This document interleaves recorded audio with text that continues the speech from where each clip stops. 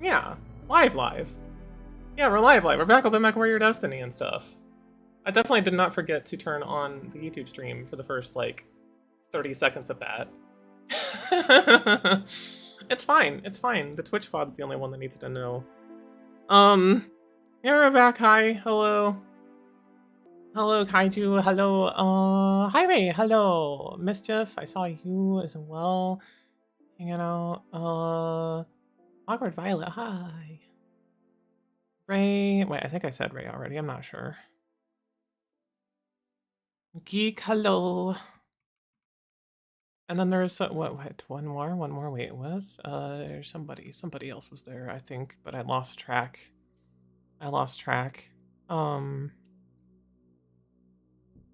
Hedgie. Hello. There. All right. I should probably throw some shout outs out and then yeah. Live. Ragnar Kaiju just redeemed head pats for 250 points. Yeah. Hello, other chat.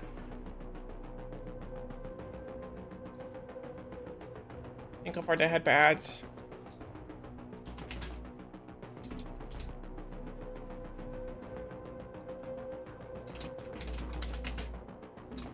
Okay.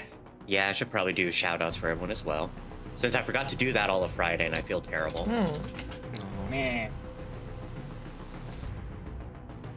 But there was a lot of lovely people coming out and giving lovely support, and that's the reason why the stuff was the thing in the stuff.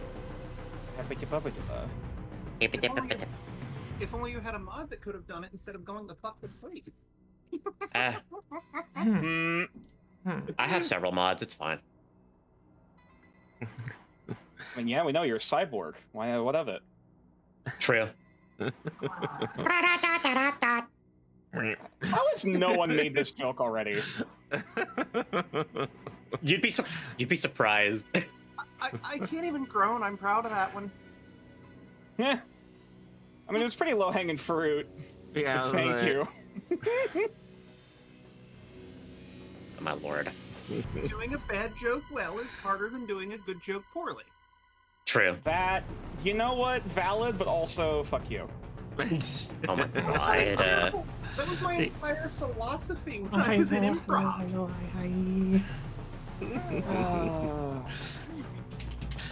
How dare my sense of humor be valid? It's a good... Look, if it makes people laugh, then it's a valid sense of humor. Time for a hydration stream. Asterisk, unless it's like punching down bigoted shit, in which case just kill yourself. Yeah. I'm gonna have to get fresh water. Honestly, that's kind of unfunny. But I did a hydrate. I to also anyone that have has a brain and like a modicum of decent taste, yeah. Open this up. It's very surface level humor. No pun intended. Oh my god. Caffeine. Okay, that was funny. That one wasn't even intentional. That was funny though. It's surface level. Skin deep, as it were. Christ. Okay, all right. You know, I'll give. Yeah. Give me that one. Set you up for that one. You're welcome. Yeah. Get the humors out. Get the sillies out before the intensity of what y'all are about to fucking face comes to light. Yeah. already about to have my near-death experience. You already have. Actually, no, that's a fair point. No, this isn't his first. Holston nearly got hit with some mech grade weaponry a little while back. He had a tank pointed at him. You know. Yeah. Actually, no. That's happened more than I remember. Christ. You're just bookending it with this arc. Welcome to being a mech warrior. Welcome to the hot zone. Yeah.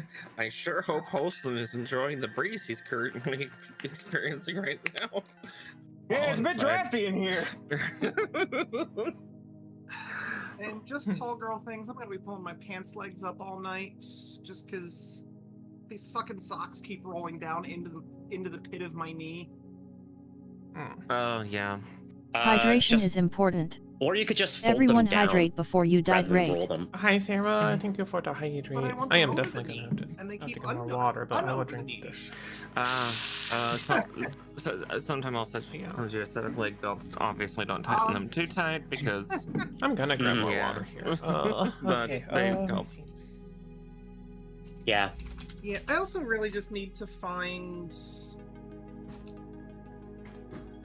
a decent set of high leg socks, because then they'll actually be like mid-thigh. And there we go. Right above the Give you a shout out. Yeah.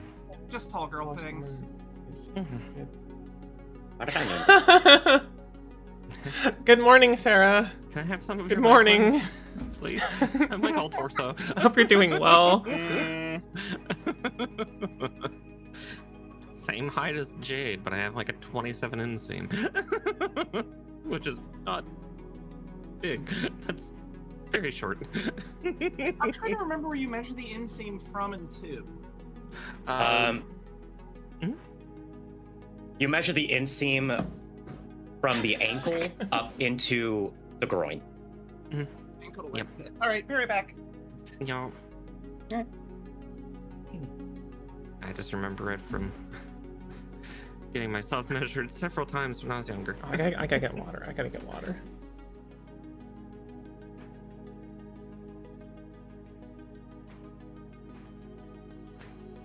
I don't know my waist size. I just always buy elastic. Fair. Yeah, that's fair. You gotta wear the baggy sweatpants, so no one can bats an eye to your big swinging Johnson when you're walking around. I'm gonna be entirely honest. That does not work.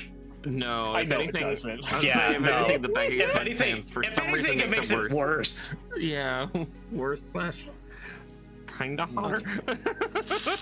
Oh, well, do Yeah, okay. Look, the gray sweatpants meme exists for a reason. Yep, exactly. Fair. I don't know what I came back to, but fresh water has been acquired and it's a lot better. Yeah. Thank you for Yeah. that, Sarah. Thank you. I appreciate it. Yeah, I guess I'm the one that knows most of my measurements. It's just kind of like, yeah, I've got like a 50-inch shoulder, so I'm built like a brick shit house. Like a prick shit house, did you say? Or I still Brick. too Brick. penis? Okay. No. Sorry, no, I still have I still have sweatpants on the brain. My apologies. I use those bricks to hurt the pricks, though. Throw them. Based real and true. Mm-hmm. Yeah, specifically especially the southern one. So you're using the brick to hit the hick prick dick. Exactly. Yeah, right in the dick. Yeah. Mm-hmm. Okay. Difficult shot sometimes, but you know. Yeah, it's a small target. We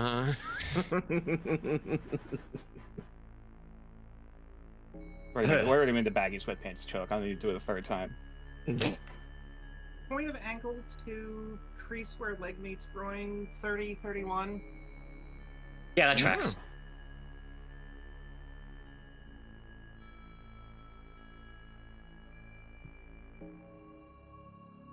Did you measure it? Did you measure it yourself? Were you standing? Were you standing straight?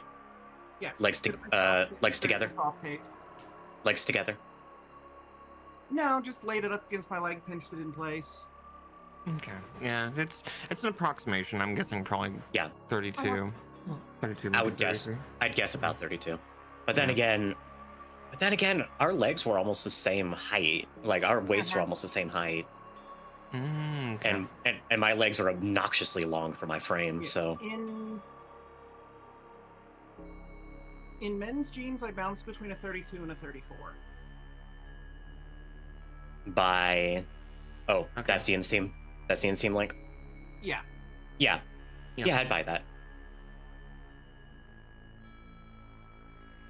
Yeah, my inseam is 30. Thereabouts. Which again, I'm 5'8". I'm 5'11". 30 of my 68 inches or so are taken up exclusively by leg.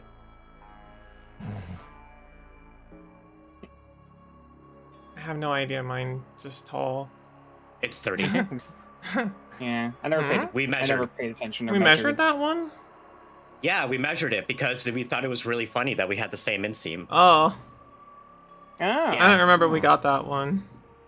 Yeah. We're totally in sync. Wow. Wow. Twinsies. Or was it? No, we didn't measure the inseam specifically. But yeah, our legs are the same length. So our inseam is probably the same as well. Yeah.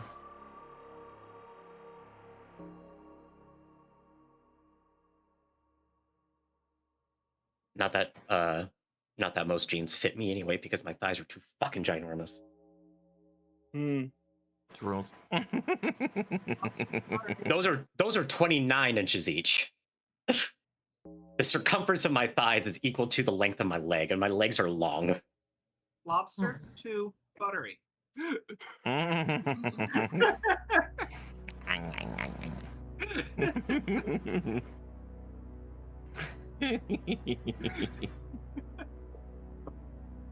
No, like literally the reason I wear short shorts or cargo pants is just because of my thighs. Yeah. Fair. You're wearing things that actually can fit.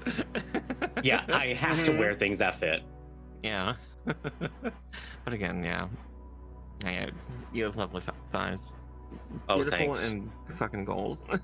Oh, thanks. I work out. Man on it. As Snow made me do 3 times, I better work, bitch.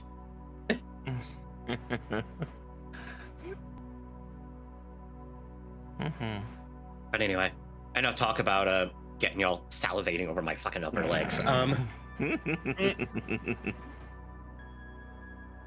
Enough love. Let's make war. Yeah. Yeah. Actually, though. Is now I kind of want to measure my thigh quick, because, Christ, that band was so tight on me, and if that's sized for you... Oh. Yeah. Time for war. Well, it's also it's not size for me. It's one size fits all, and it was elastic. To be fair. Yeah. No. Remember that band? Like that band is tight on you. I'm about to break it. The elastic is fraying to the point that I'm afraid that the next time I wear it is going to be the last. I'm gonna have to beg you for pictures of that at some point, because I've gone looking for them, and all the ones I found were like, wait, no, this isn't right. This is like 3/4 cheap elastic band. I swear it was all leather rubber something. It was pleather with an elastic band. It's pleather with an elastic band, I promise you that. I'll have to get pictures at some point, because I really want like 7 Sure. different styles. Sure, I need to replace them anyway. But any hoodle. Now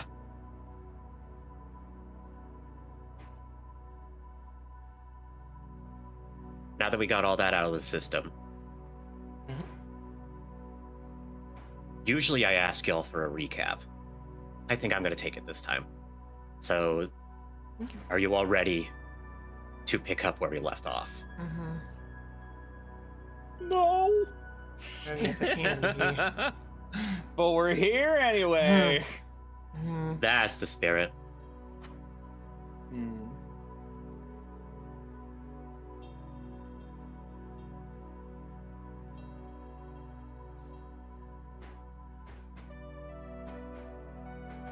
Last time, it was the morning of July. You guys Google Docs. Shit.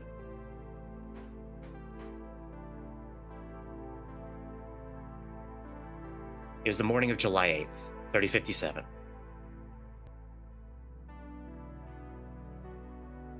Not even a full day after the dropships carrying the remnants of the Kalidasa guards had been shot down by you as they attempted to reinforce the beleaguered remnants of the Griffins in the battle as the battle for St. Kudtalim began in earnest. You all were dropped in the capital city itself to begin the final stroke of Operation Phantom Thunder. The hunting down and assassination of the Baron of Kalidasa, Esme's uncle, Baron Bertok Sabella. The battle itself started simply enough. The Palatial Guard scrambled in their platoon of goblin support infantry support vehicles to intercept you in the streets. The battle was more intense than anticipated. Multiple civilian lives were lost in the combat, not due to your misfires, inaccuracy, or anything along those lines, purely due to the neglect, sloppy firing, and perhaps intentional damage inflicted by the Palatial Guard. But you all prevailed. The streets behind you are littered with obliterated corpses, burning tanks, and crumbling buildings. Sirens and screams break out in the morning sky as your 3 battle mechs and your 1 aerospace fighter continue their way towards the palace. Despite calls to stay close and form up, Olsen took the liberty of scouting ahead to see what he could find, and was greeted by the palace's ERPPC turrets, which ravaged the front of his Scorpion. It was at this point that the Baron himself mounted up in his own battle mech, made contact, and issued his own challenge. These 6 mechs, emblazoned in white,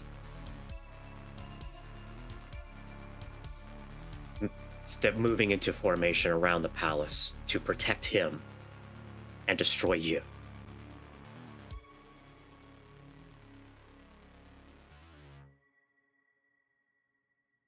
It is here that we find ourselves moving directly into combat.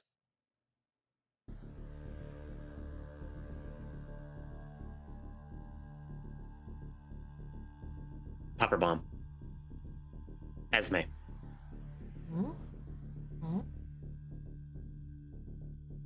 It is your turn in the combat order.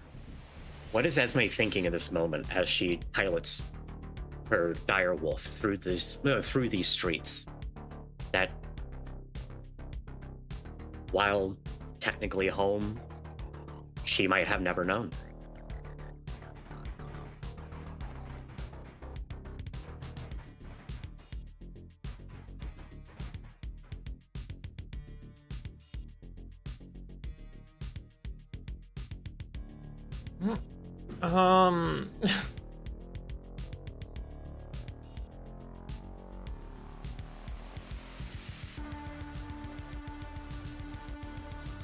She's very fixated and determined to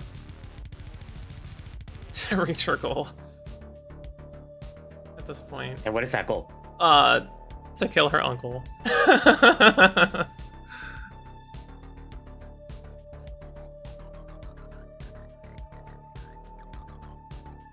Like, despite him even saying stuff to her, she didn't say anything because she's just done with talking.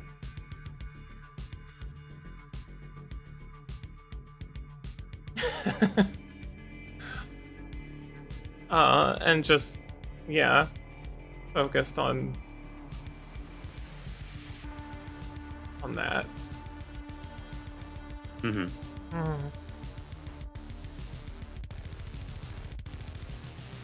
We are in combat. It is your turn.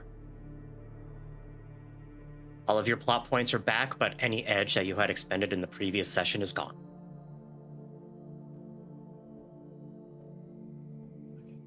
I'm still really far out. I'm just gonna move here, and that's my turn.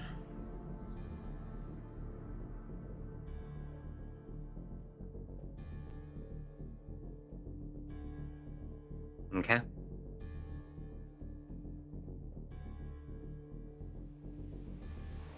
Holston.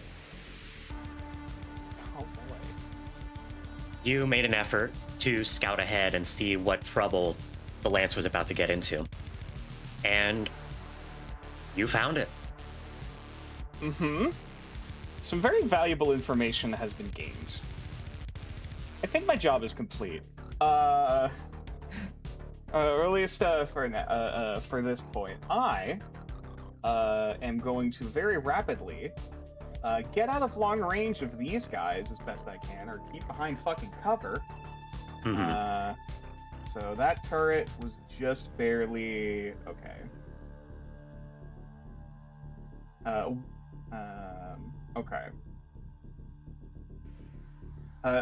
Would I be able to go doink, doink, doink, or like, this is still road, but I know it's kind of in the corner of a building. Would I need to pilot, or is that fine?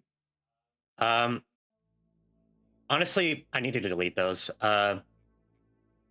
These buildings here don't exist.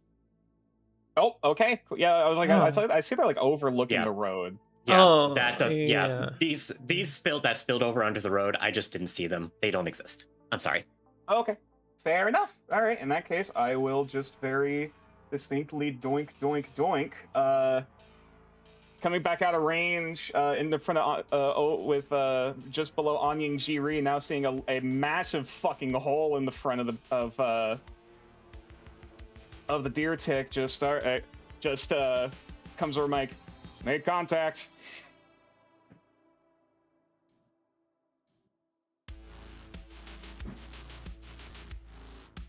I quickly pull up my swear list. Yeah, you just... Yeah, there's just Mandarin swearing. Just looking at the damage like, alright, not getting closer. Mm-hmm. And that concludes your turn? Yeah, he doesn't have line on sight on anything really to fire. Nor is he keen to. That is fair. I guess, okay, stupid. Would he hypothetically be able to, like, spot with, Anying? Are they in long range? Barely in long range. I could do a Hail Mary of a, Actually, wait, sorry. Are the missiles long range, or is that the PPC? Missiles are long range. Missiles are long range. Yeah. I will also point out that if you wanted, you could fire and then move. That is fair. I don't think it would have changed the odds. Up there, you would have your own line of sight. Yeah. You would have your own. Yeah, you would have your own line of sight. So it would actually improve. My apologies. Yep, that's okay. Okay. That's why I'm here. I will. As I have poked my head out, hear that shot slamming into Deer Tick, almost like reflexively having him hit the button to fire. Which mech looks like it's got the bigger weapons? I'm presuming the King Crab. The King Crab is an infamous mech across the entire inner sphere. You, even being out in the periphery, would have heard about the terror that is a King Crab with its 2 AC-20s. Yeah. The Albatross here is an entirely new model. You had never seen anything like it before. But your readout would see that while it does have a pretty impressive arsenal of an LRM-15, an ER large laser, a large pulse laser, LBX-10, SRM-6, 2 medium lasers, it's not as terrifying as that King Crab. Right. Yeah. Not as much raw punch through. Effectively. Okay. Exactly. Fair enough. So yeah, the King Crab, they're getting the long range, just pot shot. We'll do LRM-20s to start off. So this is, what's the speed of the King Crab? King Crab is speed 1. Joy! So that will be 2 over, negating the -2 for long range. So this is just a straight roll. Okay. 17. And it will hit. Shit. Okay. All right. So that's we got 1 M for scatter. That's another +1 to something. Wonderful. All right. Give them locations. So that will be. This will be 4 damage to 8. The torso. Mm-hmm.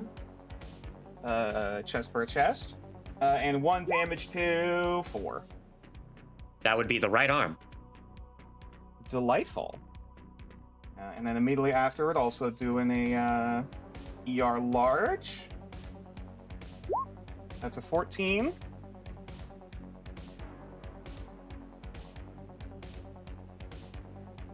That will be a miss, however. Unfortunate, but fair. I'm happy. Holston is happy he got a hit at all from just the panic fire, and is going the fuck back. As you continues. withdraw, your ER large laser shoots over the king crab's left shoulder. But as you begin to pull away, you do see the missiles land on its right hand carapace. A section of missiles just slamming down onto the wide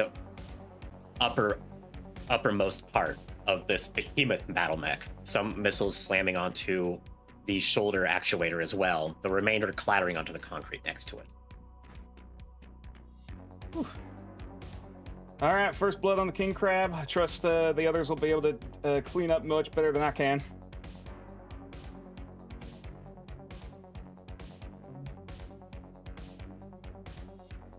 Raksha,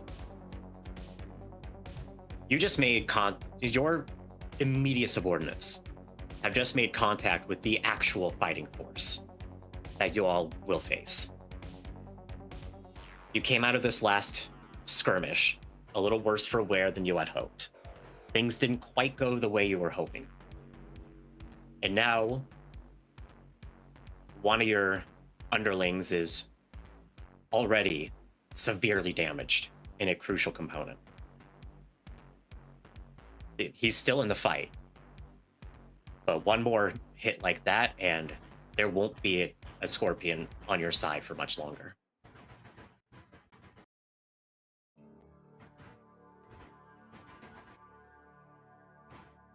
What do you do? Deanna is of 1,000 minds at the moment.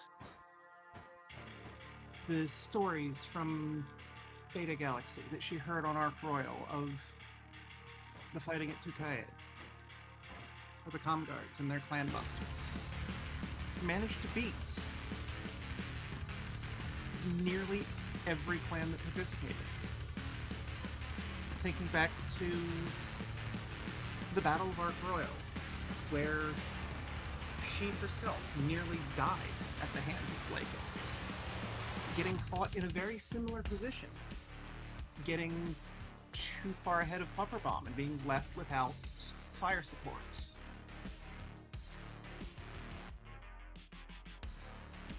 She wants to scream in horror at nearly seeing him get one-shot, and scream in anger that he disobeyed a direct order and got himself in that position. But in the moment,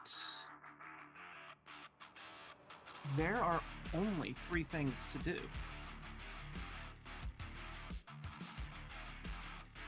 The first is to inform the Black Daggers to bottle them up as best we can in preparation for the airstrike.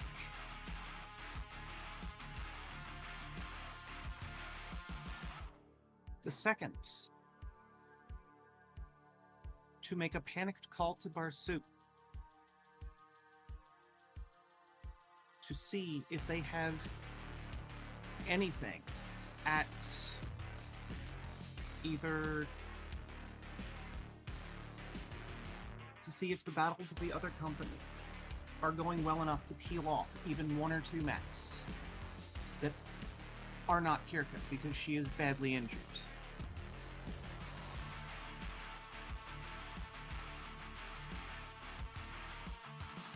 And the third is to race headlong towards the danger. And it's not showing the path, but she did go around the corner instead of through the buildings, which is why that is 6 and not 5. Because if anyone in this unit is going to be able to draw their fire without getting torn to pieces, it is her.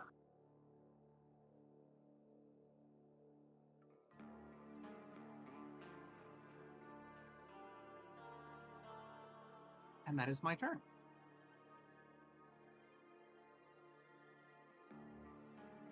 For what it's worth, Barsuk responds immediately, stating that the battle seems to be going well. However, it is too early to risk that by dispatching units. At first opportunity, they will do what they can, but they can't make any promises. That is all she can ask of her, and she knows that.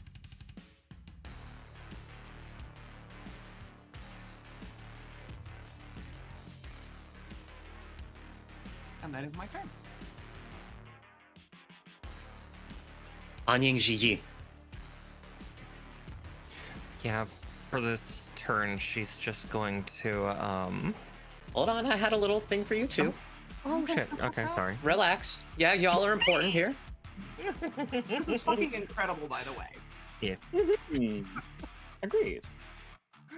You've been watching this battle play out overhead. You've been taking your time mostly to eviscerate the infantry of the Palatial Guard. You knew the risk of being too close to that palace. You saw the turrets track you, even pop off a couple of shots, and you saw just how dangerously close those bolts were to reaching you and that dropship.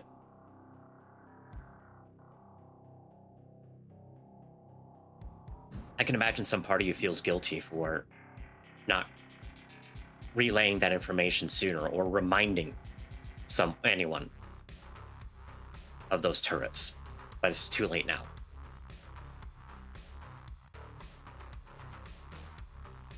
The infantry, the battle armor, the IFVs, those are nothing. You commanded the skies and brought hell down upon them.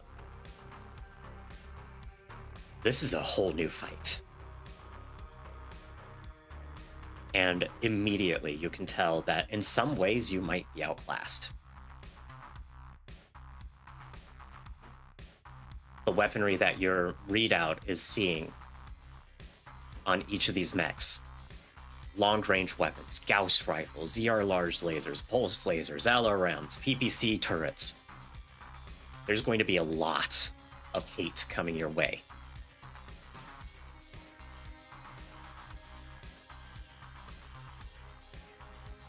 What do you do?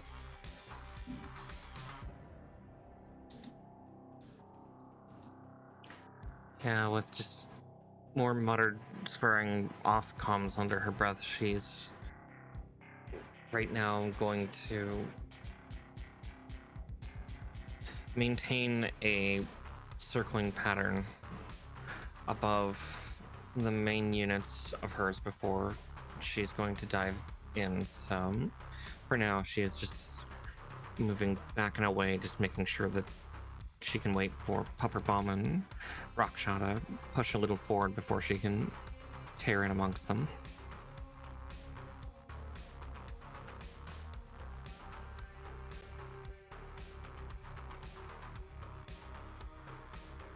And that concludes your turn? Yes.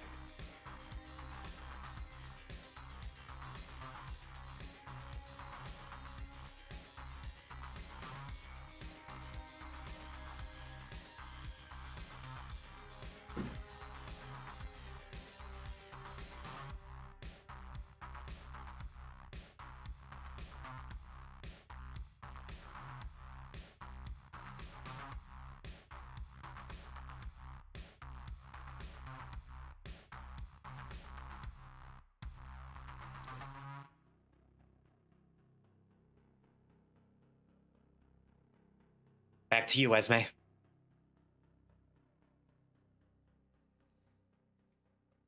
Okay.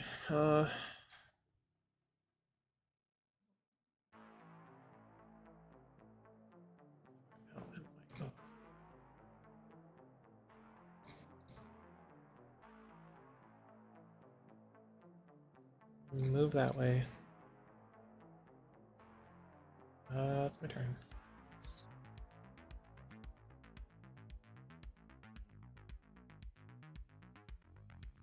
Holston. Nothing really in.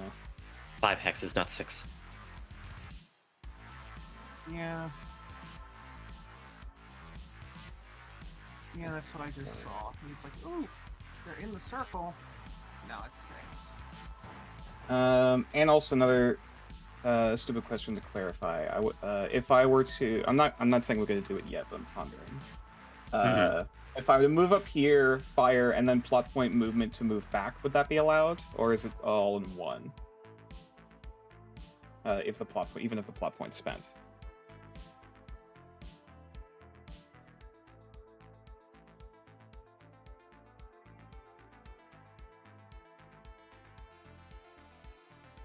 I'll allow it. I think I've allowed it before. Move, shoot, move. Okay. Yeah, that's fair. Yeah. Figured I'd ask. The one thing she did not allow was move, shoot, Like, Yeah. Yeah, which actions. that's valid. Yeah. Okay. And just above table, I will remind to be careful about overspending because the airstrike is 5. That is a fair point. And safe ejection is 1. Yeah, because I'm mostly pondering for like as they get into closer range, you know, I want to keep to cover as much as possible, but not just be a sit and duck. You know what I mean? So, you know, taking when I can when I have it. Yeah, I think regardless, they are in long range, so we can still at least do a I forgot the term for indirect fire. Yeah. With the missiles, using Ji as the scout, presuming line of sight on either of these. Yeah, line of sight on both. Okay. They're gonna prioritize the king crab again, given it's a slow ass target. So it's also debuffing with Ji's speed difference, yes? Correct. Well, her speed. Okay. And her speed is 4. Okay. Oh, okay. I thought it was also based on the difference. No. Okay, gotcha. So just speed. So this is just a straight -4. I think would be to the missile shot. Yes. Which would be a 12. Yeah. Which target? Oh, sorry, king crab. King crab. That's going to miss. Figured. He is going to hold position and let Raksha take the leads.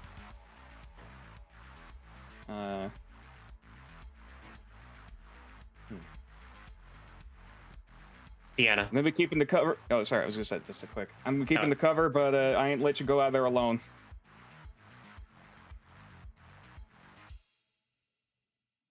She does If not. you're moving forward, I'm backing you up.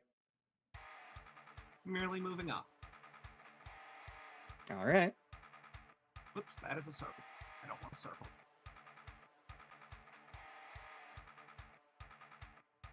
As she's keeping an almost obsessive watch on sensors and who is where in terms of range.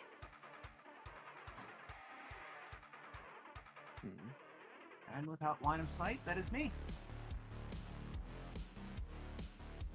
Anying Ji. Natalka.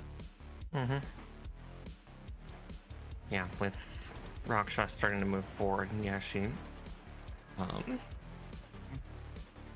is going to start pulling around,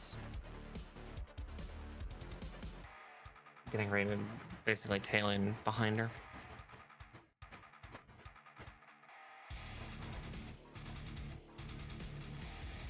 And that's my turn.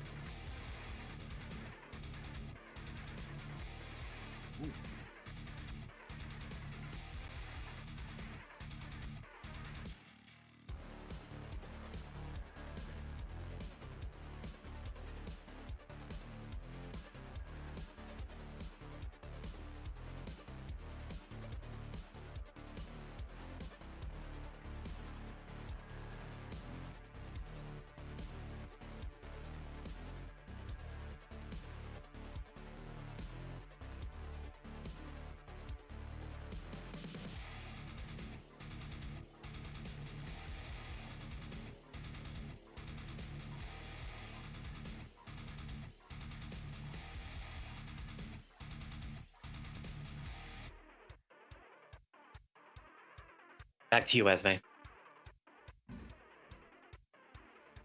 Okay.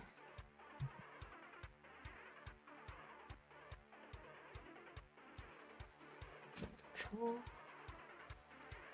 Moving that way. Oh, all right. That's not quite what I was trying to do. Control Z. Just trying to. Okay, yeah, there. Moving to that tile, but not be blocking everything. Hidden. Yeah, that's whatever. fair. Okay. Anyway, that's my turn. Okay.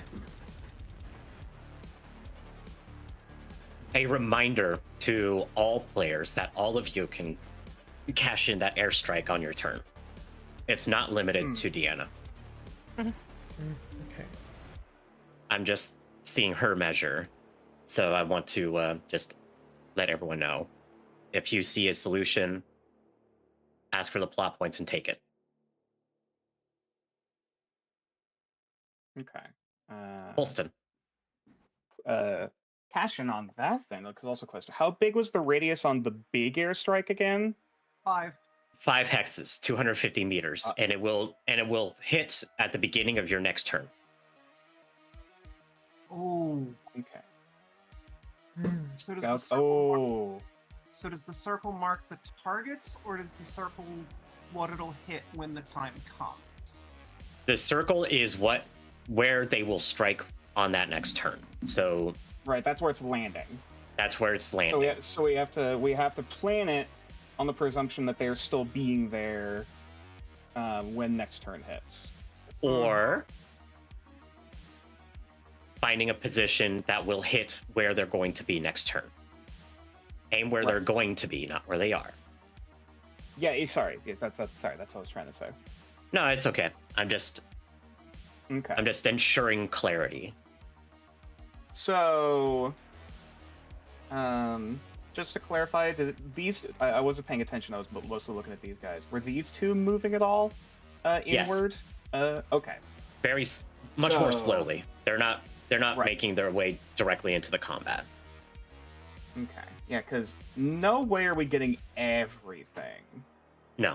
I think this is our best point right now. Yeah, like it is clipping some of the civilian buildings, which is less nice. It's not. I not will. An Eagle 500. It's an airstrike. Above table, the pilots for your air support are much more competent. They will not hit civilian targets. Good. Yeah, they will not be hitting civilian targets. I'm not going to punish you for that. Yeah. Okay. Good clarifier, because that does factor into what I aim at. Okay. I think Holston is pondering, and also presumably with GE's bird's eye view of this, that this is the spot to mark. Considering it is going to get 4 mechs and those 2 turrets, which is going to clear up a lot of breathing room if we can get those turrets down. GM suggestion. It's good to see you. Hope you're okay. This hex. One down. Remember, you want to aim where they're going to be, not where they are. Yeah, because this is happening. I was presuming.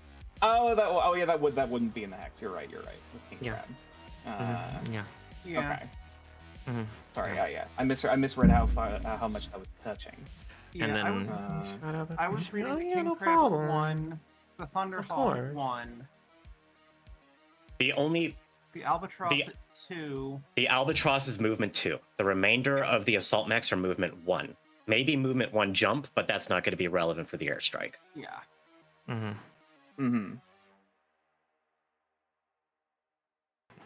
Then we have 2 other airstrikes they can do. And those are much more direct and will hit the same turn. Okay.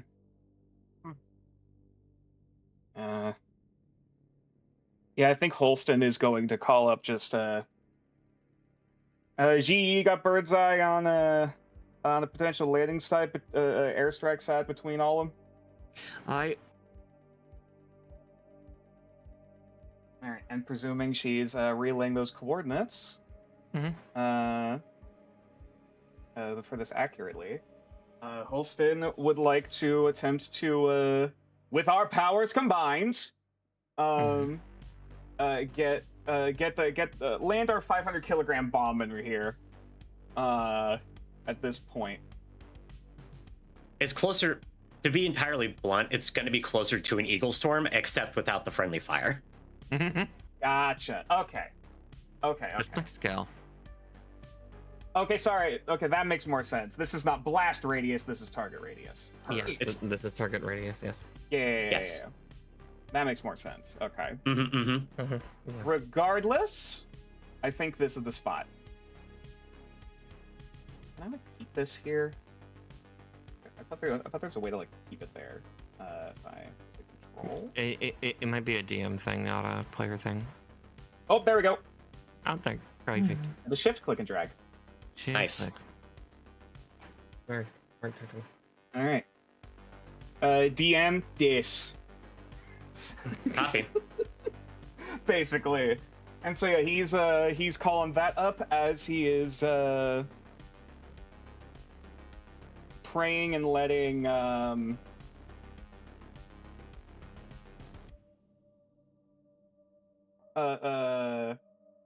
letting GE spot for continued fire on that. Oh, goddamn! Oh, right. I can't measure the same spot if I'm still using the other thing. Do I? Thank you. Yeah, don't worry. Yeah, I can handle it from there. Danke. Bitte. He will once again do an indirect fire on the King Crab.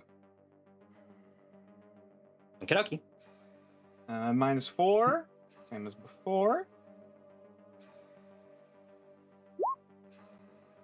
That would be an 11. Hail Mary. Another miss. Damn. You all right? Aren't certain.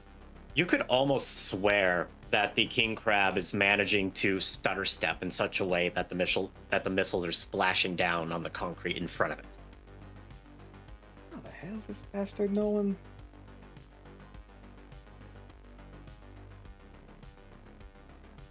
Targeting systems they got. Might have to take a look at that. Just pondering. Above table, mechs do have basically the same as like Jetcraft RWR systems that warn of an incoming missile. Gotcha. So you would know that he can see them coming. It's the stutter stepping that's, crazy. Impressive regardless. Yes. Yeah. But yeah, I just wanted to let you know that like there isn't some weird technological mystery there. He has this gotcha. He has a lot of the same equipment that you do. That's just the pilot. Who's dancing in a mech with bigger left feet than mine? Christ. Good pilots. Raksha.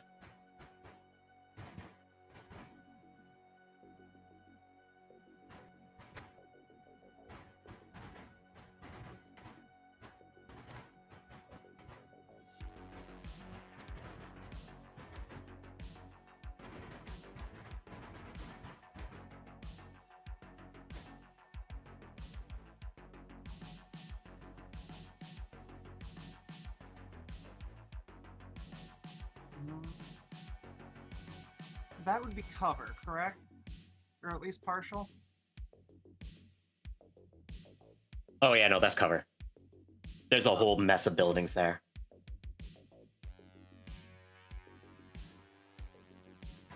She's gonna go here. Uh-huh. And just be ready to take advantage of that blind spot when the king crab comes.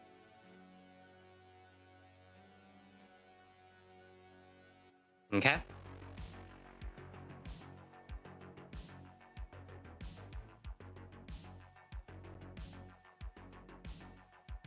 And then we'll, given that she is the commander, confirm the order for the airstrike.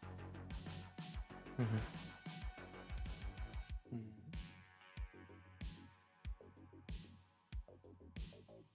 Voltaire confirms that they're already en route.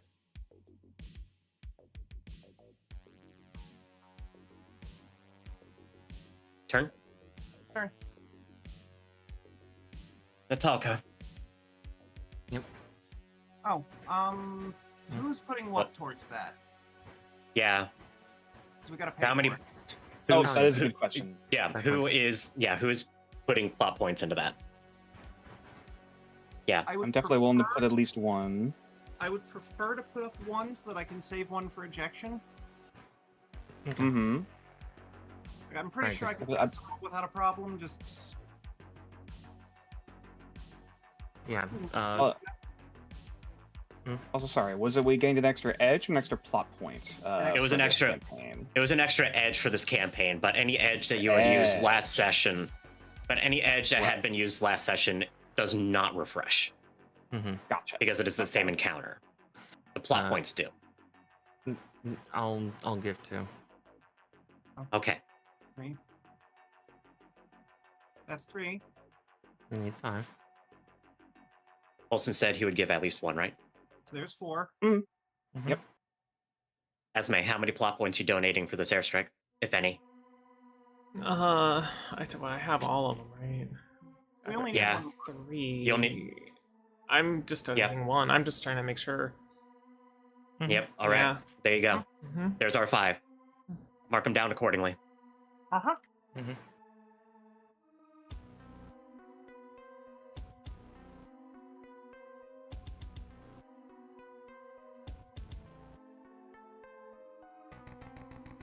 Okay.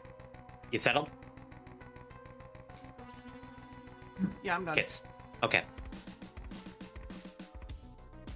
All right, Natalka. Now it is your turn. I'm sorry. No worries. Yeah, she's starting to climb her way over. Okay. Mm-hmm.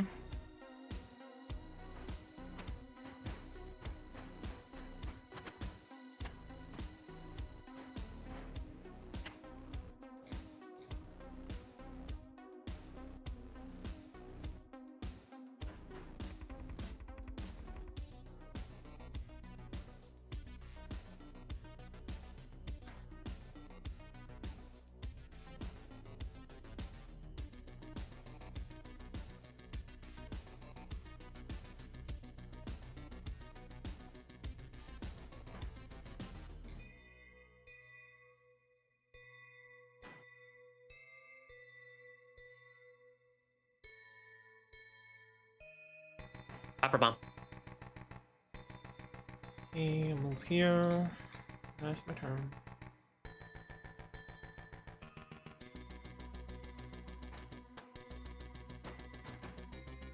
You are within long range of the albatross, and you can use Natalka as a spotter for other rems.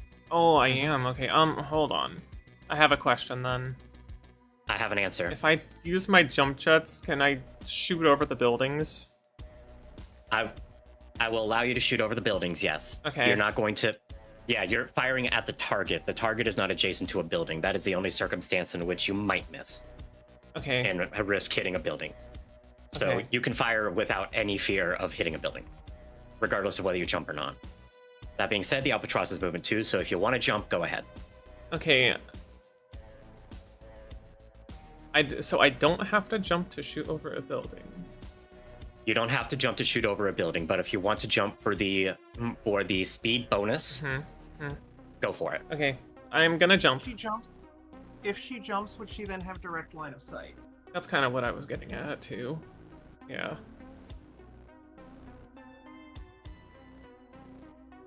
Well, yeah, because I'm referring to like not the missiles, like other weapons.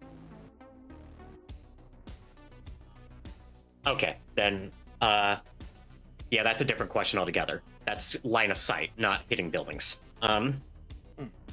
Different rules.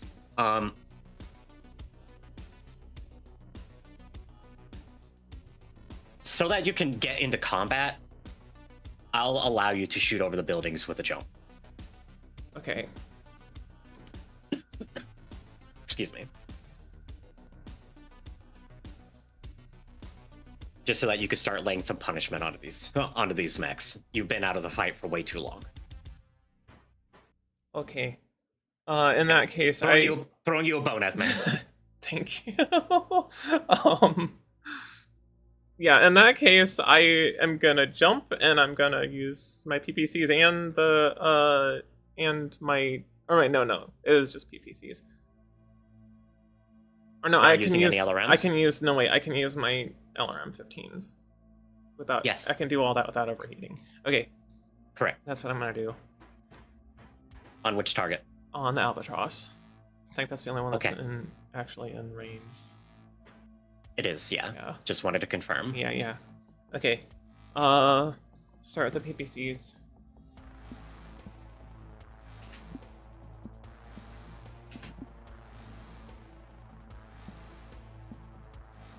Okay, so that one's also movement too. I don't think there's any other modifiers aside from the range. It's negative one. Yeah. Okay. The movement is equaled out by your jump, so. Okay. This.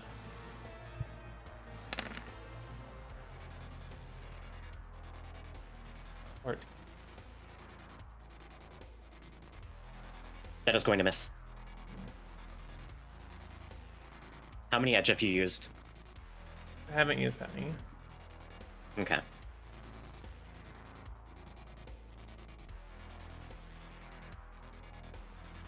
I'm gonna let that one go. But Okay. I will do missiles.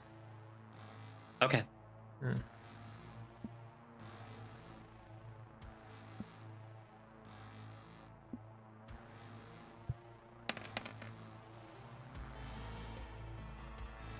$12. Probably also miss. Miss. Okay. It's fine. That's my turn. Okay.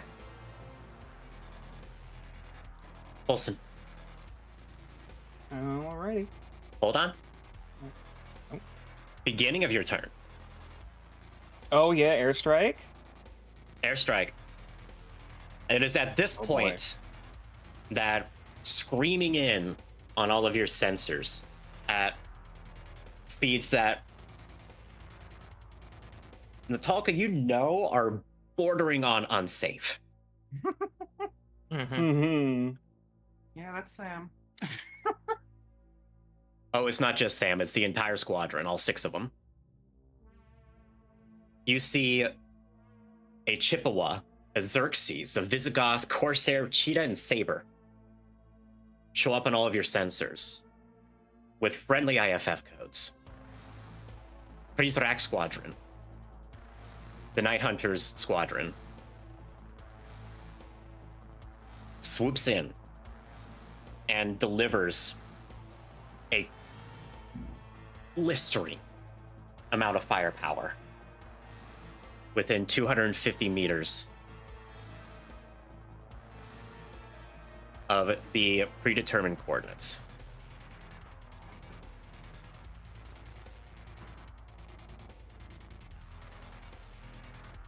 Hitting the King Crab, the Albatross, the Marauder 2, and both of the turrets on that closest corner. With a combination of lasers and PPCs, missiles, autocannons.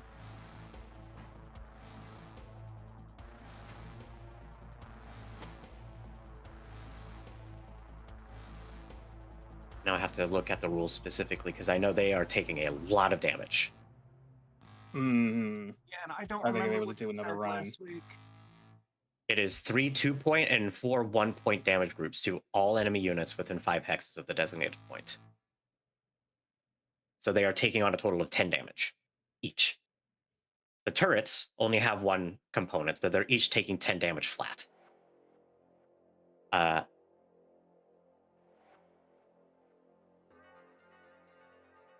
Which, coincidentally, happens to be all the more armor that they have. So these 2 turrets are down to their structure.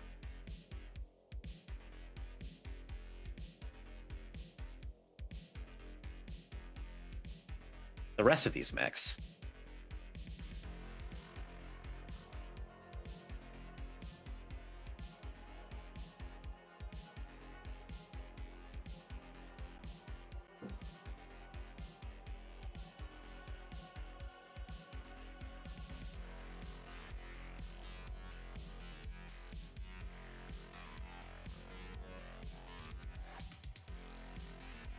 wow. Mm-hmm. Wow. Is that a good WoW or a bad WoW? You'll find out in a moment. Oh boy.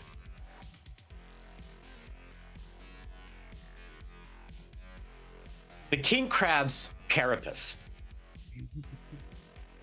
while very wide and intimidating and creates for a somewhat narrow profile when on the ground, happens to make a perfect bullseye from the sky. As you watch the fighters loop down and almost all of the firepower that they had unleashed onto the king crab slams directly onto the torso. By the time it's said and done, the king crab's torso has almost been entirely stripped of its impressive armor.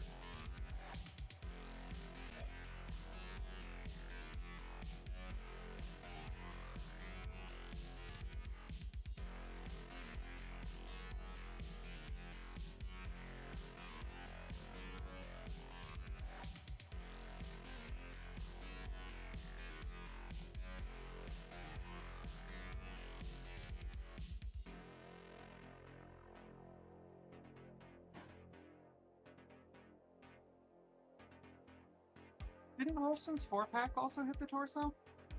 It did. Mm-hmm. How's it looking? On that king crab, it is very badly hurt, as I just said. So barely alive. All right, we'll take That it. could be internal. It's not internal.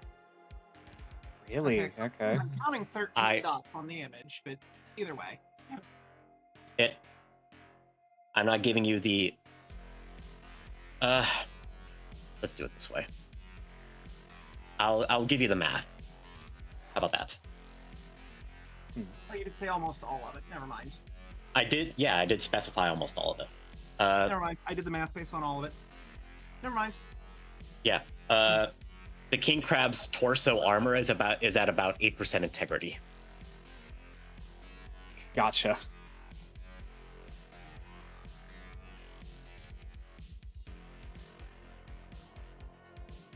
Goobers.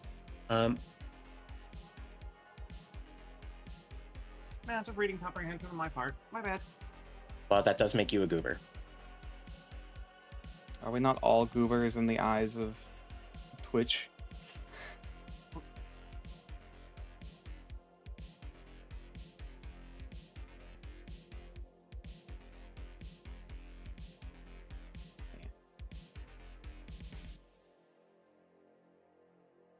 There we go. Because...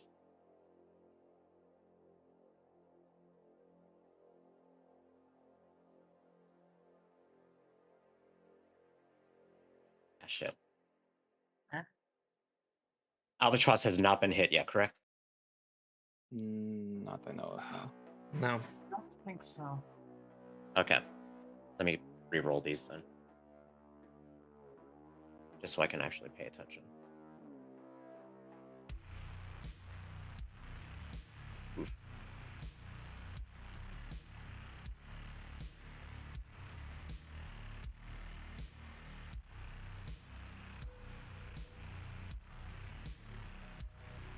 Well, my silliness wound up working out well for you. Albatross also took some pretty impressive hits to the torso. Nice. Very impressive hits to the torso. A stupid amount of hits to the torso. Yeah. Yeah, that's all but 1 point of damage went into the torso on the Albatross. So it's also hurting. Well, we take that here. Yeah, that's right. Splash that damage all over its chest. There you go. I said what I said. And now for the Marauder. Now for the Marauder 2. Wasn't even chat this time. Oh, I'm sorry. Did you get hit with splash damage on that? No.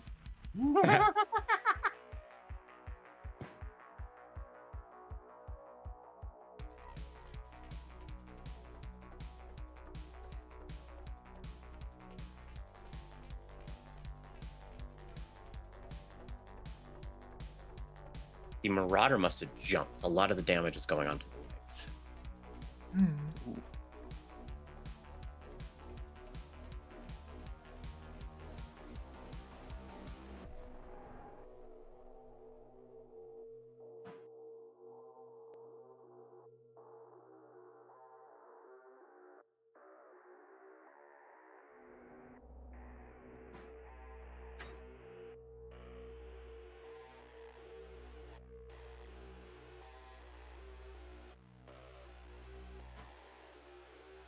There. Yeah. Okay. Double check these hit counts. Yep. And then the king crab, I know I did. Alrighty.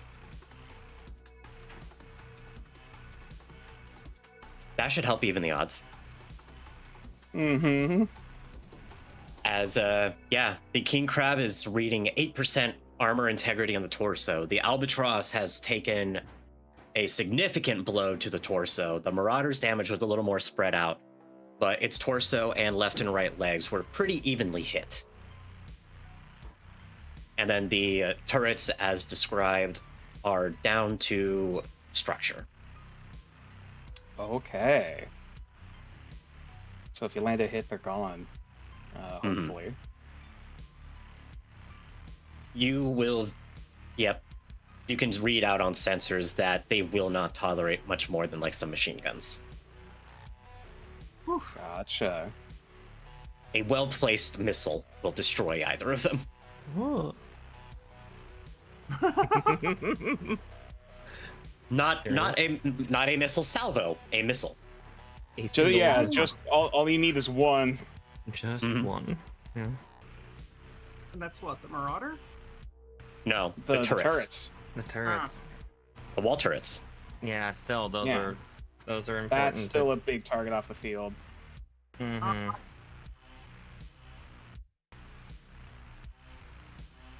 might not have a plan, but I have an idea. Mm-hmm. It is now your turn, Holston. Okay. Okay.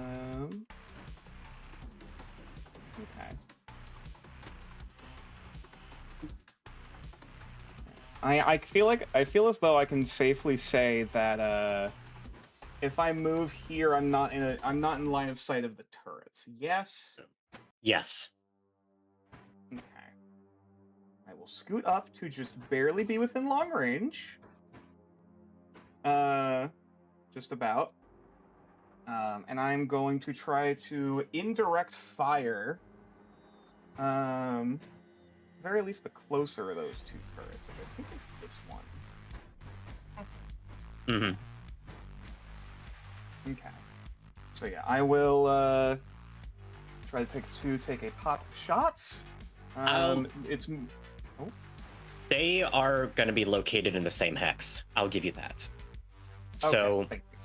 I will give you. Tell you what.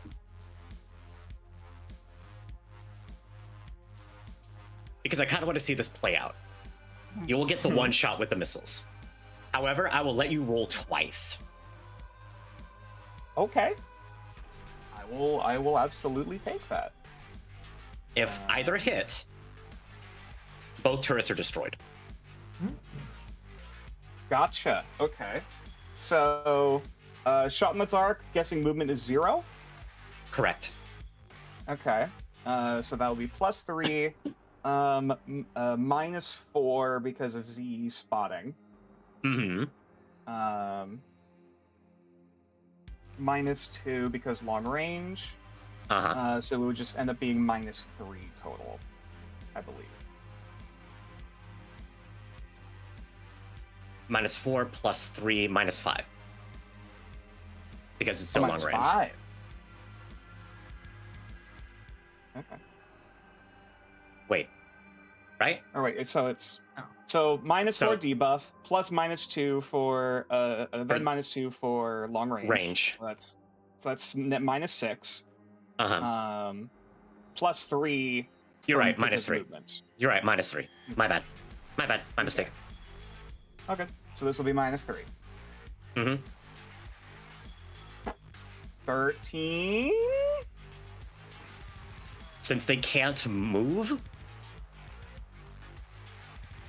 their piloting skill doesn't matter. So just straight luck. And they cannot roll above a 12.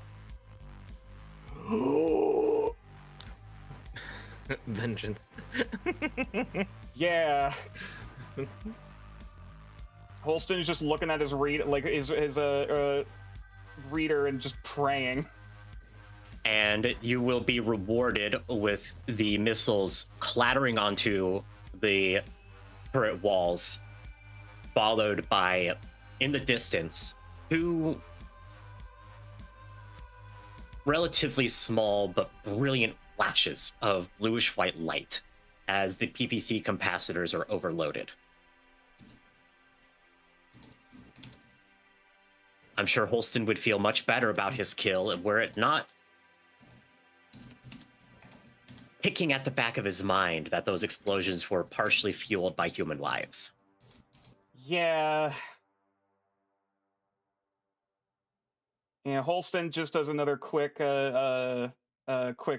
basically a prayer gesture over his chest. With another sigh, just, all right, that should give us some more breathing room.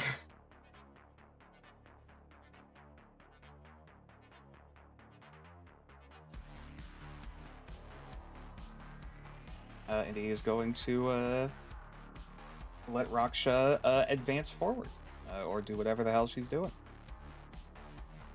Okay. Deanna, it is in fact your turn now. Okay. As the albatross is moving in a way she was not expecting,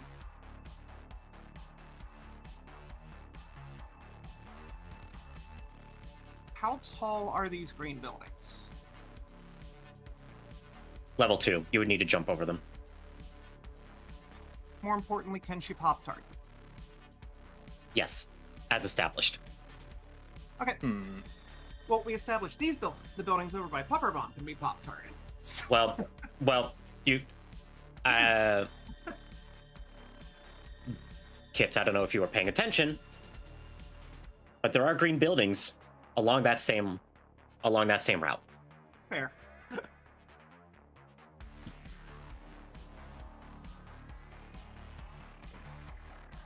All buildings are pop targetable right now. Yes. Mm-hmm. Yeah, I am letting you take advantage of the fact that you have greater mobility. Yes. Do not waste it. And how does move shoot with Pop-Tart work? Or shoot move with Pop-Tart work? Regardless, it doesn't matter. You will move and shoot. The Pop-Tart is what allows you to have line of sight.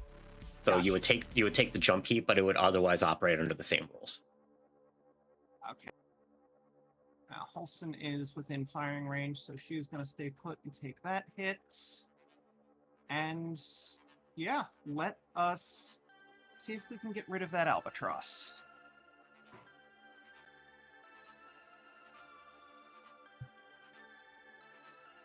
And she's going to defeat it, both the PPCs and... I forget, was that one splashed or was that one concentrated? What? The albatross, was that splashed or was that concentrated? It was pretty concentrated. Most of the damage, 9 of the 10 points landed on the torso. Okay.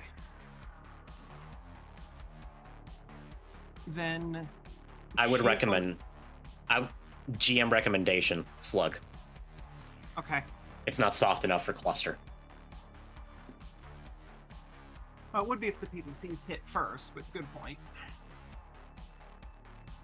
The torso is the only place that it would be soft. Fair. Otherwise, you're just pinging paint. Alright. So yes, PPCs and a slug. With the jump, I am speed 3 offense and defense. Medium range, so... +9 and +7. Yes.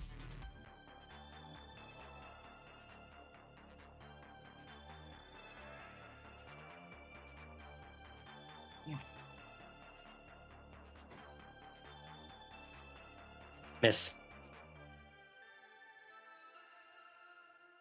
How close?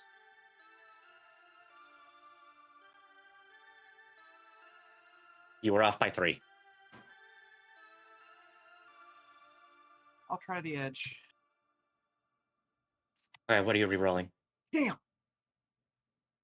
Sorry. It was worth a try.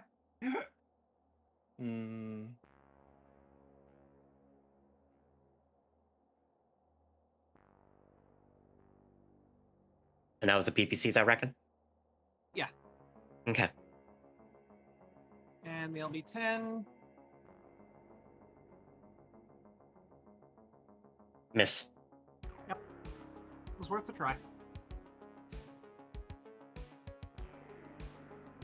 That's turn. Nipalka.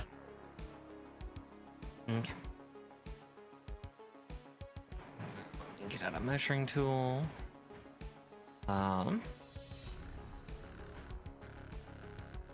Yep, she's starting to pull up. Long range 500, right? Uh-huh. Yep. Yeah. Okay. Just out of range. Just out of long range, yeah. Mm-hmm. But... Well, just out of medium. You're in long range. Oh, just out of medium. Yeah.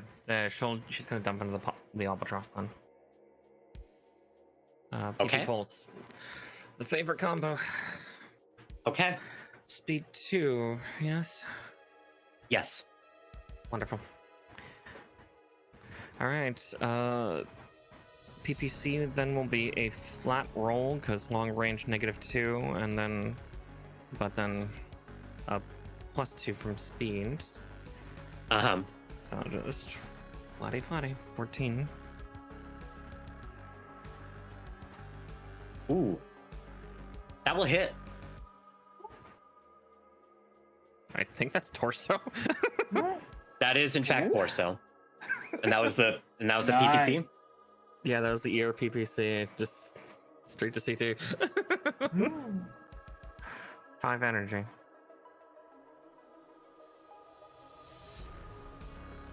Okay. On the albatross. Mm-hmm.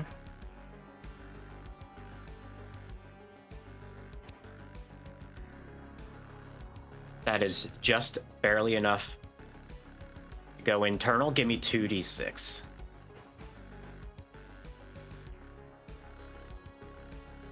That's 2 criticals.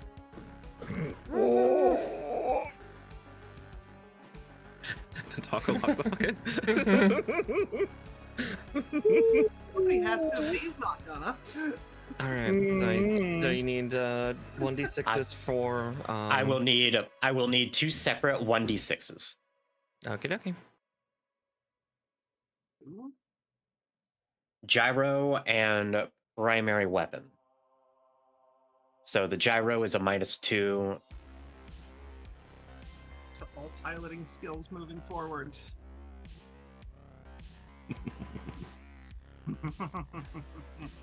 And then any torso weapon groups.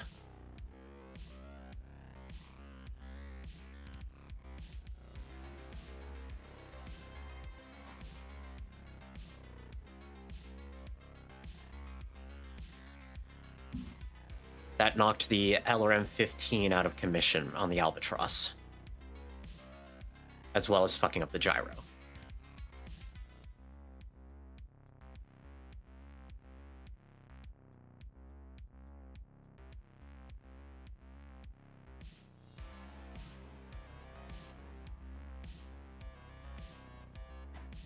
Okay.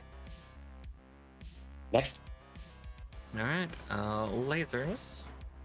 This will be at a +2. So 16. +2 at long range, you sure? +2 for speed. For speed. Oh yeah, the speed will negate the... Okay, yeah, you're right. Mm-hmm. And that will also hit. Give me another location. That's the torso again. Oh my god. So that cleanup I was asking for. All right. Give me another pair of d6 to determine crit. No. I need 2d6. 2d6. No joy. Okay. No joy. Sorry. It's okay.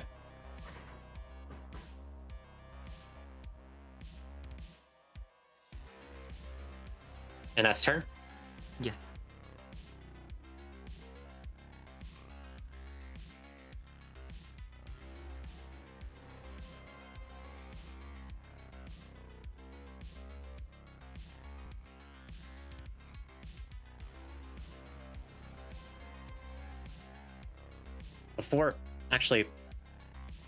Before it moves, the Albatross is going to respond in kind.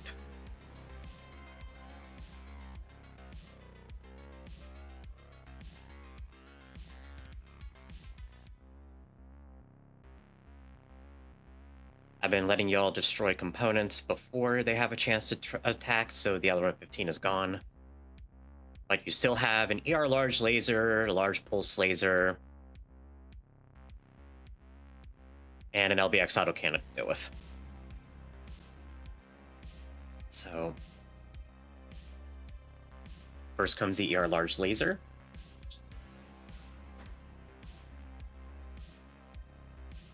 Defense roll, please, Santalka. Okay.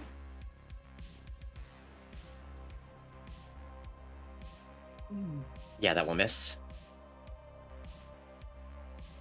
Large pulse laser next. That will also miss.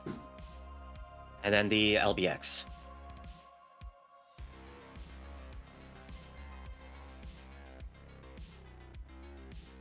That one will hit, actually. Okay. So take 4 damage on the 7. On the 7. Front and center. Front and center. Thank you.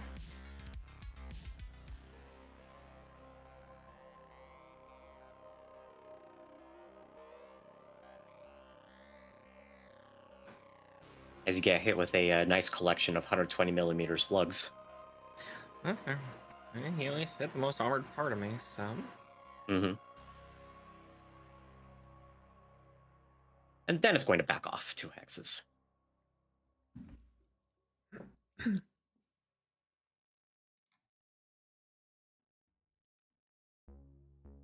King Crab is going to move up. There.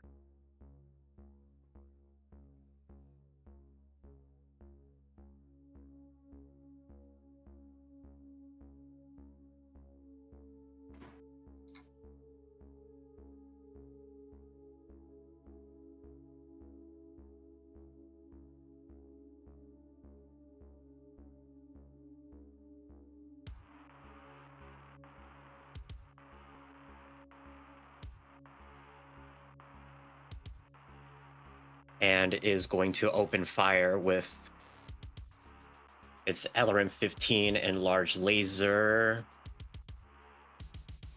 at... Yeah, we'll shoot at Raksha. He did jump this turn, correct? Yes. Okay.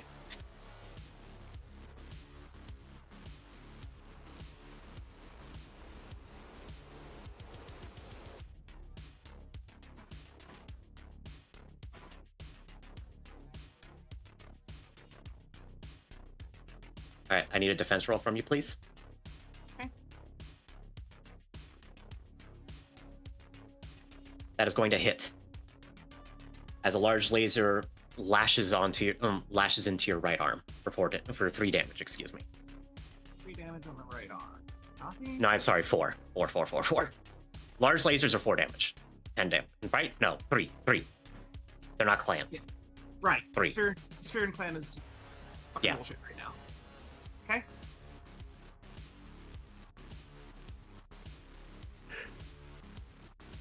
All right. And then I'll need another defense roll as it fires off its LRM-15s at you as well.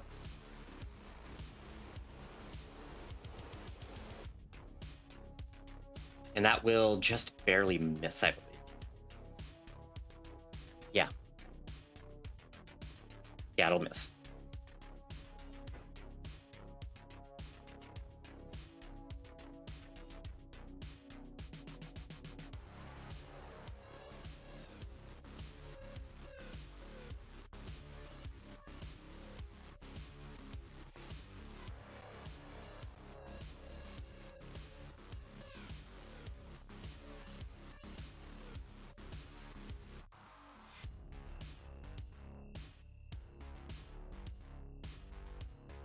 The Marauder 2 is also going to jump.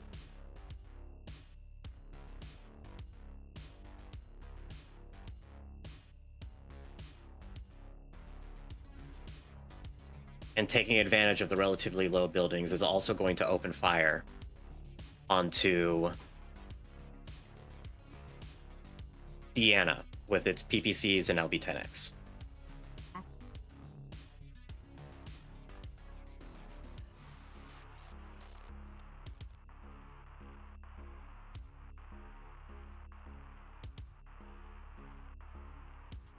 Right.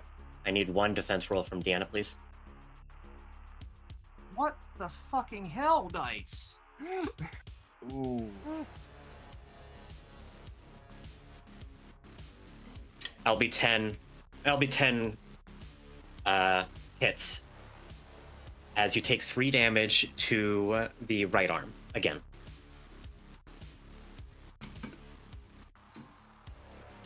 Okay. And then the PPCs.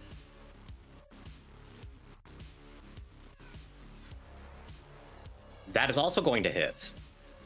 7 damage onto the right arm. I am going to edge that one.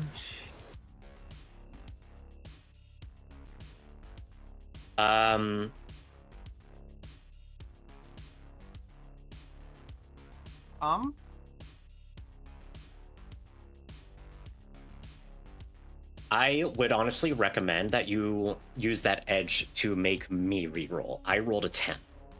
Okay. And got an 11. Roll for crit. No crit.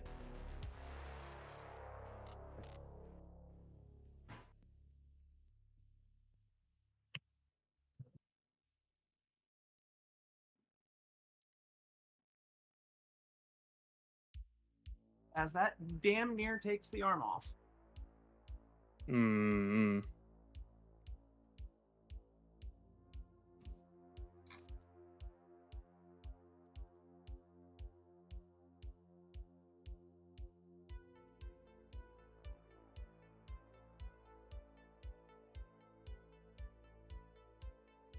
Pepper bomb.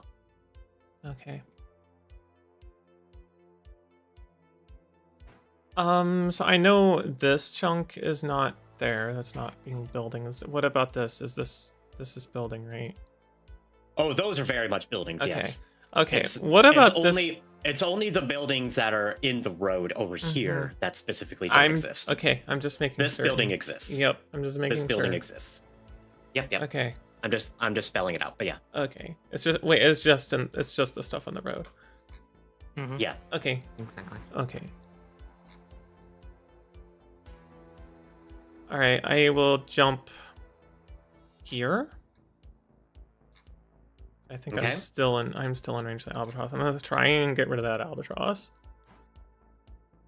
Okay.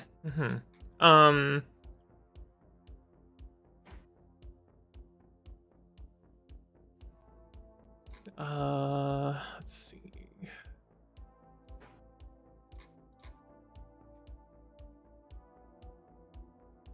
Yeah, I use PPCs and I'm willing to go over 1 heat with this with all my missiles if I need to. On the albatross? Are you going to? Is the question. You have to declare weapons. I'll do before. PPCs in 1 set of my missiles. Okay. Then I won't overheat. Okay. Okay.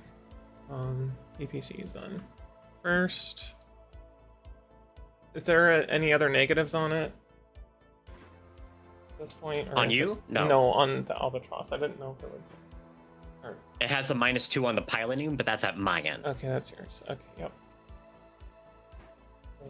+9. Yeah, as far as your calculus is concerned, if you're jumping, it is just a even speed long range roll. Okay. 16. That is going to hit. Okay. Okay, good. Location. That's an 8. You didn't even need the missiles. Good.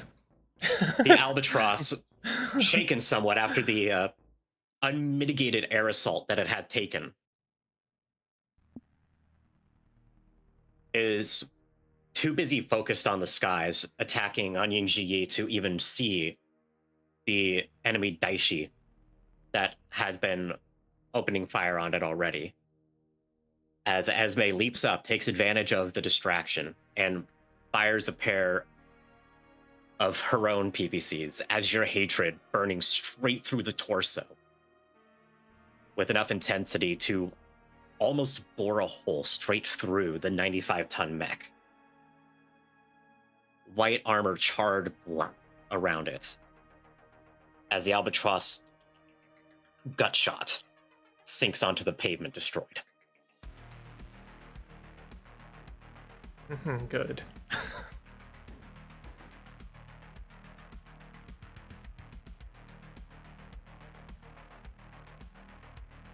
And since that was your movement and all your weapons declared, that is your turn. Yep. I'm out of range of everything else anyway, so yeah. Your tick. Okay. So this king crab is just cresting around the corner and starting to point at us. Yep. I don't like that. And as a result, I am gonna have all of my direct fire stuff. Okay. And there was a little voice in my head of like, maybe I could. Nope, nope, not medium range. I'm not getting ahead of Raksha. Yeah, I will point my large laser and my oh, hi, Booty. Hello. I just I did 900. I'll point my large laser at the king crab, and then my I did the live damage fire, though. indirect fire my LRM 20 at Marauder. I think that's all that can hit right now. Yeah. Splitting fire? Okay. So, Hydration is important. Yeah, blind fire. Everyone hydrate before you dehydrate. Oh yes, hydrate. Thank you. Okay, reminding again, I believe it was a -4 for the king crab. Sorry, that was indirect. You're firing at the king crab. If you're firing at the king crab directly, its movement is 1, so it's actually a +2. Right. I was thinking of the indirect fire I did before. So yeah, that would be +2 for speed, -2 for long range, straight roll. I believe. Yep. So a sploink 11. I'm not hopeful, but.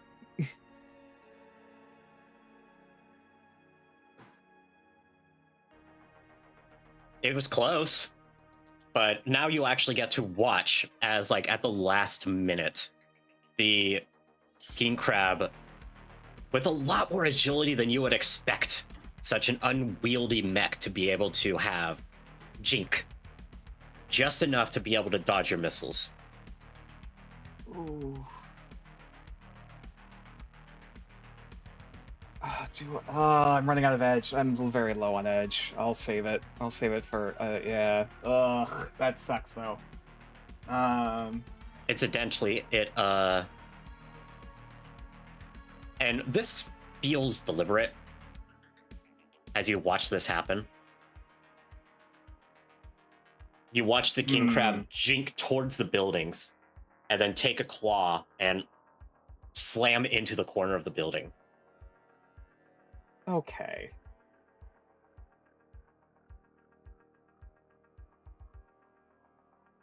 Yeah, Holston's like, okay, that's just uncalled for. As then the indirect missile fire would then go out towards the Marauder. Which yeah. Which is movement 2 for purposes of calculation this turn.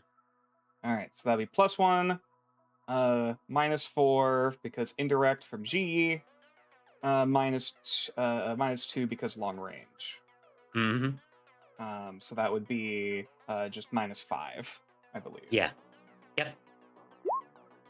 Ooh, that's a roll of bad. I don't think they can. It's a miss. It's a miss. Yeah. Understandable. Having a day. Otherwise, keeping it clear in the rear. Raksha. Hang on my turn.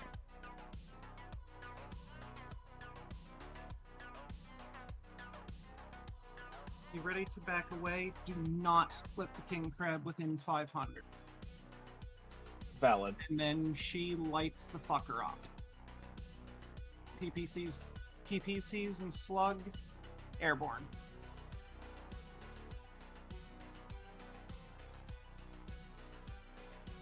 Are you going to move, or are you going to do that after?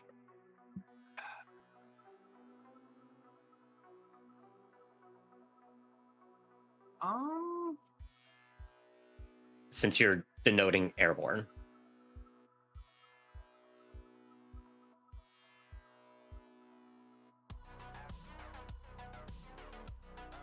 It's not going to make a difference, I'm going to be honest. No. So...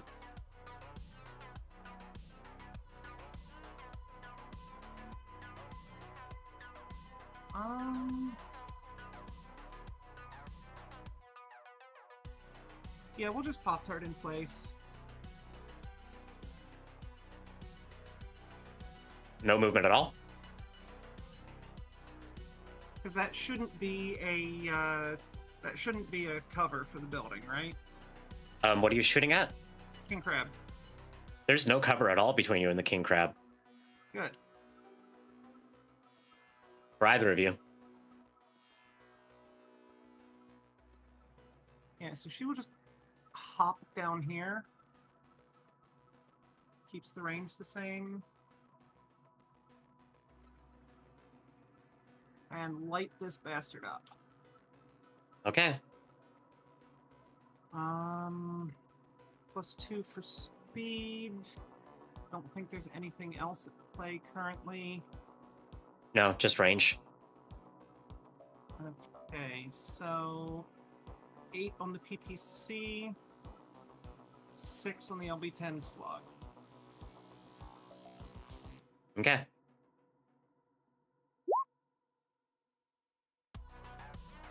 Well, that's my first roll without a 1 in it.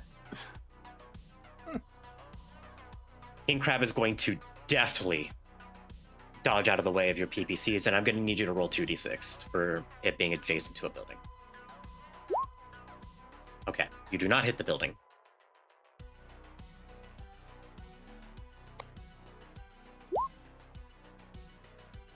And the slug has no fucking chance. Well, only one way to find out. Or did you already roll? That was it. That's it. That's it. 10. He tried. But yeah, yeah, with a roll that low, he could not. Actually, yeah, no, he couldn't physically not dodge. Ooh, +9. Oof. Correct.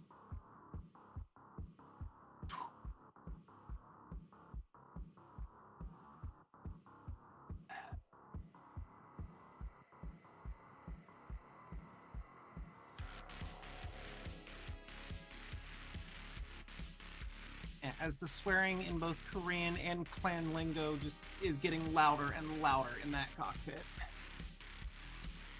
Any of it over comms? Not over comms. Okay.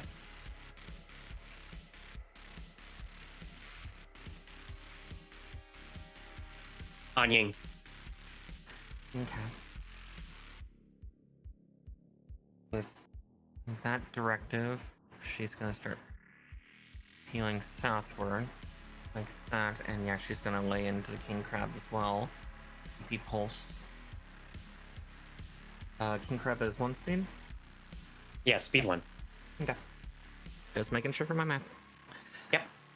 Alright, your PPCs then will be at a +1 due to speed in long range. 20.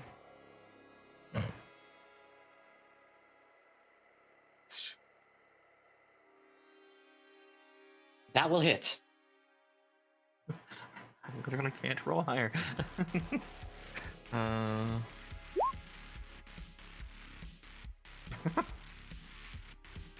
that was into the torso with the PPC. Mm-hmm. Where it also got stripped by the squadron. Roll 2d6 as the PPC shot goes internal. No joy. No joy. Alright. Large pulse lasers. That is a 21.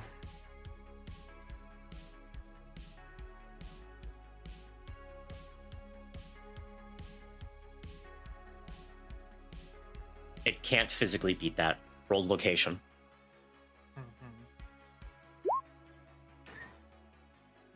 That's a torso. I think, yeah, that's a baked crab.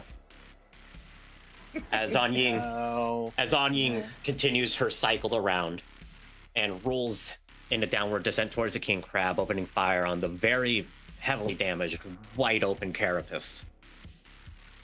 First, the PPC shot, stripping away what armor was left up top of the mech, and then the large pulse lasers etching deep wounds into the structure of the thing before it finally gives out.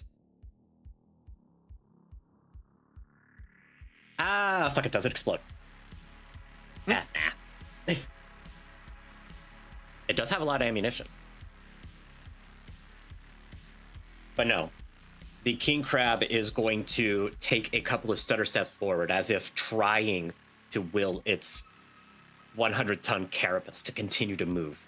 But then it just slumps down onto the street, away from the building, as a small, brilliant white flash erupts within the superstructure of the mech.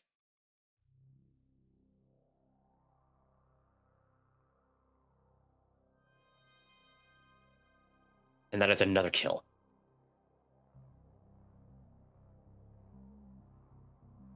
Crab down. Oh. So far, so good. I wouldn't keep it up.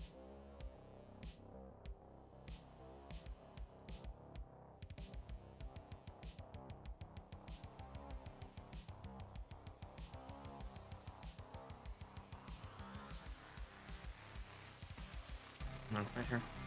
Mm-hmm.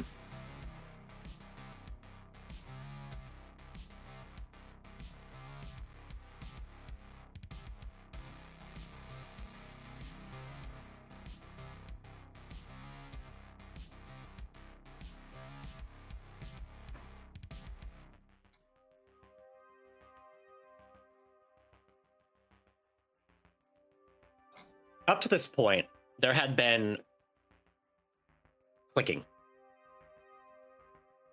in your comms of an unidentified source. For those of you with more technical acumen, it would dawn on you that these are actually the comms from the Word of Blake communicating between each other. Very heavily encrypted.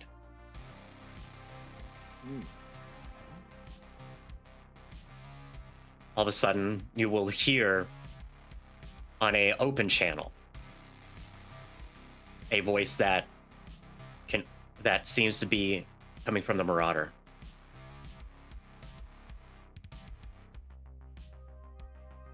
You may have eliminated our adept, but you are fools to think we will let you anywhere near the Baron.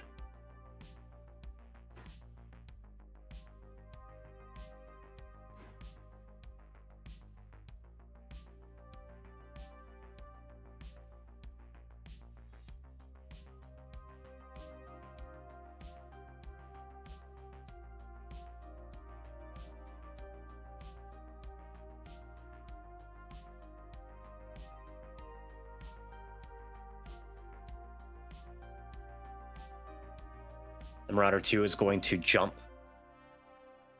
up if someone had a retort.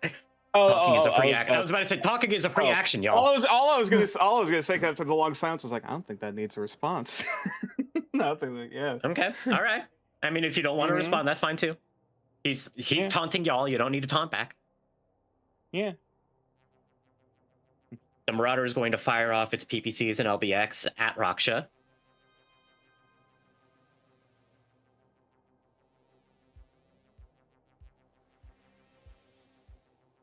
As it begins to fall back.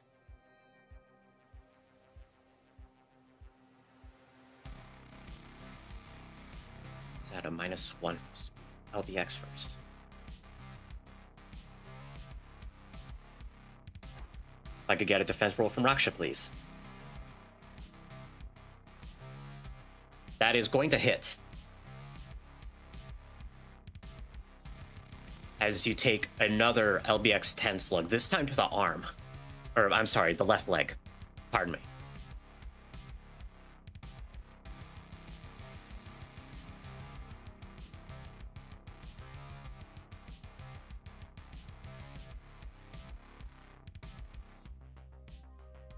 Wait, was that accurate?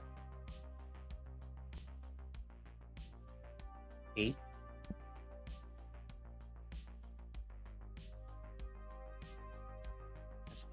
No, that's inaccurate. My bad. I was wrong. That missed. However, does it hit the building? No. PPCs, however, are firing off. And that is going to hit. And that is correct math. And that is going to hit the right arm.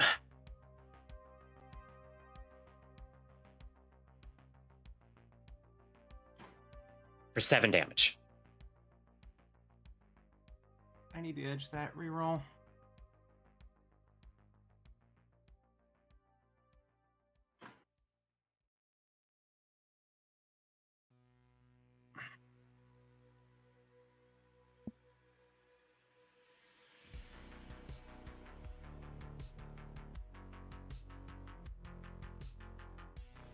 Still a hit? There's 3. Hold on. Oh. Yes, it will now miss. Oh, thank God.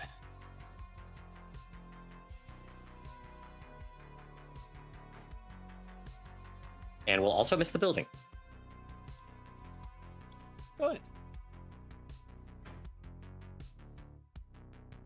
Good. Good.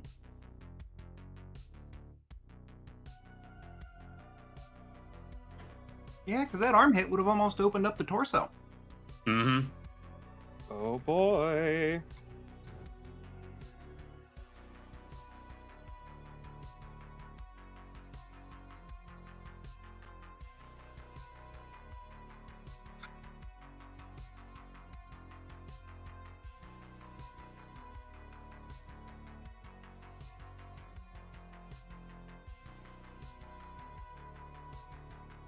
Copper Bomb, it is now your turn.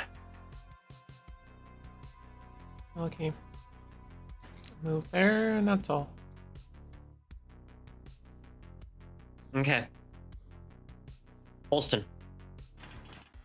Okay.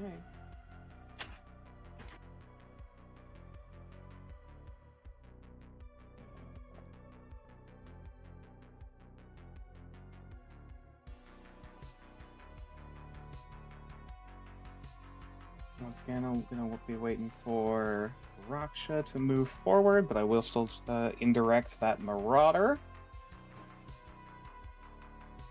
I believe that was that -5 I said earlier for the LRMs for indirect? I believe so. It's -4 +1 -2. Yeah. Yeah. Alrighty. -5, yeah. That's Would a D have- 9. Would D have line of sight to spot for that? Ooh. I will give D line of sight. Okay. So that would be Her speed is how much? So her that's speed going is to 2 right now because she's jumping. Okay. 3. Her speed is 3 because so she's jumping. So that'd be Actually, no. The modifier is irrelevant. Her movement points are 2 Uh-huh. okay. because it's based on movement point. Uh-huh. So that'd be jumping. -4 instead of -5. No, it'll be -3 -3. Okay. because -2 +1. Oh. So -3. You're correct. All right, so that would be just an 11, which is better, but I'd be surprised if it hit. That is a miss. Figured. Regardless, good to know. Deer Tick is holding point. Raksha. He is going to jump forward and pop shots on that Marauder. Okie dokie. PPC's slug. Okay. The Marauder duel. Yep. A Marauder duel. Mm-hmm. Which, she's a little faster. It's got more armor, but otherwise the loadout used to be almost identical. What's its current speed mod? It is movement 2. Okay, so it jumped. It did jump. It doesn't. It still has its PPC, does it not? Your Marauder.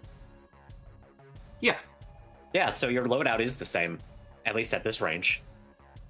Uh-huh. Yours is just more powerful because clan tech. So +1 on the long range mod.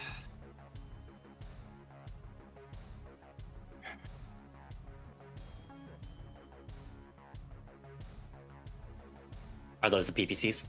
Yes. That is going to miss. And there's the LB10. That is also going to miss. Fuck. Oh, that's me. Anying Jigi. All right. Excuse me.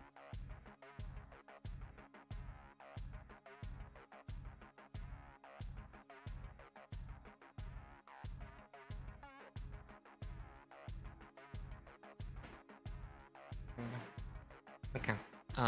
Yeah, she's gonna pull up a little bit, and yeah, just going to dump into the next target that she has. Marauder 2. It gets the PP pulse, and that's got a speed of 2, you said? Mm-hmm. Okay. Flat roll on the ERPPC, counteracting range.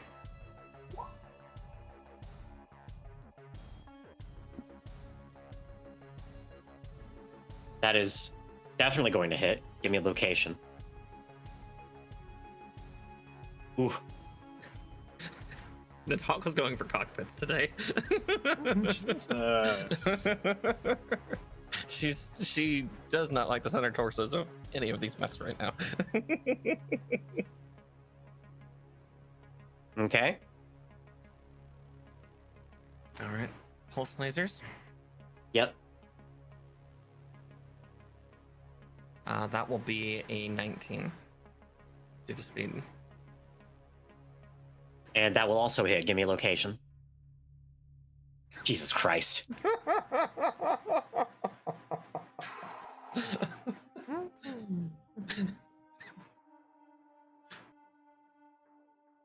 Natalka, I need you to roll 2d6 for me to determine crit chance.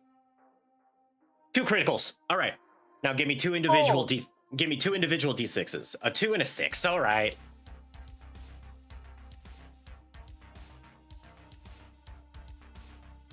That should be a weapon group and an engine.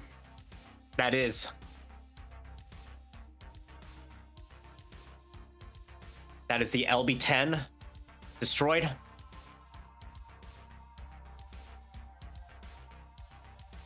And engine shielding damaged as there is a very small flash from deep within inside the Marauder.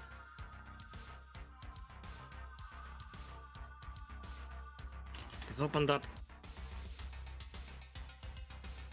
And I have been neglecting its heat. I am sorry.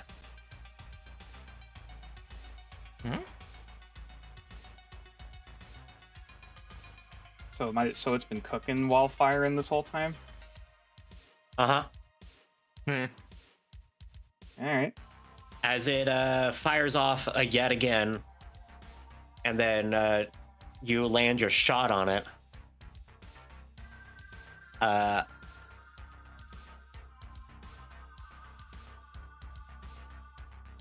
Uh-oh. Huh?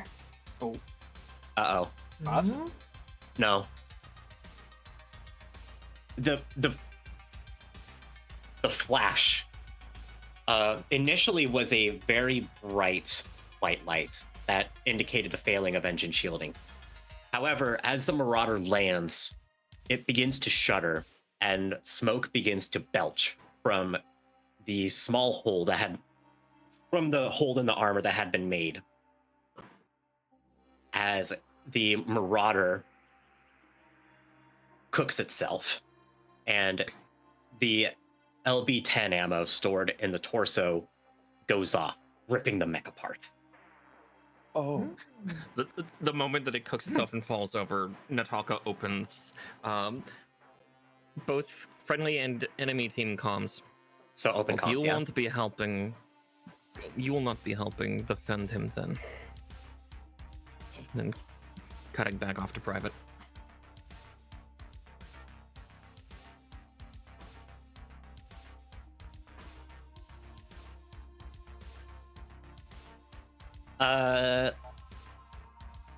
Hey Mara.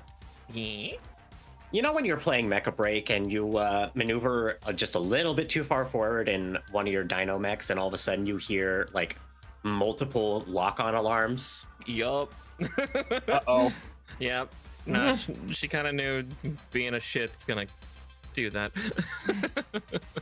Yeah, Natalka is now at the receiving end of 2 of those. Well, no, 3 of those. Lock on. As the Thunderhawk Pillager and one of the PPC turrets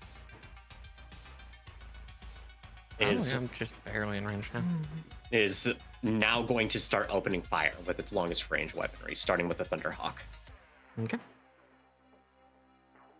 I want to get for overextending just a little bit. Which has 3 Gauss rifles. Oh. Oh boy, this might hurt. Mm-hmm. Shouldn't say might. This probably is This gonna will hurt. This will hurt. Yeah. Your movement 4, you said? Yes. So you have that going for you. There's a -3 movement modifier on top of everything else. So this will probably miss. I need a defense roll from you, please. Okay. I'm going to edge that. No need. Oh, no need. Okay. Sorry. Yeah. Let me. Yeah. Don't rush ahead of me. No worries. No worries. Sorry. Yeah. One of these times I won't. No, one of these times I won't give it back. That's fair. So. Yeah. So yeah, the 11 would have missed. Okay. It is going to fire with the other one, and that's probably going to do worse. So I need another defense roll. Okay. And that will actually miss. Okay.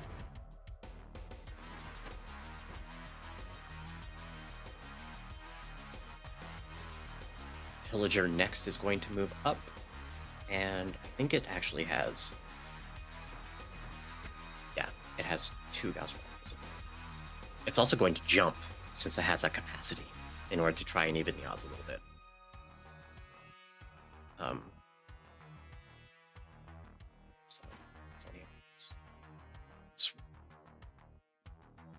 right, defense roll for Ditolka. Okay. That will miss. And then it's going to fire off a large laser, which will also probably miss. Yep. And then last but not least, the turrets are going to open fire as well.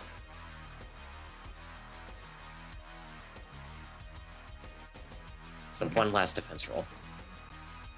That is going to miss.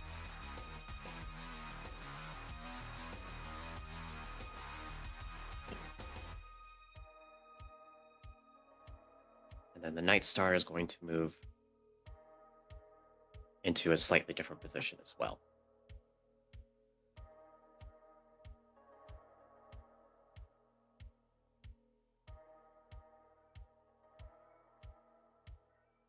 All right. Popper bomb. Okay.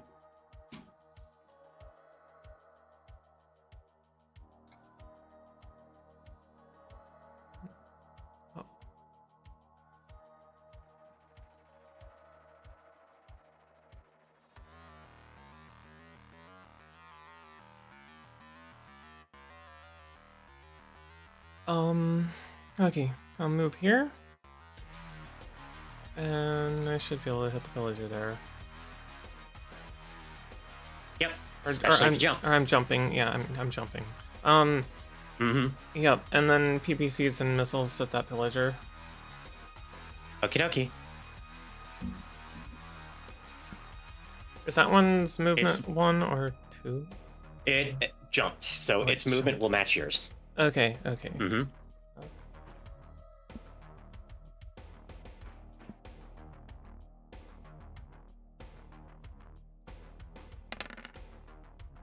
18.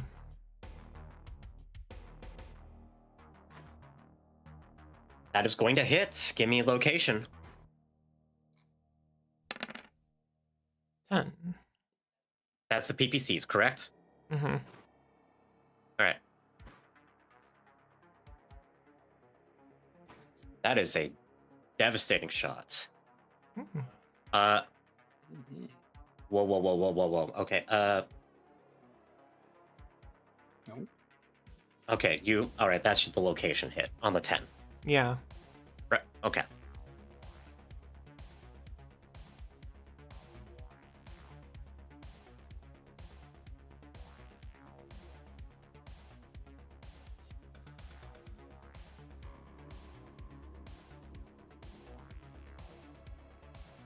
All right, give me 2d6 because that went internal.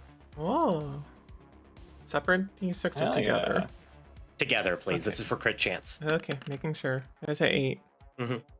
That is 1 crit. Give me 1d6. 3.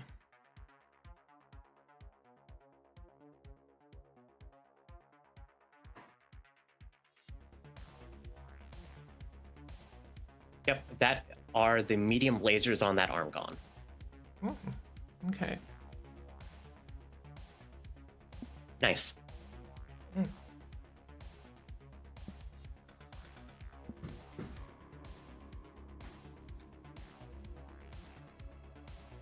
Now for the missiles. Oh yes, missiles. 13. That is going to miss. Okay, that's my turn. Holston. Alrighty. Let's see. Okay. Mostly still keeping it long range. Currently no benefit from moving forward. Letting stuff mostly come to me. I will probably just indirect fire the Thunderhawk as a target. I don't suppose Raksha has a line of sight to it from here.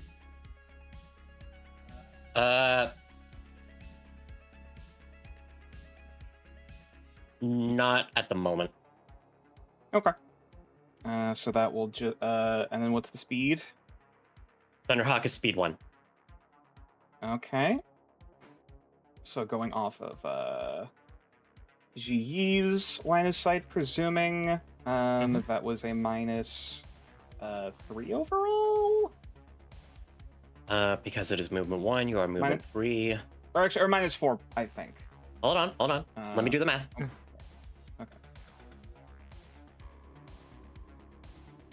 Yeah, that's good. That'll be a +2, -2, -4. It'll be -4 overall. Okay. All right. Because your speed will negate the range, but then Natalka's speed difference is untouched. Right. Okay, so that will be a 13 to hit. Which will just barely miss. Teasing me to really use that fucking edge, but I'm holding on to it. I'm holding on to it until I'm about to fucking get shot in the chest. Valid. Taunting me dice. Yeah. That is all.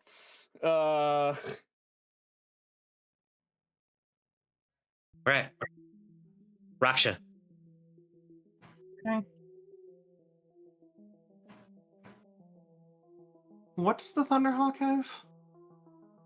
It is armed with a grand total of 3 Gauss rifles and 4 medium lasers.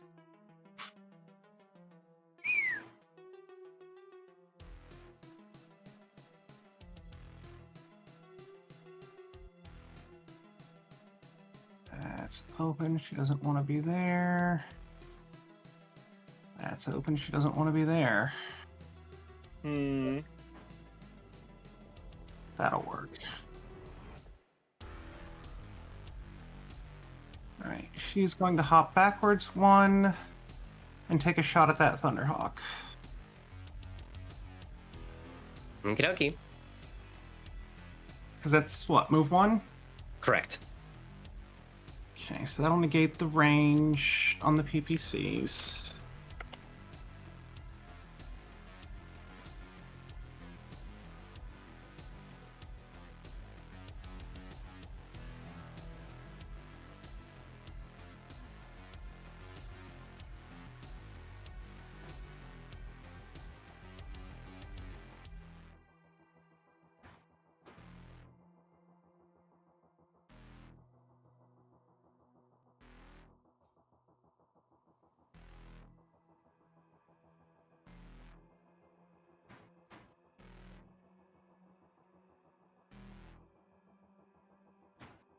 $14.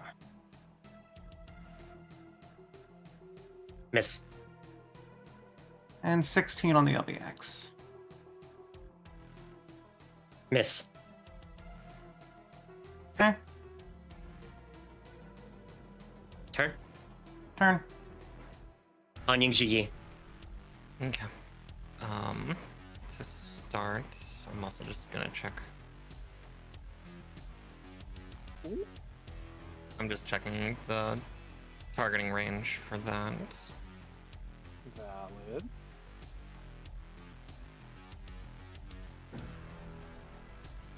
Okay. What's a good crossfire? She's going to target that. She's going to target that turret. Okay. PP and pulse. Okay. Okay. And then for speed, it would just be the full 4 since it's immobile. Yep. Okay, so 20. Yep, it can't miss. Or 18, yeah. It can't, yep, it cannot dodge, so that is 5 damage. Okay, cool. Large pulse lasers, that's 17. It also can't dodge that, and that will destroy it. Heck yeah! Yep, with that, she is going to... 1, 2, 4...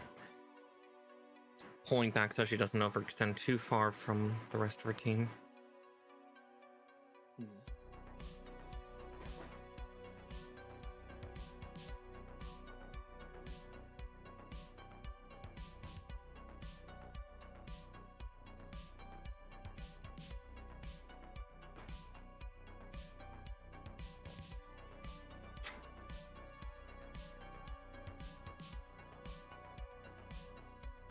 Thunderhawk's going to take another pair of Gauss shots at Anying Jiyi. Okay.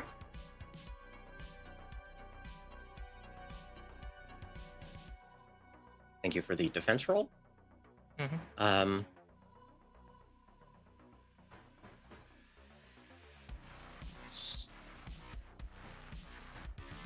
Yep, that will miss, and then another. Mm-hmm. That will also miss.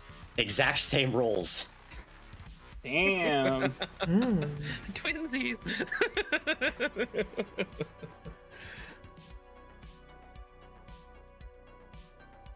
Villager is going to move up.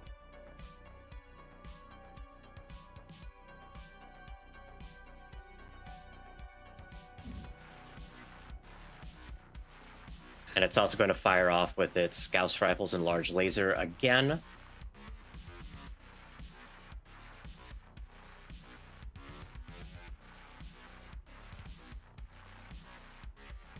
Defense roll towards Natalka. Okay, okay. That is going to hit 10 damage to the 7. I'm going to edge that one.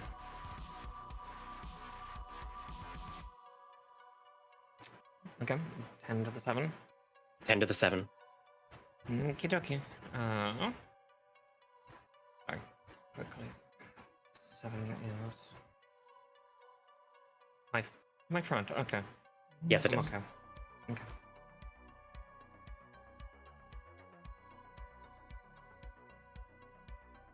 Okay. Yep. And it's going to fire off with its large laser as well. Okay.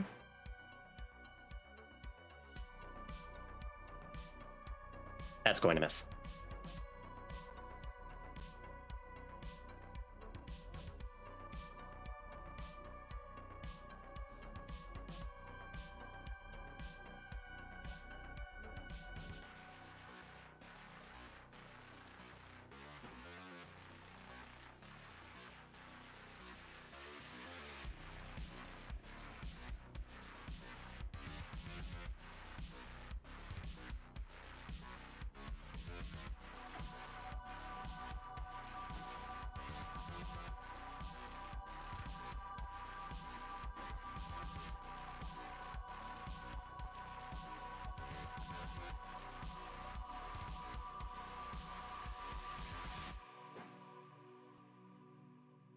GM suggestion for all of you before we start up this next round of combat.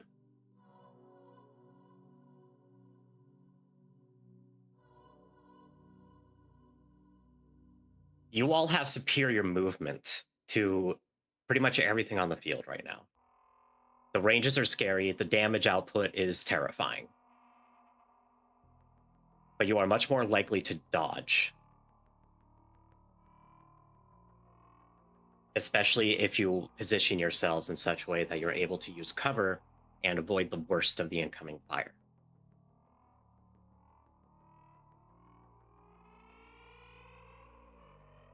I am creating a noose right now.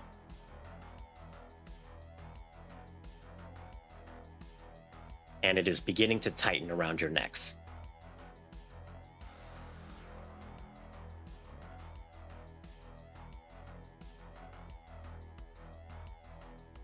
Copper bomb.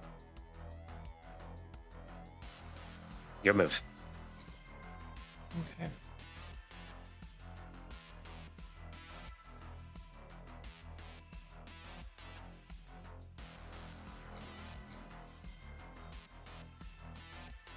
Yeah, I'm gonna jump here.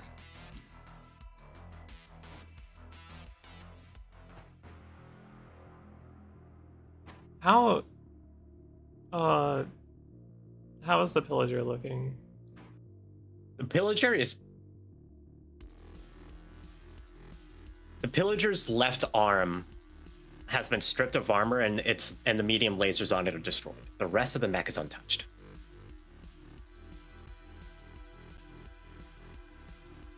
Okay. The Thunderhawk is untouched. Yeah, and I can't get in range of the Thunderhawk. Okay. Like, even if I use a pop horn, I can't get there, so I'm not going to. Okay, yeah. Yep. Yeah, but yeah, you are in range of the pillager. Okay, I'm gonna take on 1 heat to launch more missiles at the pillager also, so I'll do PPC in all my missiles. Alright.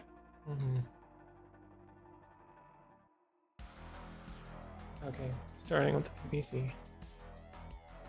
Okay, it did jump, so it is movement 2, same as you. Okay. 16. That is barely going to miss.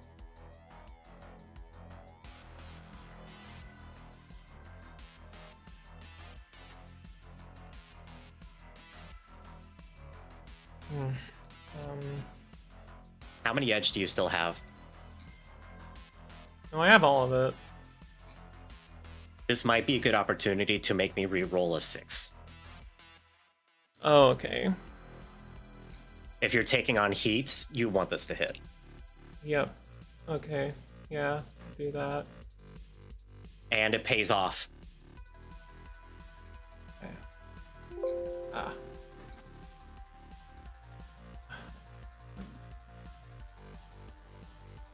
Because that will make it a 15. It now hits. Give me a location.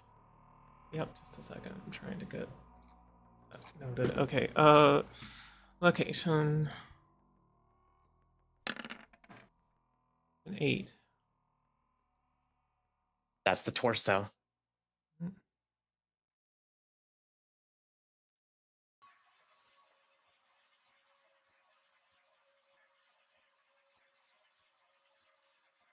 A withering hit on the chest of the pillager.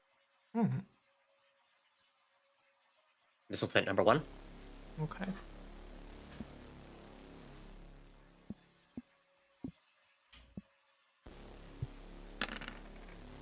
$14. That will miss.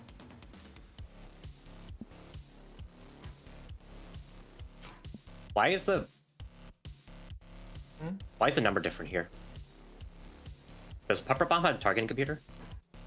What? Wait, where is it different?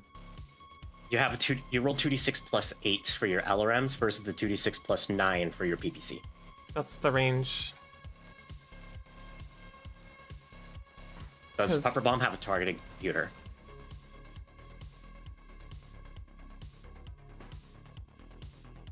Yes. Okay, that would explain it.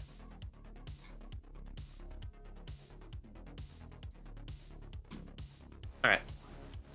Just double checking.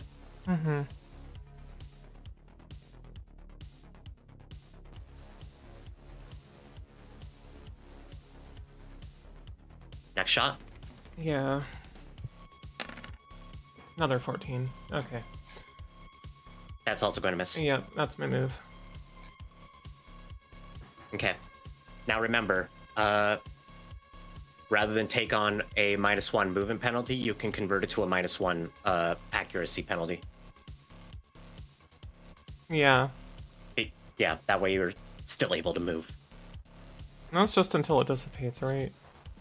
Correct. Okay, that's what I thought. Okay. Mm-hmm. All right. Olsen.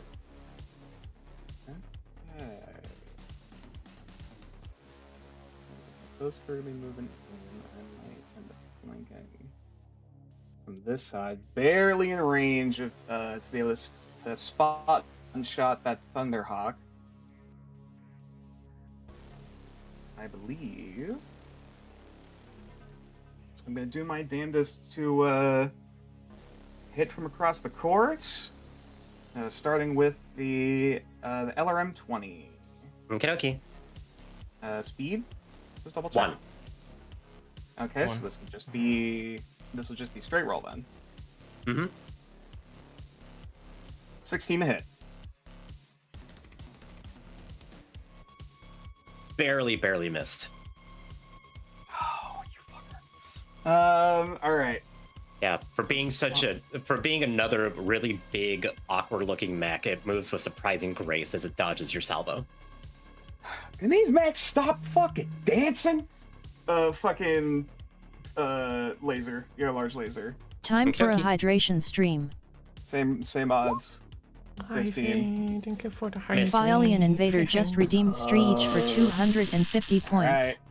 This time, as if to flex on you, Okay. the Thunderhawk does the like Michael Jackson lean from Smooth Criminal. Okay. Wow. Violian Invader Alright, just asshole. redeemed posture check You just lost for 2 of 100 yours. points. He's not saying that. Violian Invader just just saying that redeemed his head mech. pats for 250 points. Pissed, brother. Up until Oh, now, thank you for Holston the has head not been as pads. aggressively Also, the swearing. posture check. Okay. It's the rest of his group. He's the strong silent type. Mhm. I gotta turn some lights on so I'm gonna All right. check my posture when I get back Ending here. turn. Raksha. Yeah. I don't have a lot of faith in the whole noose suggestion, specifically because she has dealt exactly 0 points of damage this entire combat. Or this entire session. Okay.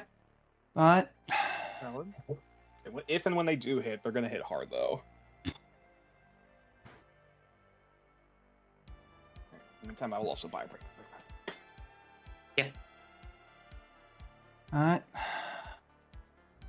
yeah, like this is the only place you can go without being completely in the open to everybody, so take a whack at the pillager. And she is airborne. Where? Are you sure about that? Why? Reassess your positioning. You mean to tell me, what was your starting position here? Oops, okay, I'm back. No, here. There. Just my... You mean to tell me that there's no way to avoid fire from the Thunderhawk from this position? If I come here, that's not terrible, but completely in the open to the pillager.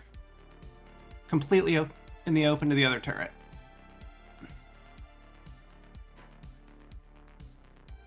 When I have 1 point of structure on the right arm,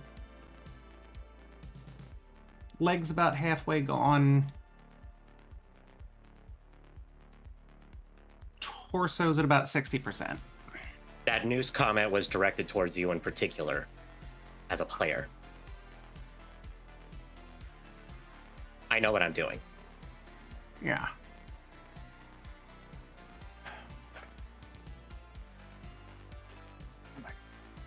Welcome back.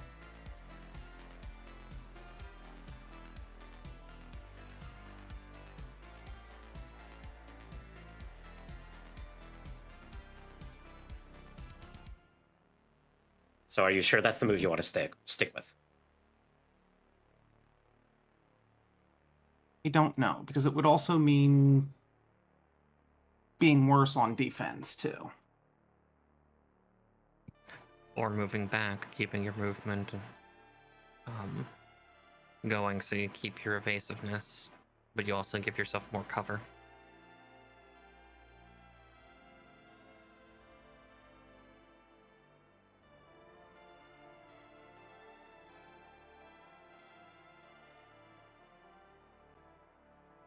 Hey, Rain, if you're out in the audience, this is what it looks like when I try.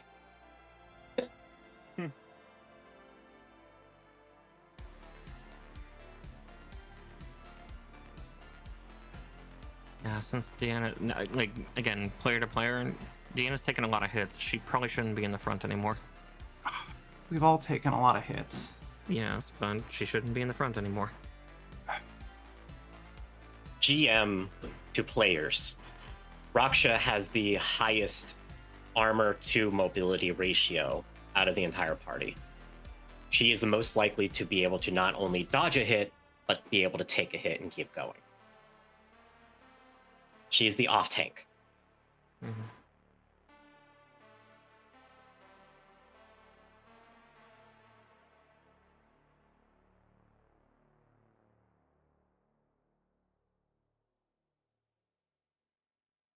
But also, just as a warning to the general party, hunkering down is not the solution to this problem.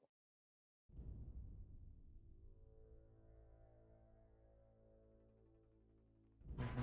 I won't tell you what is. Understandable.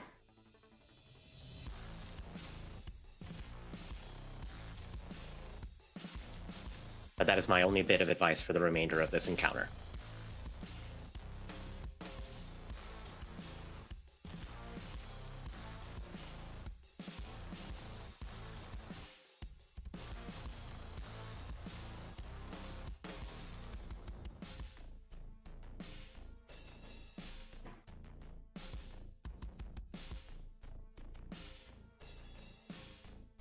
Goes up here, and she's in the open.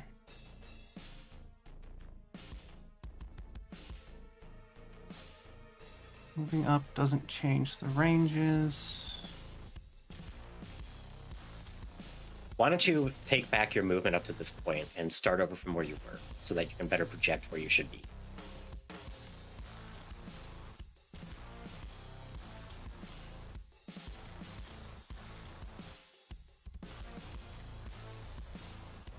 Yeah. That puts me in the middle of a fucking building. That provides nothing. That provides a corner, but then it can move up and just have the shot.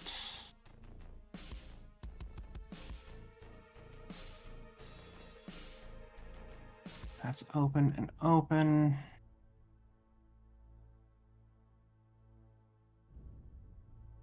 That's at least out of range.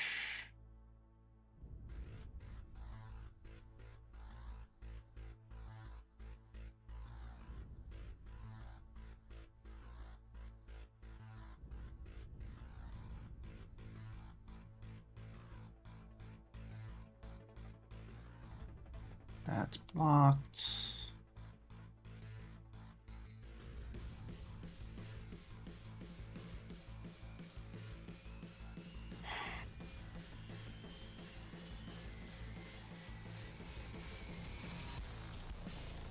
It's not terrible.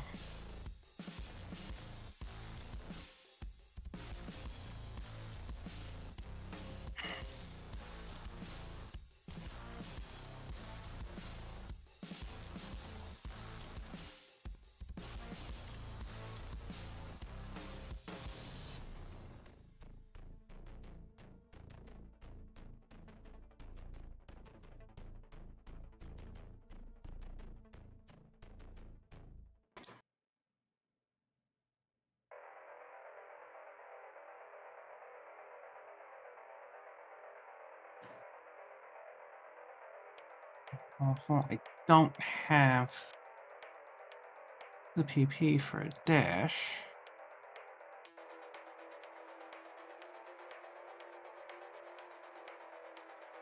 You have found the best hex. I will not tell you which one.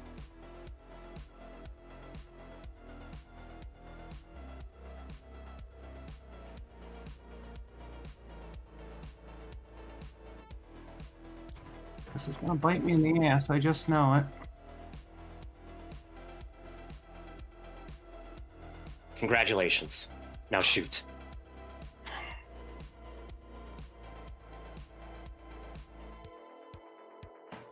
Long range. What's its movement? 1 jump. 1 jump. So, +1. Mm-hmm.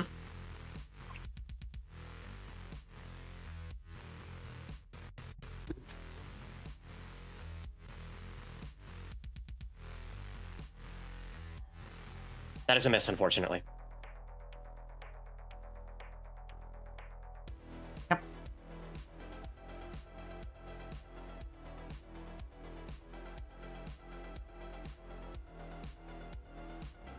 It's really a +5. Yeah?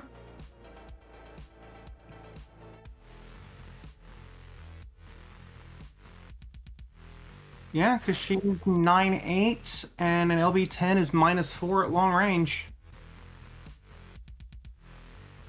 Oh, are you not shooting with the PPCs? I already did. They missed. Oh, okay.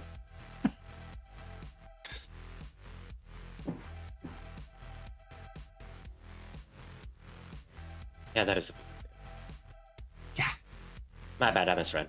Yeah, alright. No That is worries. also a miss. Yeah.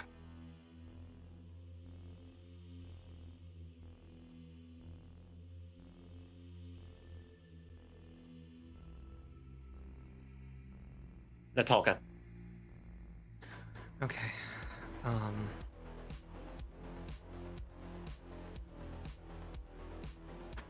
Just checking something super quick. Mm-hmm. Okay, within range, but outside of firing arc, right? Because technically that turret can't turn around the corner, so basically its firing arc is like. Correct. Yep. Cool. Sorry, I'm doing a lot of math in my head. I'm just being like, okay. Nope. Nope. That is exactly how you need to be thinking. Mm-hmm. Good eye. Okay, so going to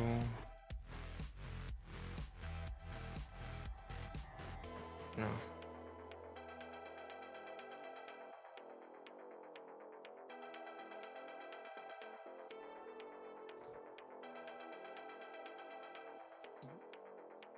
Let's see. Going to pulling just above her. I'm going to target the pillager. PP pulse? PP pulse. Okay, let's see it. What's pillager speed too?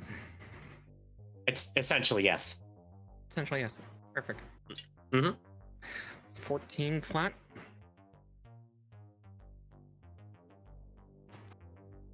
Miss. I'll save that 1 edge for if I need it as much as I want to create that thing. That is valid. 18 for lasers. Hit. Roll location.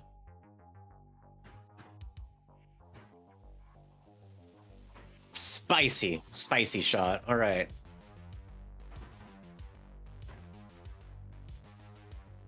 Hey, Natalka, I'm going to need you to roll another 2d6 to determine crit chance on the pillager. Oh. That is a crit. Give me another d6. That's a primary weapon system, I believe. Let me confirm. Yes, it is. Congratulations, you've knocked out the Gauss rifles. Perfect. That's pretty good. Mm-hmm.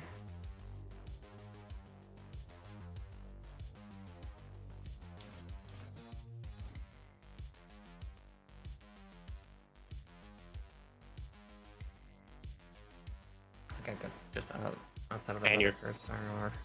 Mm-hmm. I double-checked that once you finished your move.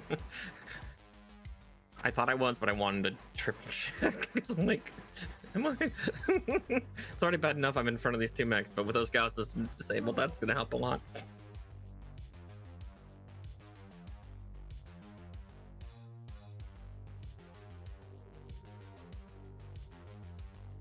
Okay. Yeah, it's all my turn. Great move. Thank you.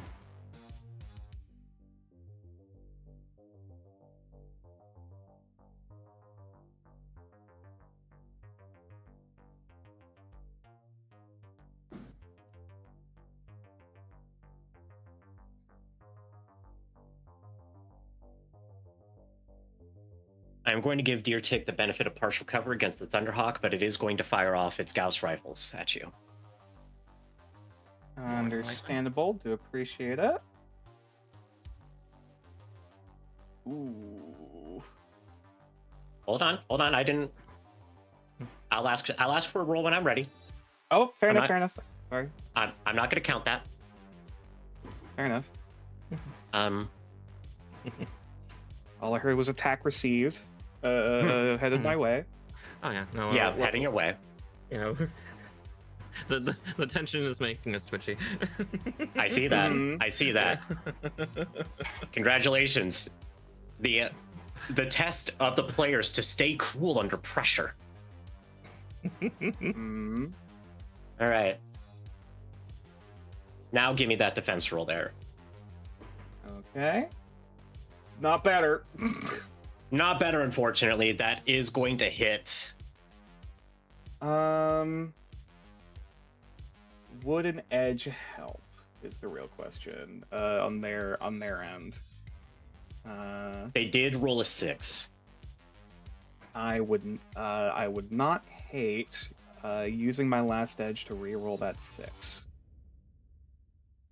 Let me do the math and see where it needs to be in order to miss. Oh, wait, no, you rolled a 10.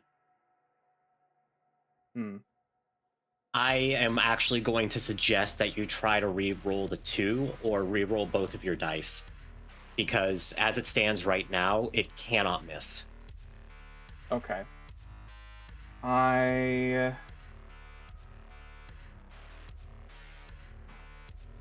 You'll need a minimum of 8 to miss this.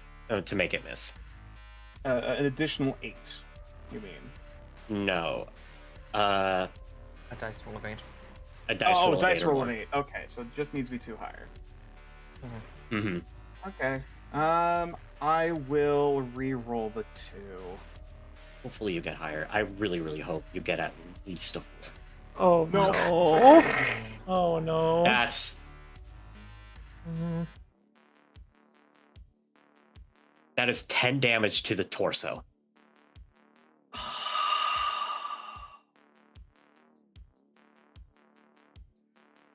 From a long shot as well. Damn. Yeah. Gauss rifles. Alright. Burning that plot point to eject. As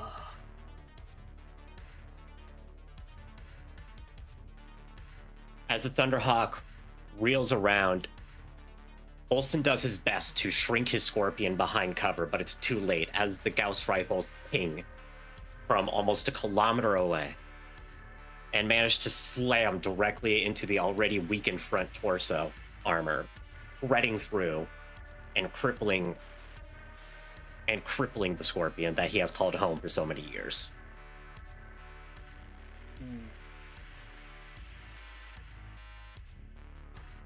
Olsen then fires off the ejection seat. Squawkbox already has a predetermined escape route that he also proceeds to take, since I presumed you took him with you. Yes. Either there is an escape hatch or there is... I don't know if he has his own escape seat. He's got something. I'm not going to kill him. Thank you. Especially since you burnt that plot point to get away safely. But Holston has been knocked out of combat. I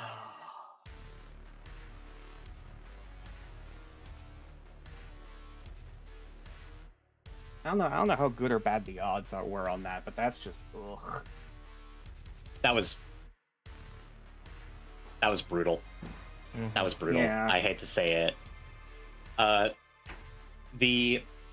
give you the...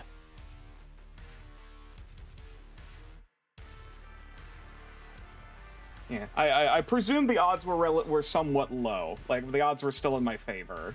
It just fucking it just didn't. It was dog it shit. just didn't. It just didn't work out. Here, I will give you the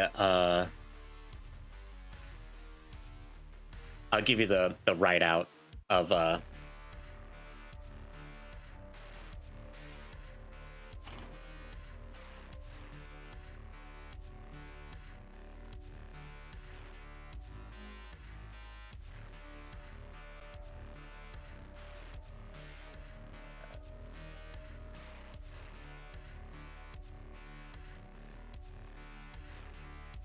Yeah, just confirm the board. I'm not mad. It's just this is. Oh yeah, that's just fucking unfortunate.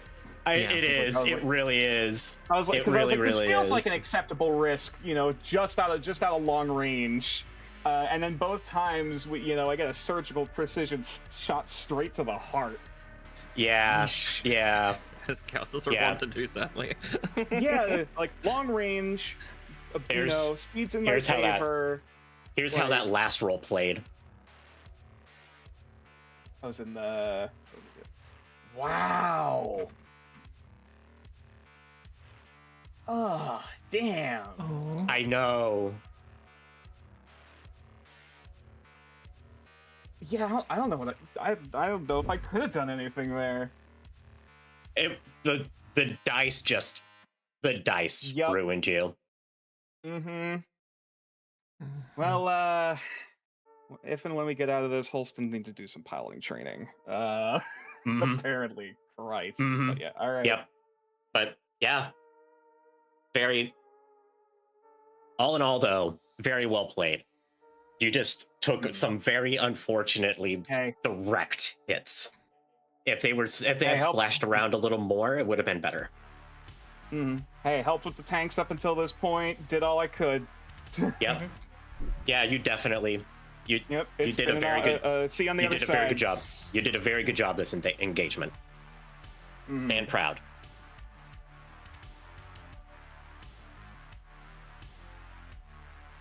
Hope it still winds up at W. We'll see.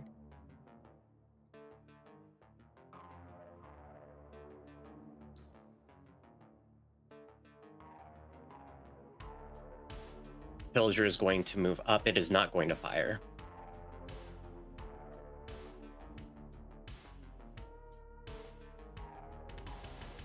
The Night Star is going to move.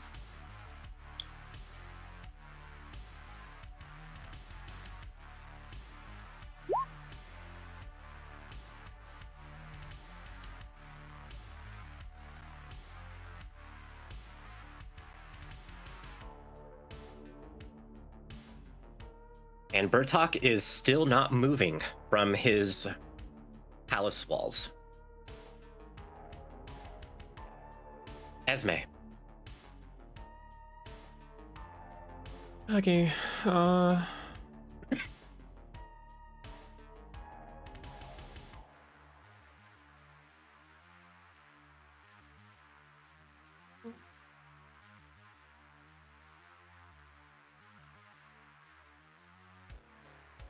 jump here. Thunderhawk's not taking any damage, has it? Thunderhawk is untouched, yeah. Okay, that's what I thought.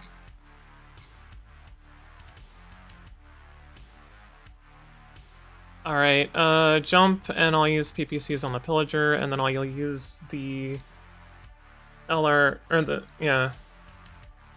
10s on the Thunderhawk so that I can dissipate the one heat. Okay, so... Yep, alright. Just bear in mind you're -1 to your shooting for this round, in that case. Okay. Yep. So PPC first. 15. That's going to hit. Give me a location. Okay. Oh, 8. That's on the Center torso. That's on the, and that was on the pillager. Yeah. Yeah. Ooh. Yep. And in another classic Esme shot, 2 streaks of whitish blue fury come pouring out of the flying direwolf and smash straight through the ivory painted assault mech.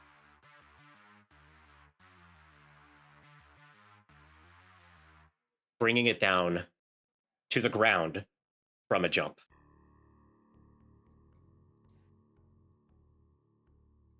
And now you have the Alarams against the Thunderhawk. Yes.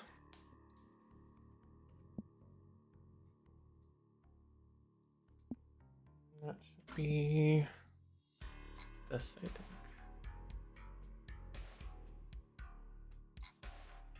Yeah. It is only movement 1 in comparison. Oh, okay. That'd So be that's a 12. That'd be a 12. That is going to miss. Okay, that's my turn. Raksha.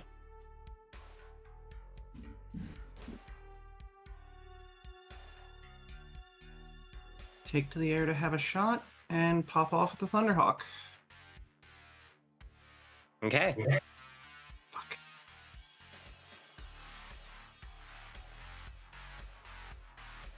BBC's LBX. Yep.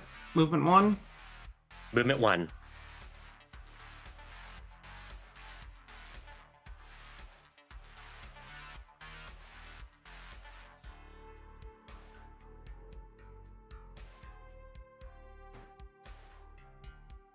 +2, no.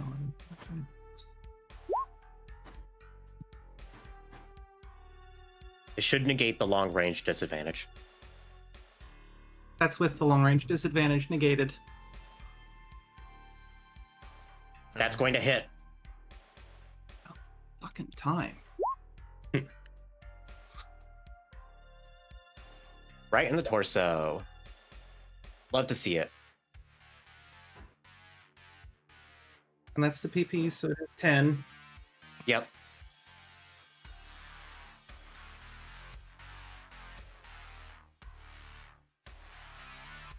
Okay. Now let's see the LBX.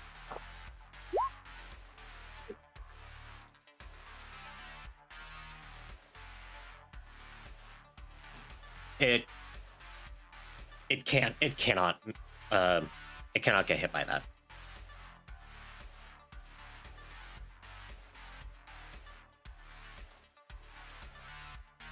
And that's turn. Deanna's on the board now. On Ying. All right. Just making sure, because math. Mm-hmm. Okay. Safe.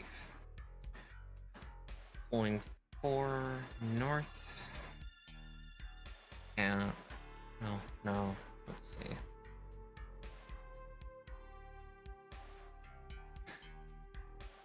Don't mind me as I'm just doing all firing calculation. Okay, no, that's still outside of its medium, so that's what I was worried about, just in case.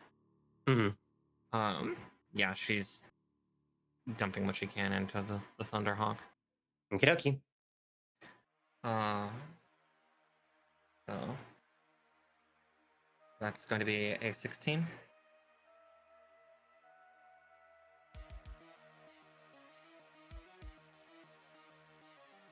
That's going to miss. Oh wow, it rolled high. Mm-hmm.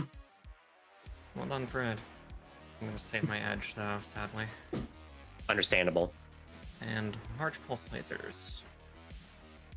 That is going to be a 19. And that is going to tie for the hit.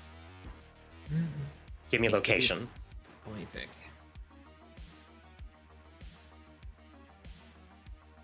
Left arm.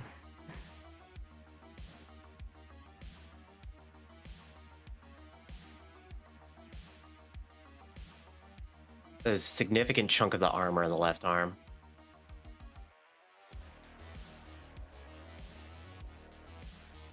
And then as an aside action, Nataka's going to see if she can quickly pull the footage log from Deer Tick.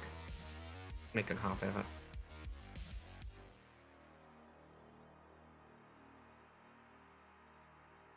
If she's able, obviously. I am going to count that as a narrative declaration. Yes. And so, regardless of how this battle plays out, as long as you survive, I will allow the party to get away with that information. Wonderful, thank you. Yeah.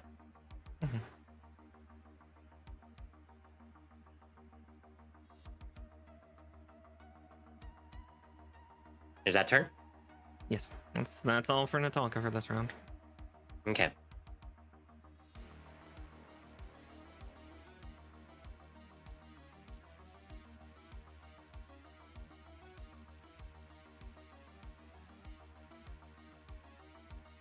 Thunderhawk's gonna fire its Gauss rifles back at on Yingji in retaliation.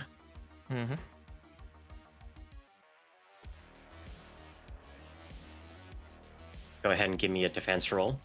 Not that I think it can actually hit. Nope. Okay. And then give me another.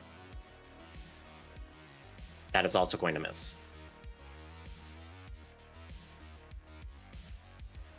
Night Star is going to continue to move up. And is now within range, so it is also going to open fire on Yingji. Okay. Now that it can officially bring its weapons to bear.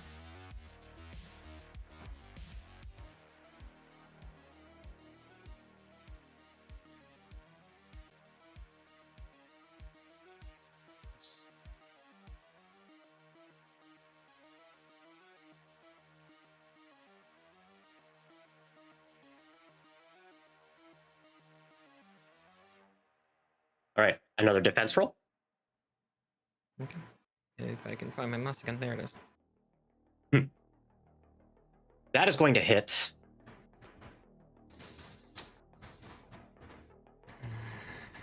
As two more basketball-sized slugs of ferro-nickel slam into your front. Okay. For 10 damage. For 10? Correct. I'm gonna edge it. Actually, no. Before I hit the edge, what would I need? I'm guessing I would need to roll higher. It rolled a total of 12. 12. So okay. You need at least a 13. Okay. I will edge and do a full reroll. Okay. That will miss then.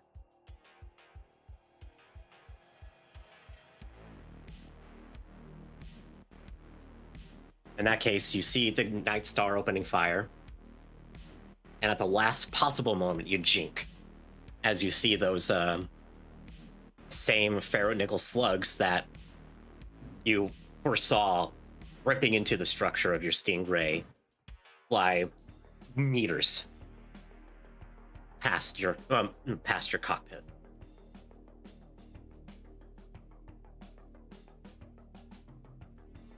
And now it's going to fire with its PPC. Okay. I need another defense roll, please. And that will also miss. Okay. Oof.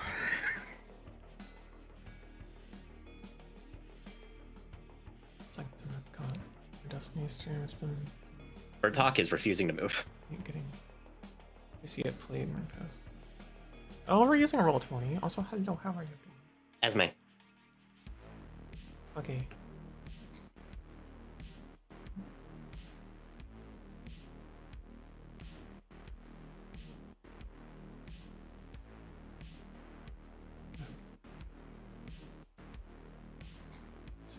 Okay. Jumping here. I'm using PPCs and the 15s at the Thunderhawk. Now that my heat's all gone. Yep. Yeah. That was in its movement 1. It is movement. Its movement is indeed 1, yes. Okay.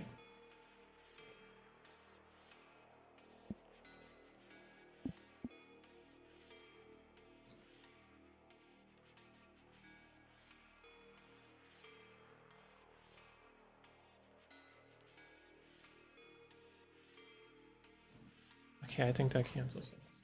10 then. APCs. 19. That's going to hit. Roll location. 8. That's the torso. Mm-hmm.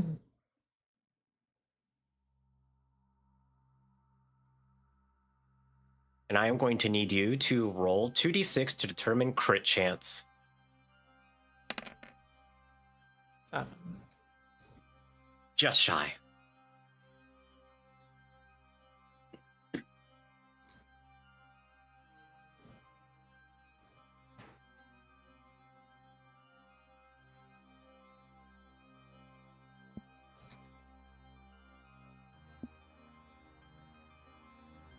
Okay. Mm-hmm. Okay.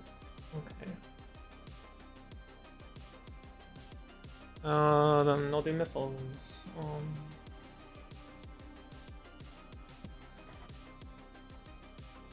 Shit.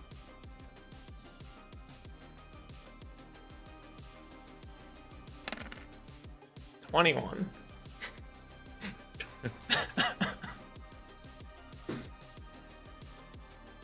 It can't beat that. My missiles can't beat finally hit something. Mm-hmm. Give me your cluster shots. Jesus Christ. Okay. I Give me forget your cluster die. those are the M's, 1d6 each, and you're looking for a 1, 2, or 3. Up to your max. Each, and it's how many of them? Because is that the 4 or is it the? So listen. Mm-hmm.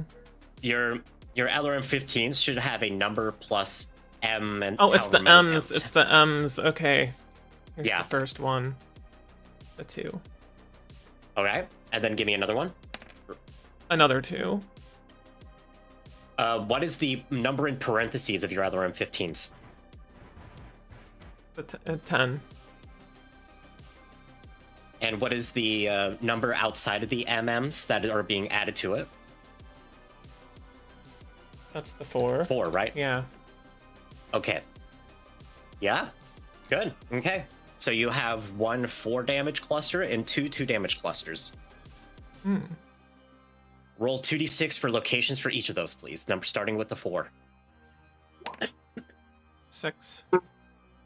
That is the torso. Give me another 2d6 to determine crit chance. 6. No joy. All right, give me another 2d6 for location for the 2-pack. 12.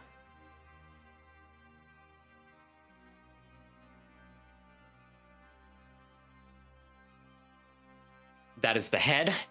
Uh-huh.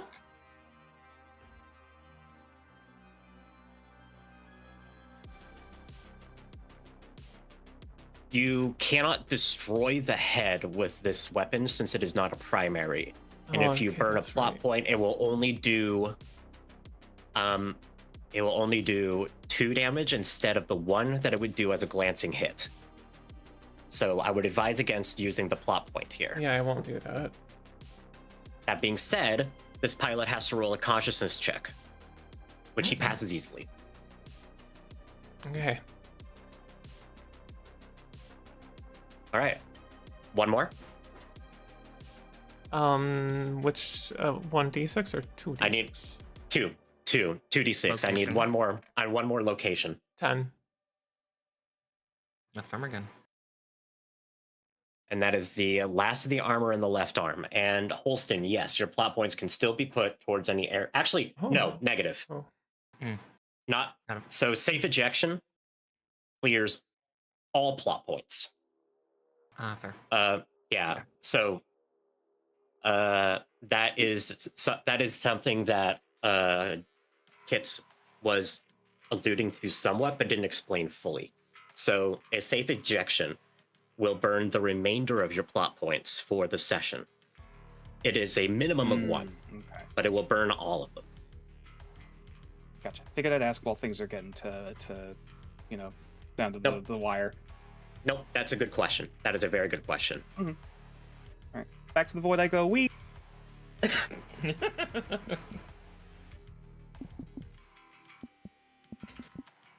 Okay. A brutal turn from Pupper Bomb. Yeah. Yep, that's my move. Raksha. Alright, she's going to have to expose herself and hope that the Thunderhawk eats shit.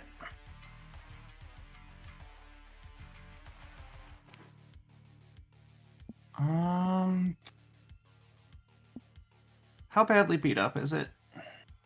Very. Okay. Left arm has all the armor stripped off. Torso is about to pop.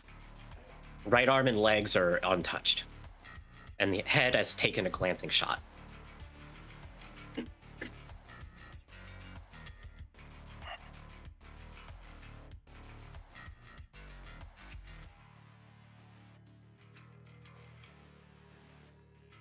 And she will stay on the ground to bring the medium laser to bear.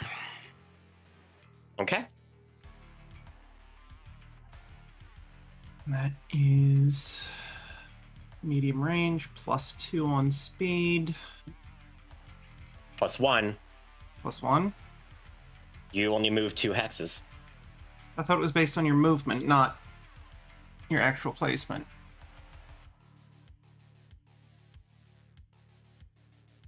Where did you start? Here. Yeah, that's 2 hexes. Your movement is 2, and you stayed on the ground. So you don't get a +1 because of a jump or a mask. Oh, so fuck. Its movement is 1, your movement is 2. If you'd like, you can use mask. Yeah, I just did. Because then you will have that bonus on offense, which is what you're hoping for anyway. And that will keep you in medium range. Don't get flustered. Okay.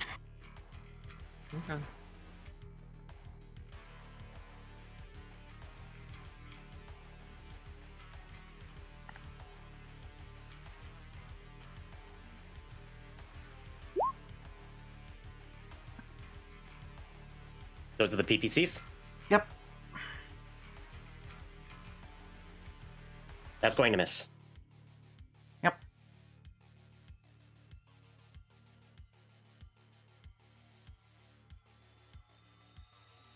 Here's the LB. That is also going to miss. And the laser.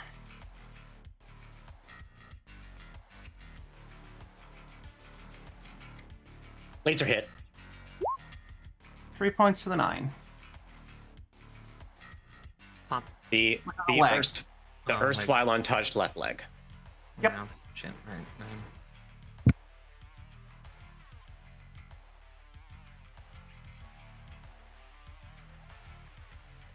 Turn. Turn. Right. Natalka.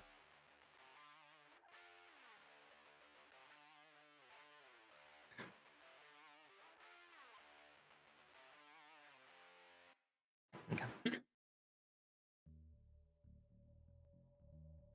And 4. So still just outside of that PPC's cannon's range. Okay. And yeah, dumping it into Thunderhawk. Alrighty. BP Pulse. Here we BP go. Pulse. Let's see it. And it's movement speed 1, you said? Correct. Okay. And what's the movement speed of the Night Star, by the way? Also movement 1. Movement 1. Perfect. Mm-hmm. 20. Or, 22. Or 21. Still. Stupid. 22? Yeah, it's a 22. Yeah, because +3. Yeah, +3. It can't beat that. Give me a location. Yep. Torso.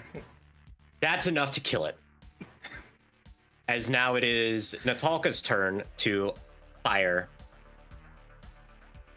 a streak of fury and penetrate through with the power of the sun into this monstrous ancient battle mech.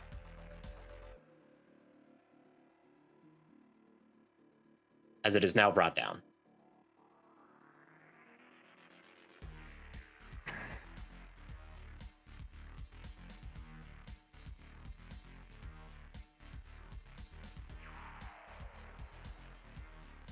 And is that turn? Yeah, because I declared both weapons on it. Correct. Okay. Yeah.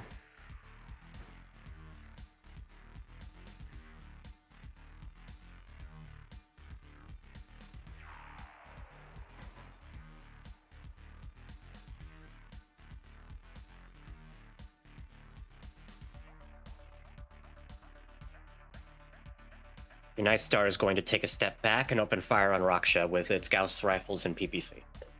Excuse me.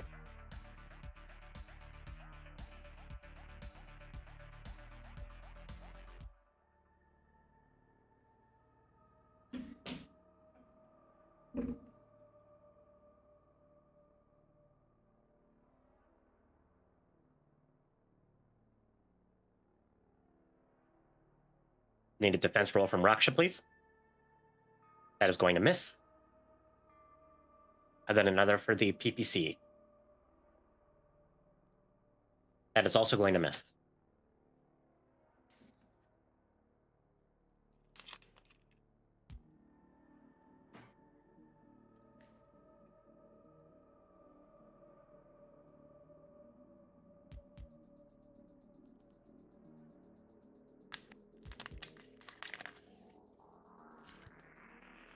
The familiar, hated voice of Bertok finally comes up over comms.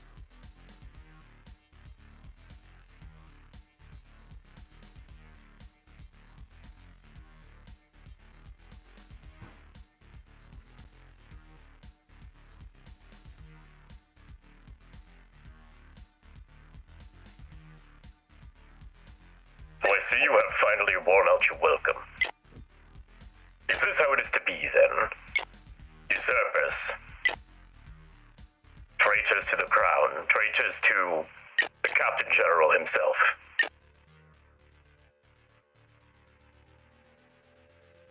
How low you have stooped, my niece.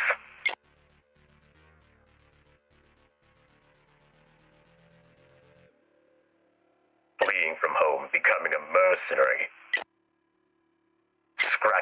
Scrounging for survival in the streets of Solaris. Now you find yourself siding with these...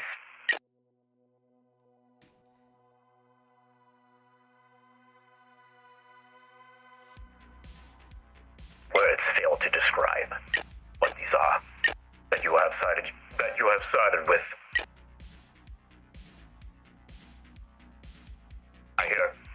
I hear at least one clanner amongst you. I hear a Capellan. A ragtag group.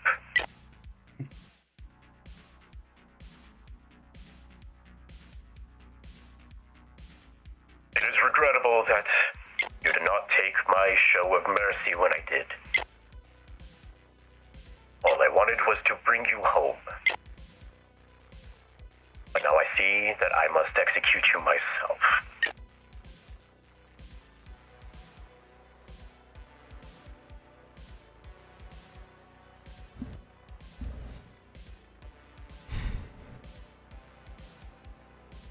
Esme breaks her silence and just simply says, "You're welcome to try."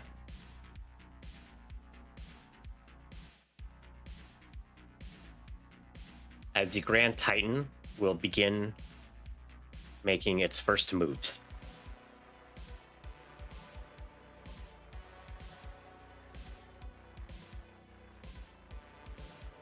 It is now Esme's turn. Bertok is on the field.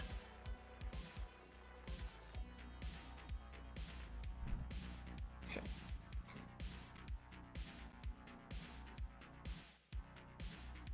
I'll just move there. And that's my move. Raksha.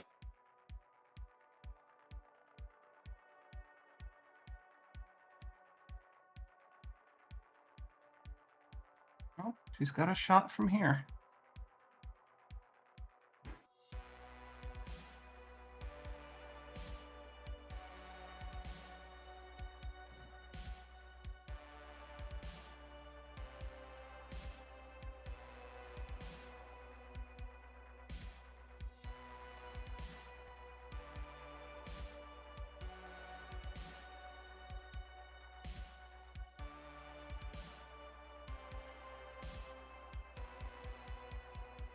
All right, she is going to shoot first and then...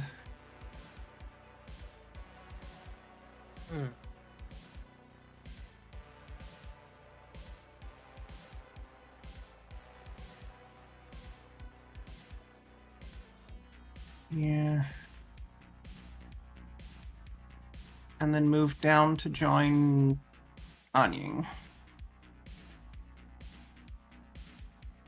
Okay. So... 2 movements. I'll negate the range penalty.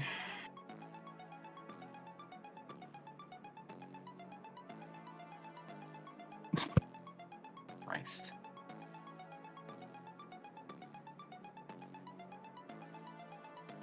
That will be a miss.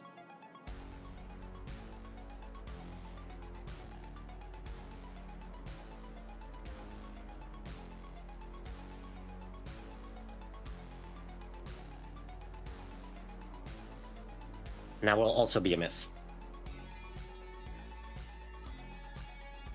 Turn. Anying. Okay.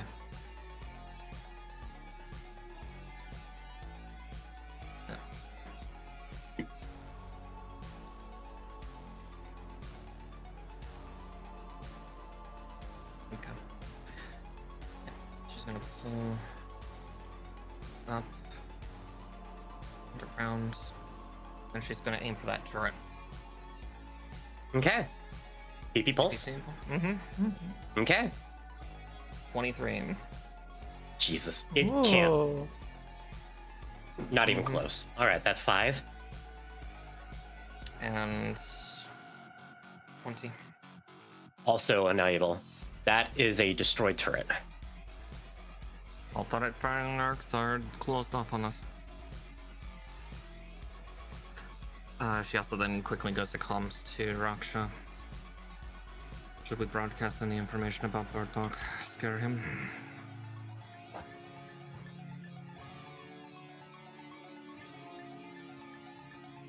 I guess she would actually say this to the team. She wouldn't leave Esme out of it.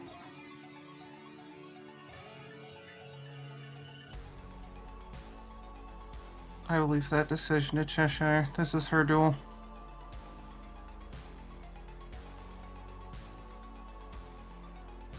It's alright. I did not quite catch that. I don't know why. She asked if she could broadcast, if she should broadcast any information pertaining to Bartok that we have acquired. Basically broadcasting it probably citywide, trying to get it into planet-wide. Scare him. Go for it. She then quickly taps on a console that she has, in the, like a side console in the cockpit, to begin broadcasting information about Bartok's Bella's ties and trade systems that he did with the Maskerovka and other entities, along with broadcasting cam data of her of her fighter during this conflict. Okay, where are you broadcasting this to? Are there any communication systems nearby, like comm towers, internet, like centers that could be hit within a decently long range? Do you have a communication suite on your fighter, specifically? Specifically, no. Okay.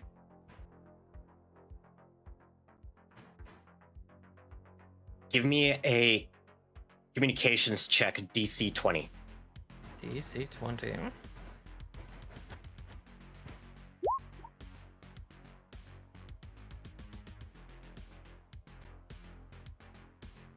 Yeah, sadly. Okay.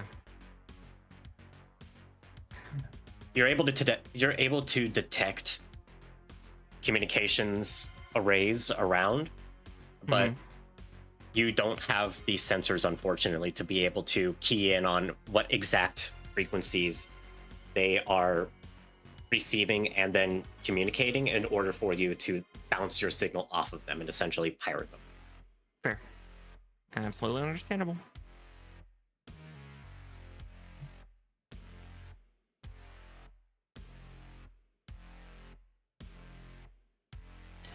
With that, then, that will be her turn. Okay.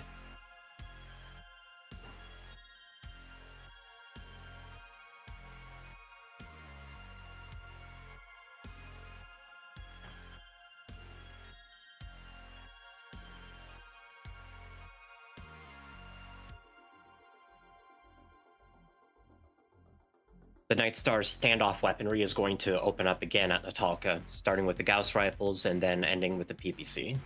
Okay. Gauss rifles first.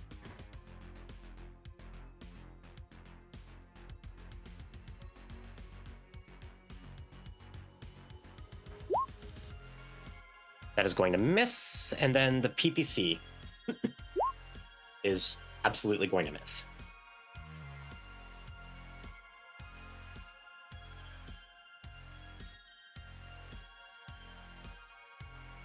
Bertok is going to put out on open comms an order for all remaining units to focus on the Stingray and Marauder and to leave the Daishi for him.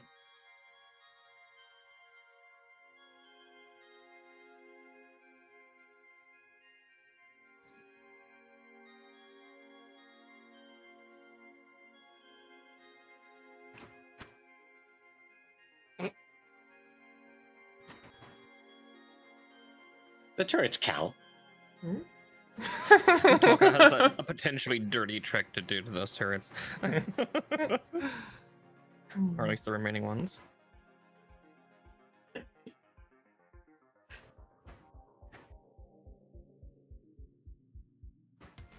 All right. Esme. Your uncle has officially thrown down the gauntlet.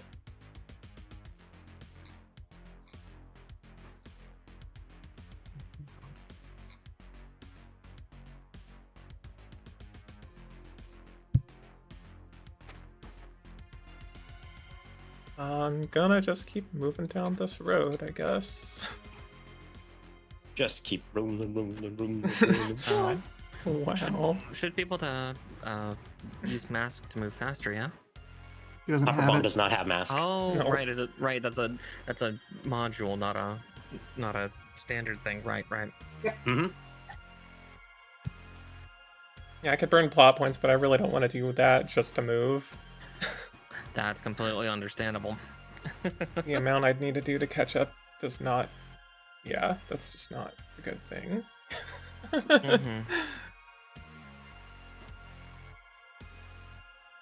Raksha.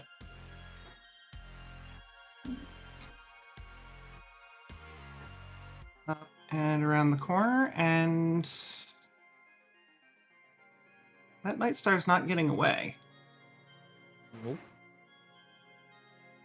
And with all the turrets gone, you don't have other threats in Arc. Movement 1. Movement 1.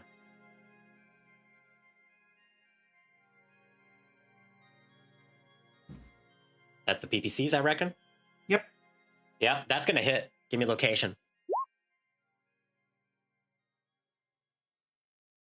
Right arm.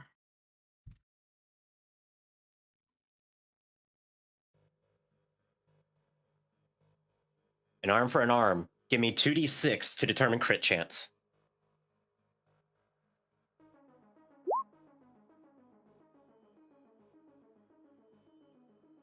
No joy. I really need to update that to It's okay. show number rather than just true or false. Either way. It's okay. I looked. Yeah, luckily the hover Yeah. over shows. Yeah. Yeah, well, zero is guaranteed to miss anyway. Yeah. I mean, yeah. But anywho. And LB10.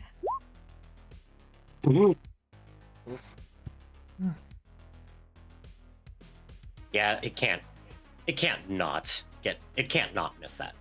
Yeah. So it's just gonna dodge out of the way. Now, right arm is looking worse for wear, though. And that's turn.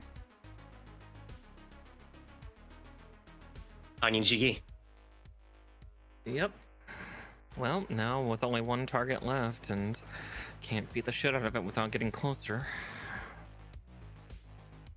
1, 2, 3, 4. She's going to dump your PPC and pulse lasers into it. Mm-hmm.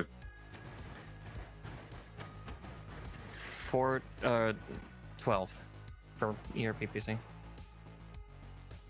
It's still in long, I think. Yeah. Yeah, it is. Okay. That is going to miss. That's fine. Large pulse lasers, on the other hand, that's 22. Or 21. It can't beat that. It even tried. It rolled a 20. But yeah, no, it's physically impossible for it to beat a 22. All right. Where's that damage going? Center torso. Torso. No Pocket surprise there. spot. Jesus Christ.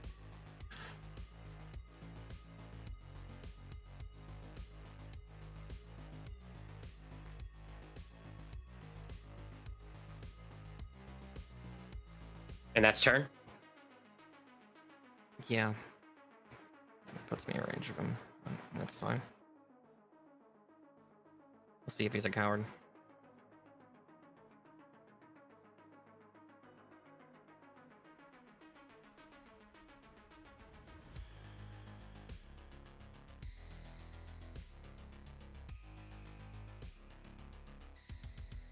Ninth Star is going to fire back at Natalka. Gauss rifles first. Alright, rolling defense.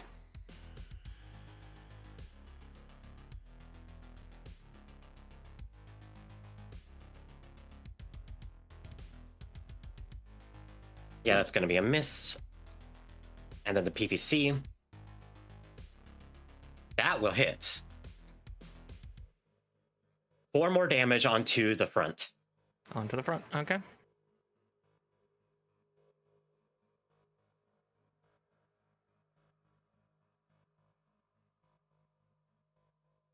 Alright.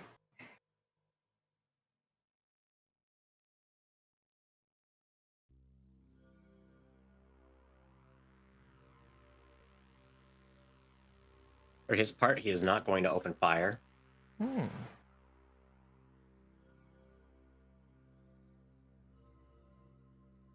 And then we're back up to Esme.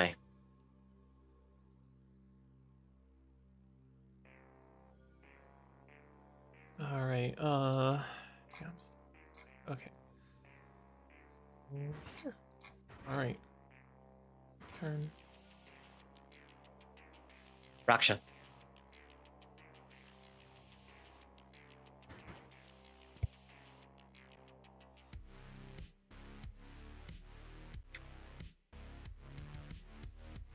Let's keep putting the pain on this coward.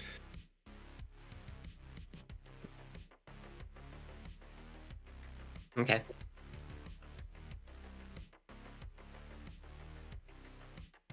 PPCs. Going to miss. And the LB10.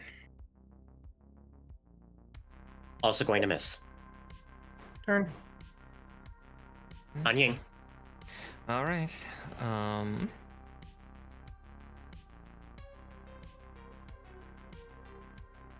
2. 1, 2. All right, and yep, doing my combo. Okay, what's your target? Actually, let's first see. Actually, do I want to extend into medium?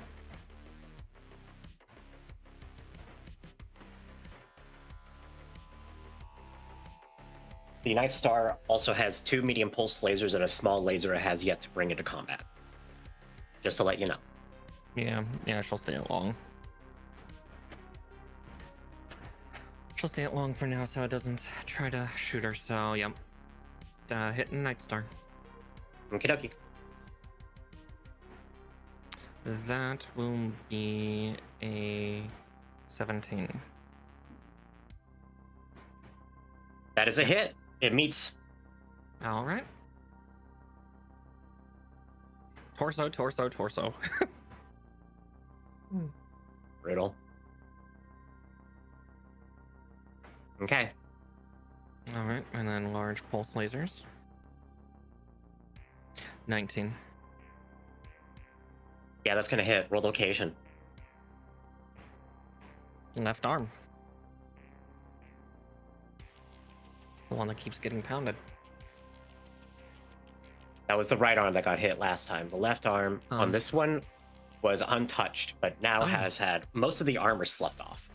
Okay. Mm-hmm.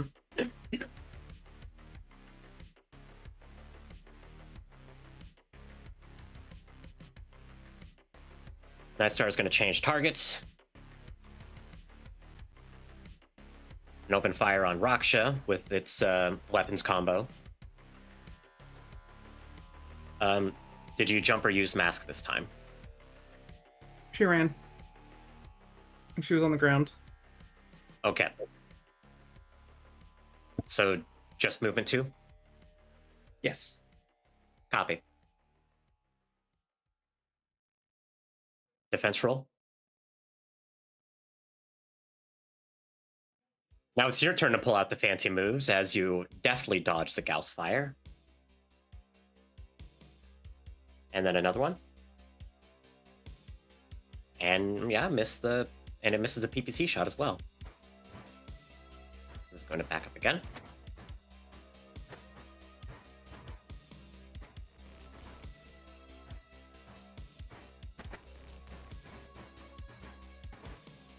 Bertok is going to move, and now it's Esme's turn.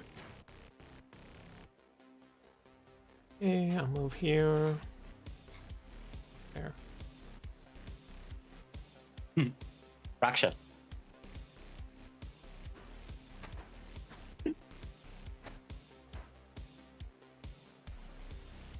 All right, she's gonna stay in pursuit.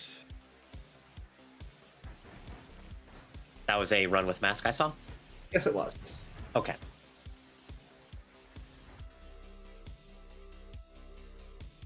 At long range.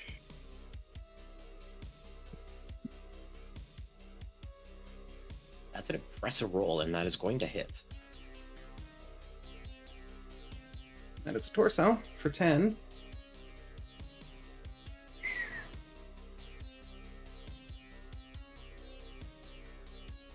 Give me 2d6 to determine crit chance for going internal on the torso. And that is 2. Yeah, it is. That's 11. 2 crits. So give me 2 individual d6 rolls. 3 and a 1. Oh god. Gyro ammo. Mine, that's an awful lot of nice Gauss ammo. Unfortunately, Gauss ammo doesn't explode. The weapon does. Oh, damn. But the weapon does. The weapon's in a different location, isn't it? What? And the weapon is in a different location, isn't it? The Gauss rifles are in the arms of the Night Star, correct. The Alternatively, the primary weapon in that happens to be the PPC, so that is going to be destroyed. Yay, no more sun. So its PPC is destroyed. And it has a gyro hit. That's going to be a -2 to piloting rolls. And the PPC is gone.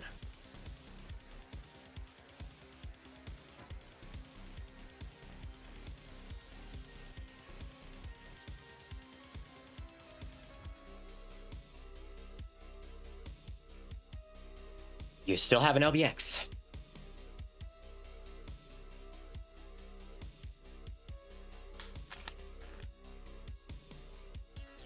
That's going to miss. That's okay. That was a crippling shot. Mm-hmm.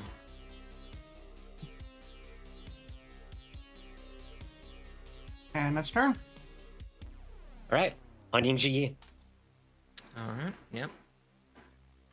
Following in a similar pursuit. 4 movement. Getting into medium range to really try to hammer this thing home. Sounds good. All right, PP pulsing at medium. So that is going to be 18 to hit.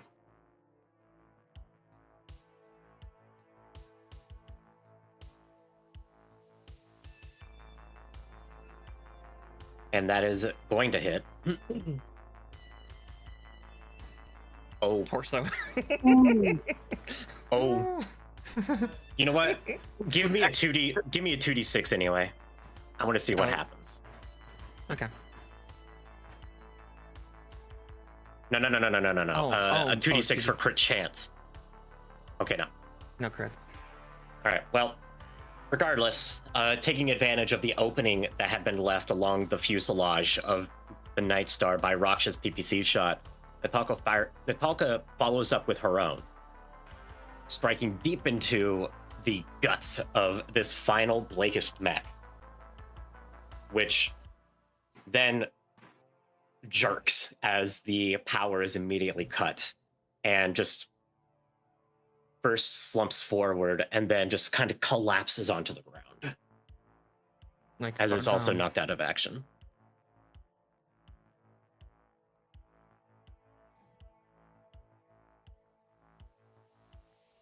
Yep.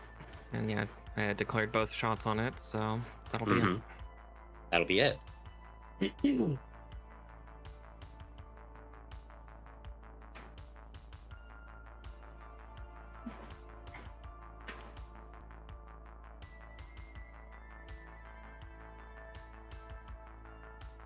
Sheba Eats Jet Fuel just redeemed Stree each for 250 points. Thank you for the stretch. Yeah, Sheba Eats Jet Fuel just redeemed head pats for 250 points. Seeing if there's any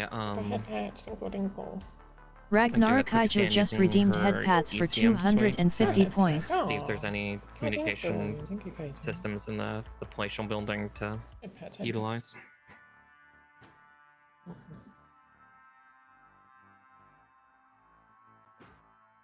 There are communications. There is communications within the palace. I'll give you that for free. Okay. Well, she's looking for something to more like directly one-on-one tap into to broadcast.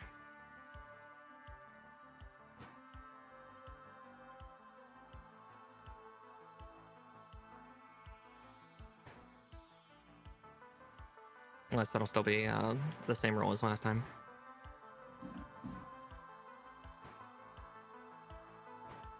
It will be, however, it's going to be DC 16 instead, I think. Okay. You are much more adept at military communication systems than civilian, at least from this platform. If you actually had your usual kit, if you were on the ground and you were doing this as an agent rather than as a pilot, this would be much easier for you. Oh, absolutely, yeah. But we'll try. Close.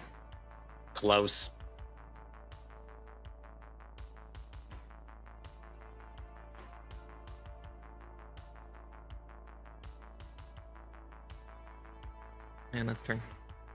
And that's turn. Mm-hmm.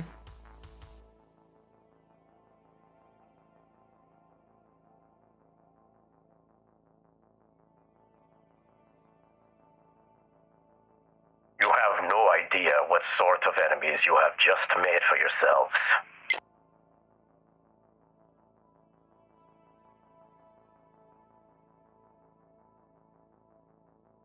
We were already enemies.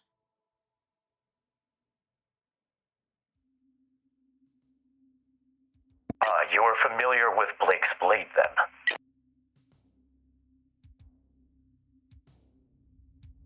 I am.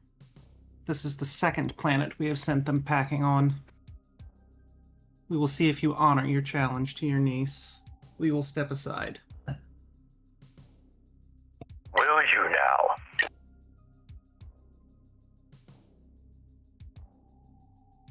Unfortunately, you are still hostile combatants. So my personnel will still be aiming to bring you down. Noted.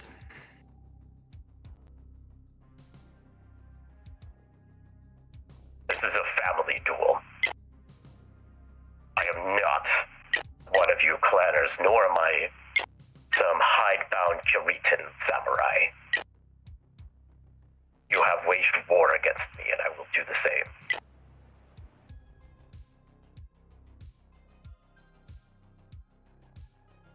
Fire on either of us, and you will not get your duel with her. Your men, we will handle ourselves.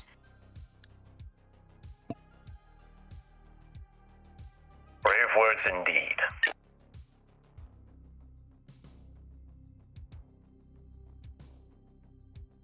Esme.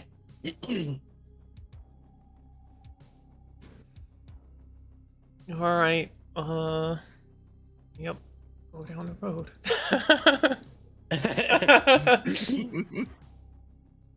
Mm-hmm.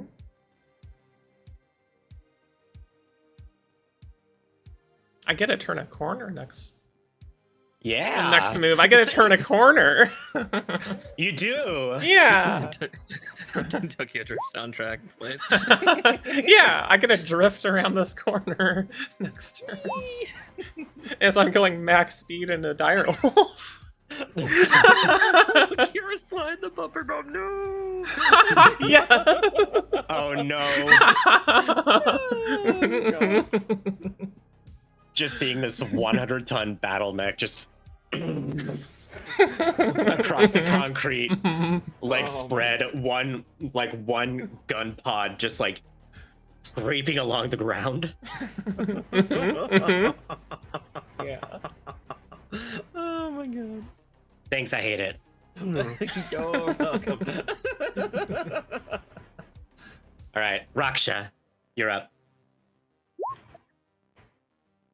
She is going to honor his request for a duel and just start breaking this way to deal with those fucking turrets. Okay.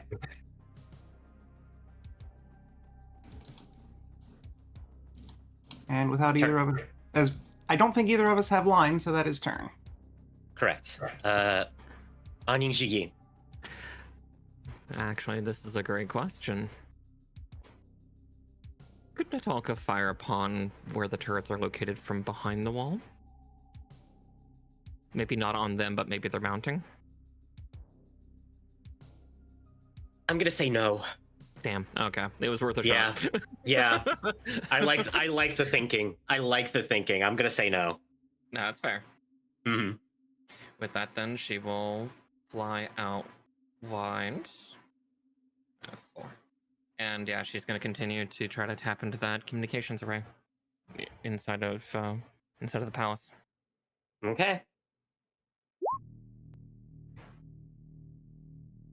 They seem to be starting to roll frequencies in an effort to avoid in order to avoid interception. That's fair. Just keeping them preoccupied.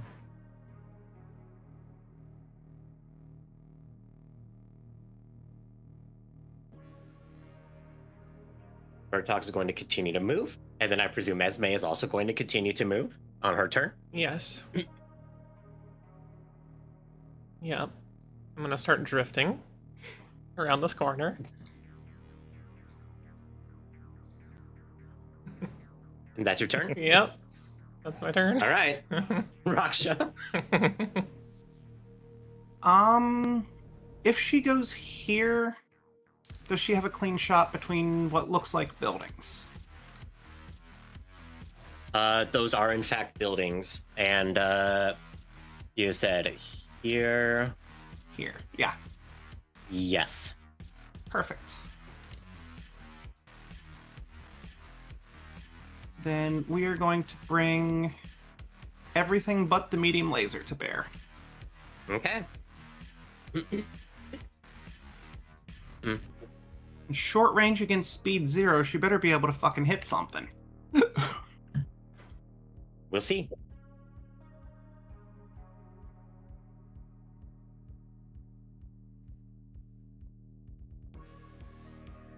It can't beat that.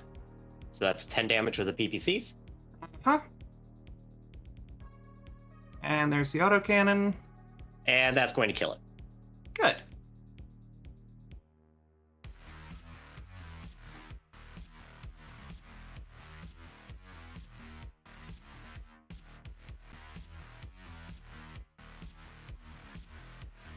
Well, at least she can hit a stationary target. That's good. Can hit the broadside of a palace wall.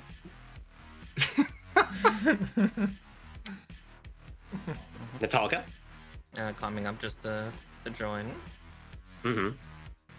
Thank you for the 11 long months of subscribing Rainathezerodin and Slurper. Dire Wolf Drift is an amazing thing to wake up to. Dire Wolf Drift, yes. Aw. Okay. Thank you. We'll continue the communication tappings. Alright. Give me another DC 16. Hope you got good sleep. Hello, hello. Hey, you make it! Rainathezerodin and Found Slurper it. just redeemed head pats for 250 points. Thank you for the head patch. Thank you. With that, then she will start what she set out to do, start broadcasting information involving Bartok Sabella and his ties to hiring the Maskirovka, specifically the Bladed Ears, for work, along with starting to broadcast along any screens here the civilian casualties all suffered during this conflict by their own guards.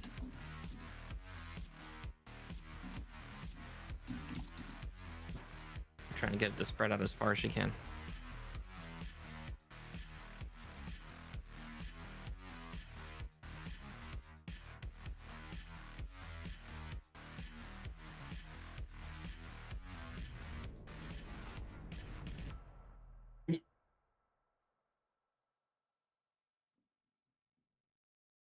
You are going to get a transmission back as one of the communications officers makes contact.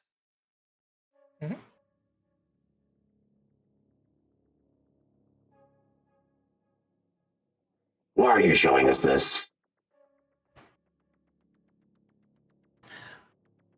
To remind you, you have a last chance to stand down, show some defiance to this despot. Despot.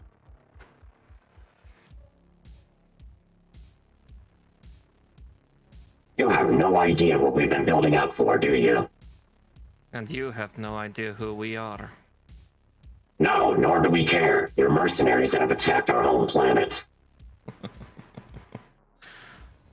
We've decimated 2/3 of your planet, and that was with 4 of us. We seem to be doing well. Congratulations, you're a bunch of rat-fucking bastards. That we are. Is it supposed to scare us? You should, but that's on you. And with that, she cuts the comm off.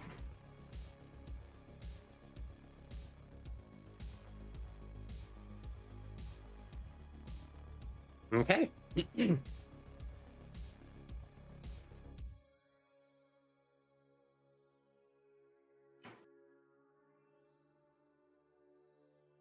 And Bertok is also going to start drifting around the corner. Okay, good. Yeah.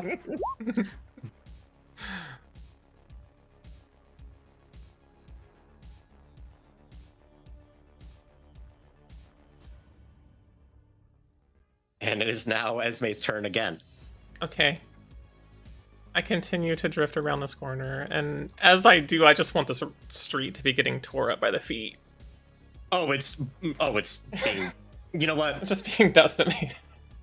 You know what? Since now it's like you're really drifting around this corner, Yeah. I am going to need you to make a piloting roll to stay up. DC 16. Okay. Because that is a 100-yard drift across concrete in a 100-ton digitigrade bipedal battle mech that is extremely top-heavy. Yeah. I need to see if you're able to do Oh. this. Oh no! Wait, it was a 16. I can edge. Do you want to edge that one? I could edge the 1. so that you don't fall over? Uh-huh. Maybe a good idea. Yeah. No!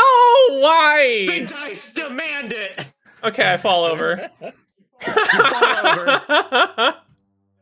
There are rules for falling over. Oh, wonderful.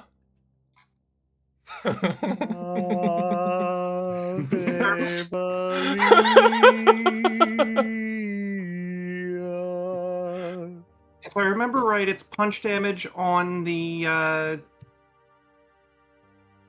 half. It sure is. Hey, Esme. Mm-hmm. What's your... Do you have the melee damage on your dire wolf? Your punch and kick?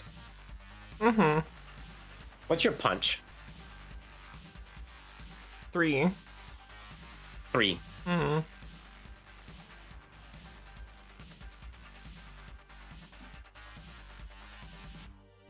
I'm gonna need you to roll for me 2d6.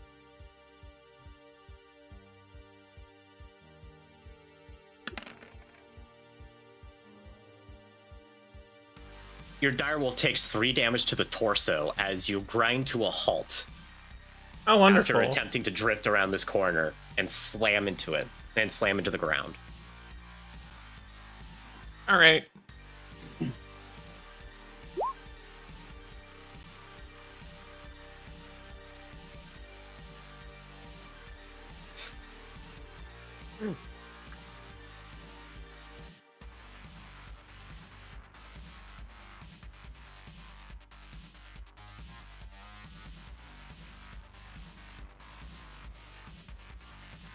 Uncle didn't see it with his eyes, I'll tell you that much. Your next turn will be spent getting up. You will not be able to move from that hex. Even better. Nothing wrong with trying for style points. Yeah.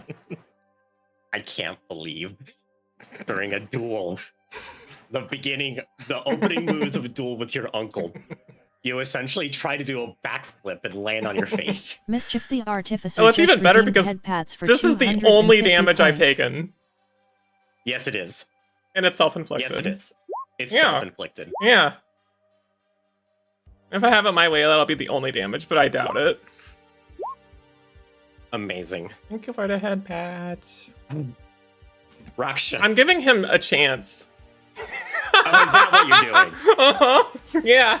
Oh, is that what you're doing? Yep. Uh-huh. Sure. Trying to even the odds a little bit, right? and Slurper just redeemed head pats for 250 points. And she is going to split the gap between these two buildings. Yeah. Thank you for I'll the let you head do that. pats. Thank you. Sheba Eats Jet Fuel just redeemed head then- pats for 250 Well, this points. hurt the Kingdom Fuck. Oh, more head pats. Oh, thank you. It is exactly in medium range. Uh-huh. I can't believe this just happened. You have Yeah, pizza? go ahead. That's good. Good. NPCs. I hope it's really good pizza. Yep. Oh yeah, Oh yeah, because you're accounting for the movement bonuses. Yep. It can't beat that. LB10. And it can't beat that. So that is another dead turret.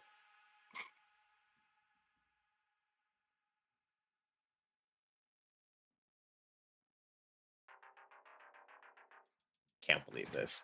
Fucking dying. All right, Onion GE.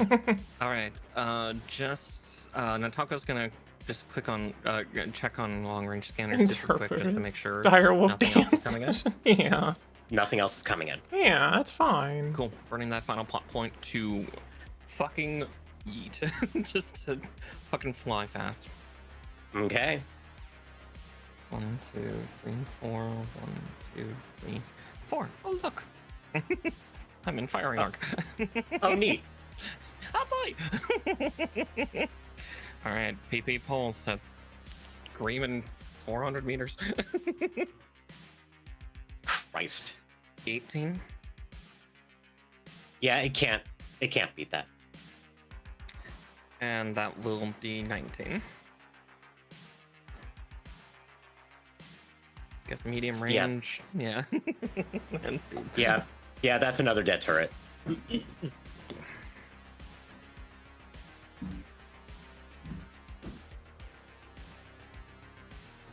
Oh.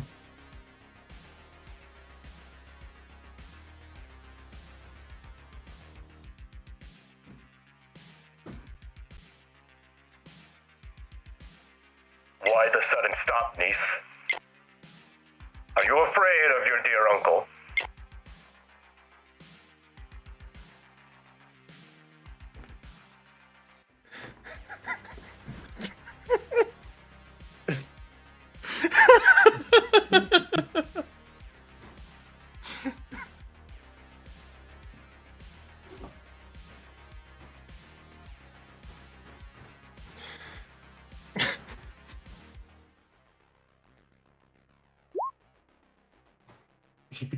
Like literally in the Family Guy pose. Oh no! Oh no! No, it's standing up again. It's standing up. Oh my god! Unbelievable. But I presume you take this turn to stand up. Well, yeah. I also, you said he was drifting, didn't he? Did he not have to make a roll for that? He didn't drift for 2 blocks. Okay, I didn't know that was the requirement. He stopped drifting. I'll let you do the first one for style point, but for that second one, I was like, okay. See, I thought it was like the full drift. No, you know? no. It's a 50-meter drift. All right. Okay. I just have to make sure. Yeah. Don't push for 100, because then suddenly something's gonna catch. Yeah, like that was a long fucking drift for a mech that was only traveling at 50 kph to begin with. Yeah, it's okay. She's used to doing that in the Falcon, or not the dire wolf. Like Jesus. Sorry. A small yacht on toothpicks. This is basically if Baba Yaga's house was a bunker.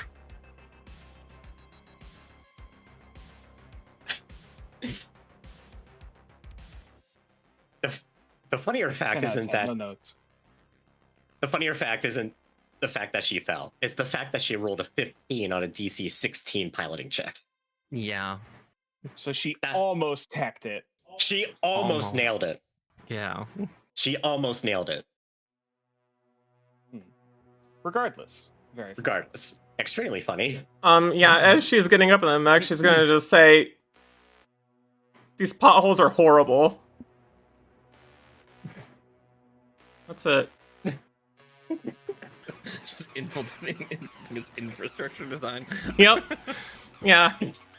Just another reason for her to go after Burdock. These potholes are horrible. How dare you insult my infrastructure? You haven't even been here! Maybe take better care of it. These roads were fine until your kind started tearing them apart.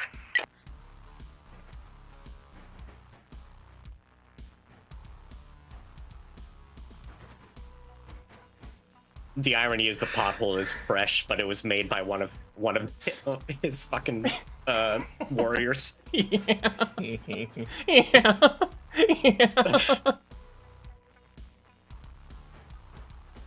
Yeah. Okay, Raksha. Christ. Um, I can't believe this. not really any point to her trying to circle around the building because I was gonna get there first. Yeah. So she's gonna get herself a front row seat for the fight. And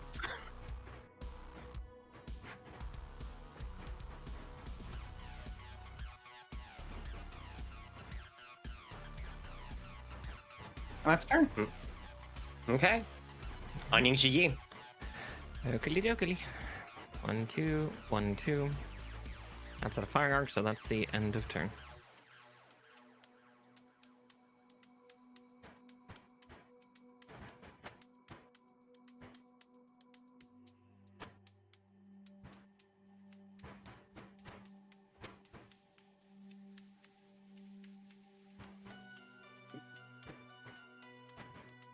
And Bertok is in range, but not in line of sight, so he cannot fire this turn.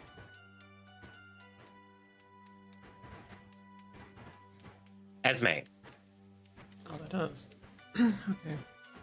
heads up. Hmm? As you begin to close into firing range and are beginning to exchange your first shots, your readout of his battle mech reveals a couple of interesting little quirks.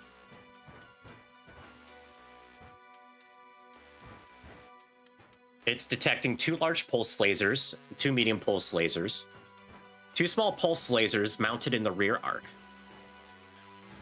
It also has an LRM-15 and 2 SRM-6 systems, all of which have Artemis 4.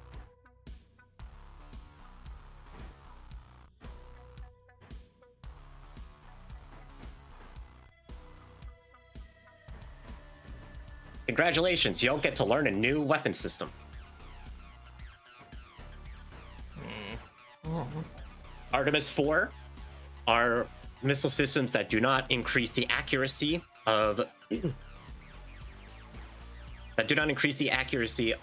the missile systems themselves. However, they increase the likelihood of cluster damage.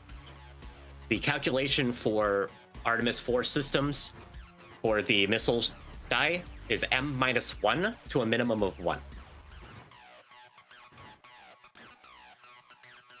So rather than 1, 2, 3, 4, 5, 6, with 4, 5, and 6 being too large to accrue any extra damage, the die will essentially roll 1, 1, 2, 3, 4, 5, with only 4 and 5 being too much.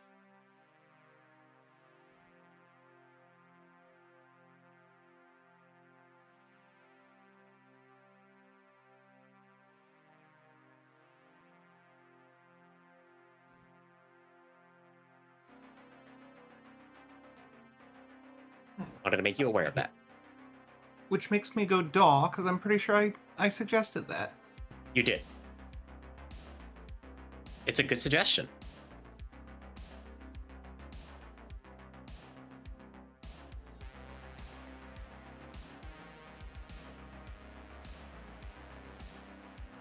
But yeah. Proceed. Okay.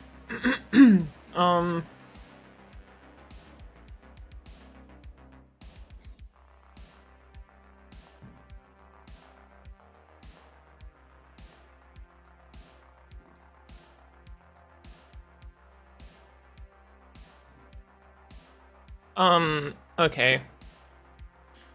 After I have stabilized the dire wolf from hitting a pothole, and it looks a lot more like a sinkhole at this point, now that I've stood up again.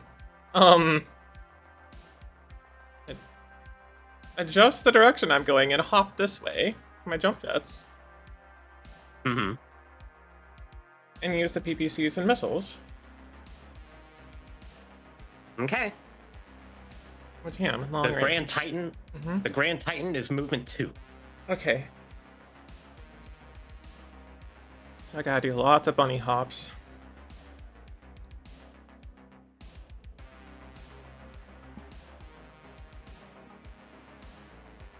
Okay. One is PPCs first. Okay. 17.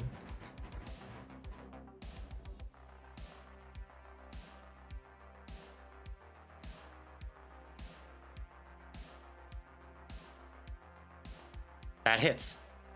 Okay. Give me a location. 11. That is the left arm. Hmm.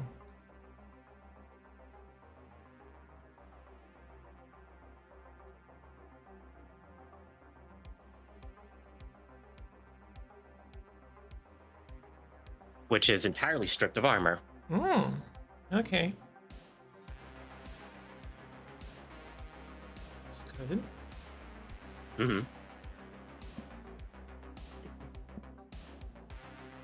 And then there's the LRM 15s. You're 18. He cannot beat that.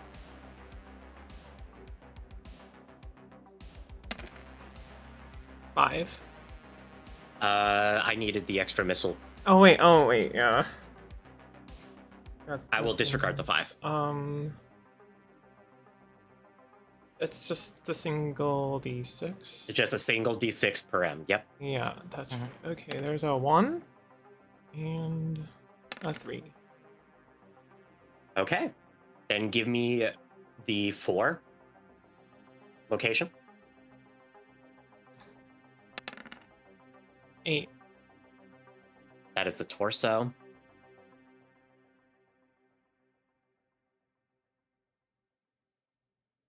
Give me the 1. Also 8. Okay. Now give me the 3. 11.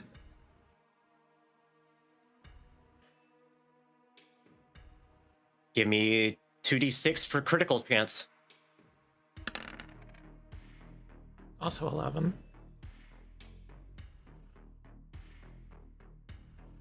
I am seeing an 8. Oh, I didn't register right away. 8, yeah, that's an 8. That is still a critical, though. Give me... Actually...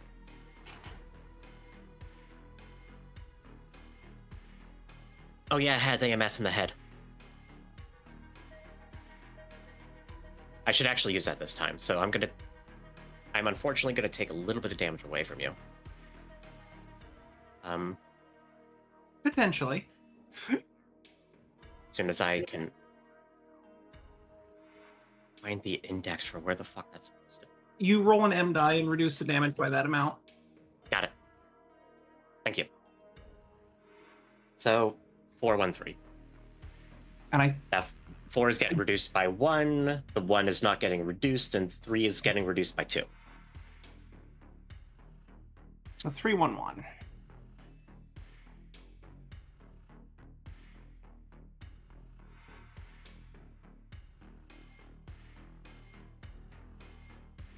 Good to know that it applies to the M dice too, not just the base damage.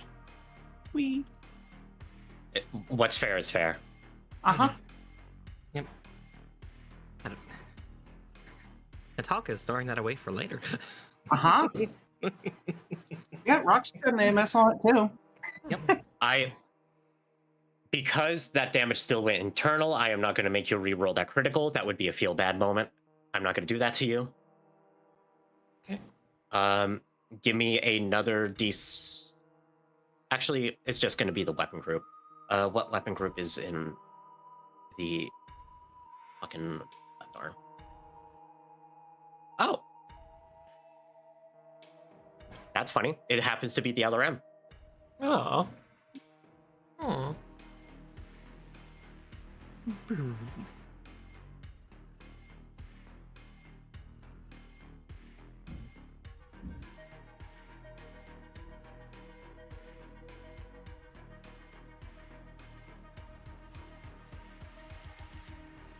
All right.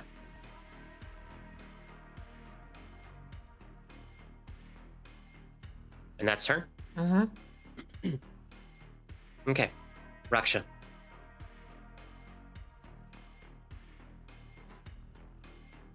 She is just going to continue to get her front row seat. Okay. Are you planning on resuming combat? No. Because she is of the assumption that Natalka's going to finish the turret and Bertok's actually going to honor his duel. Okay. Mhm. If he fires on her, she's killing him.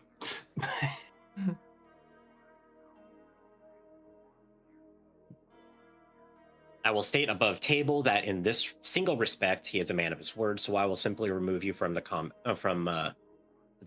turn order. Aning Ji. Yep. 1, 2. 1, 2. How lucky. Oh boy. Oh boy. Let's see those rolls. Let's see those rolls above 12. And there's one. Yeah, there's 19. And There's the other. 22. And that's the last turret. Hmm.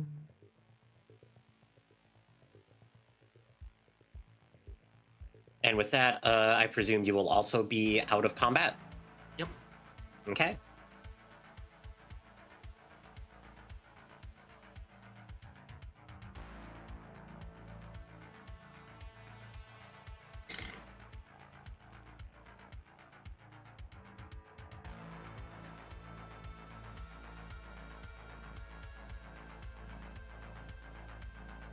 I will grant you the same courtesy as before. However, since you jumped, the LRMs are destroyed, but he is going to fire off with his large pulse lasers. For movement.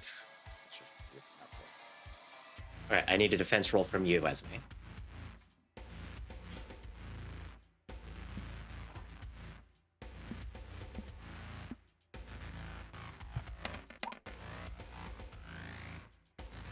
Yep, that's gonna miss. Okay.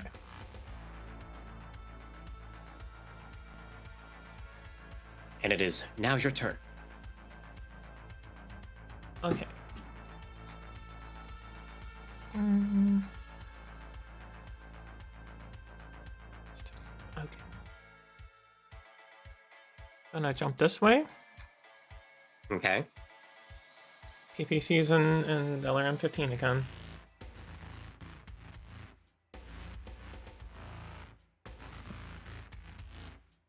Okay.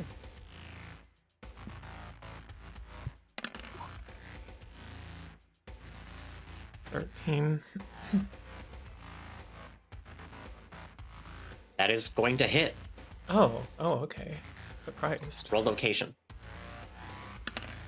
9. That is 10 damage to the left leg. Okay.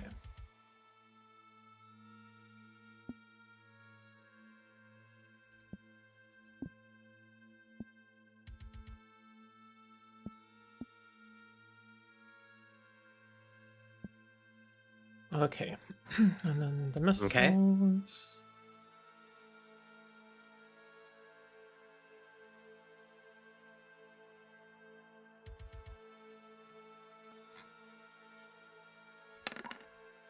19. He is incapable of beating that. Okay. So give me your missile. Give me your cluster. There's one is a 3. And then Okay. another 3. Christ. All right. Let's see what the AMS has to say about that. The 4 is getting reduced to a 2. That 3 is being untouched, and that 3 is being eliminated. So 2 and 3.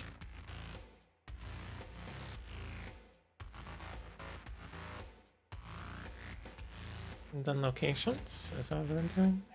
I need 2 locations. One for the now 2 cluster and the other for the 3 cluster. There's a 7. Okay. And 8. All in the torso.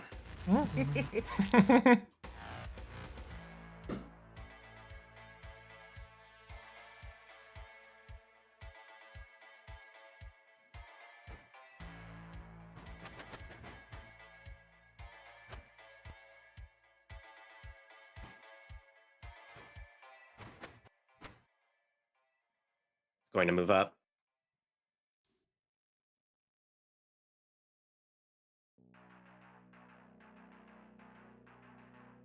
Hiding behind my people's buildings and taking pot shots, ever the coward, just like your father.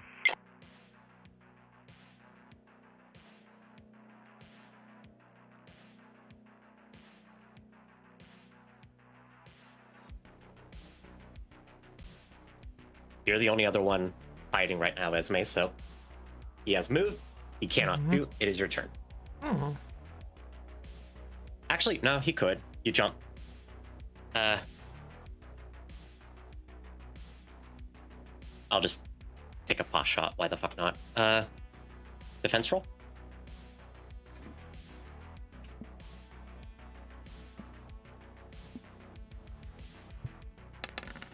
Oh. Ooh. I will edge. That's actually going to hit. I'm going to edge. You want to edge that? Okay, Mhm. yeah, edge that. Go ahead and edge that, yeah.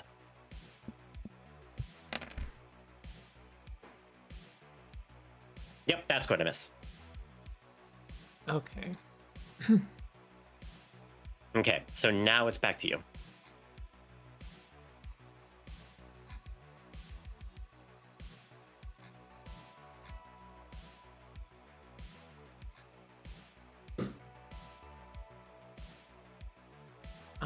Okay.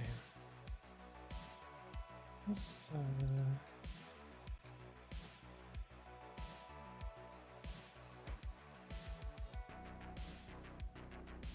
okay.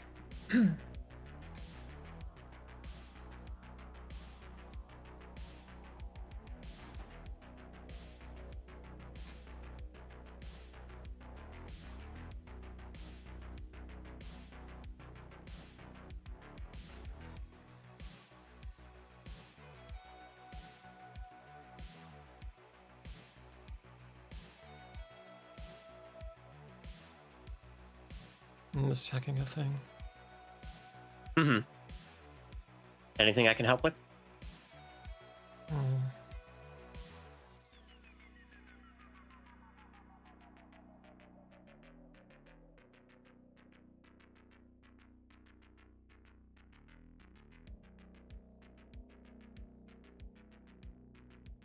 I'm just thinking, just a thing I'm debating trying, but kind of just depends on how.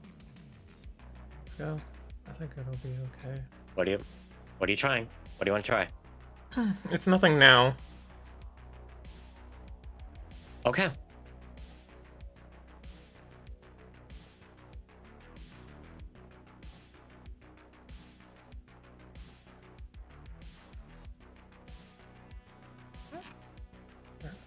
In that case, I would respectfully recommend that you stay focused on the combat. That's exactly what I'm doing. Okay.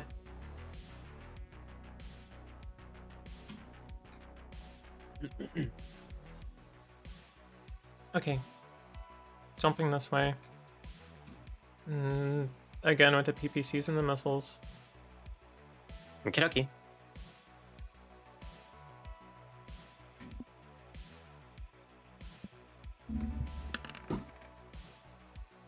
This is 16. The PPCs. Yep, that's a hit. Location?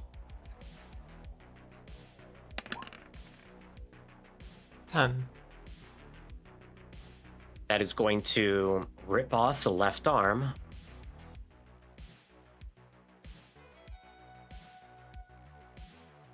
Destroy the remaining armor in the torso.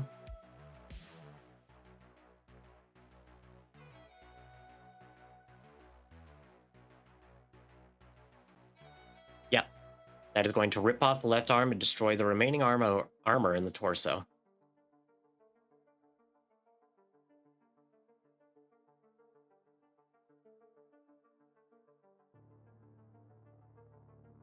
All right. If the thing that you were looking at doing is related to the combat, what was it you were looking to do?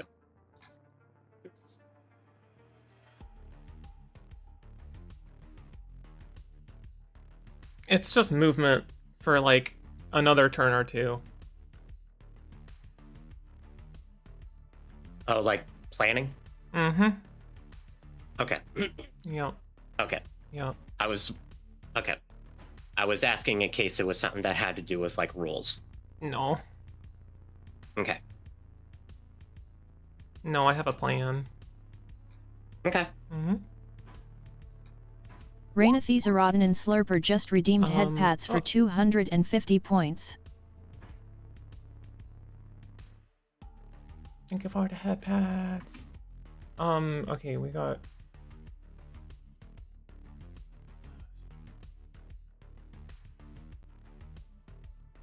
He's going to move. He's going to shoot since you were up in the air.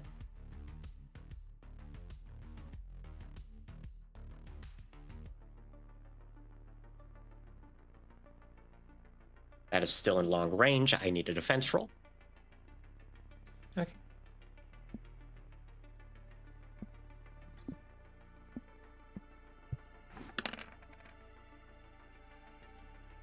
Again? So it seems. All right, I guess I'm using my last edge. Unless it's somehow not enough, like, unless that somehow is high enough. Oh. I mean, he rolled a total of 16. Okay. So Doable. So the odds are good that you will roll the minimum 7 that you would need in order to beat that. Not great, but good. It's a gamble. Essentially, What is he 50-50. shooting at me? 2 large pulse lasers. They will do 6 damage.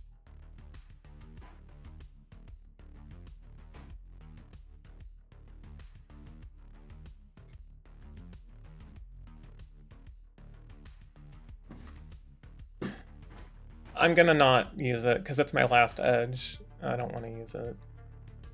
Good call. Yeah. It's a good one to keep. That will hit the torso. Again, 6 damage. The one spot I don't really want it hitting, but oh well.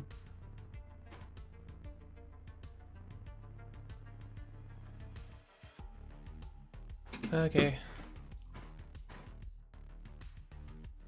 Now back to you.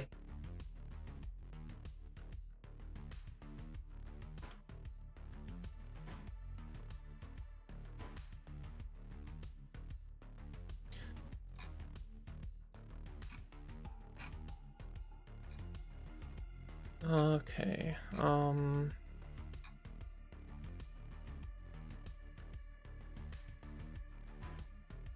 Jumping here.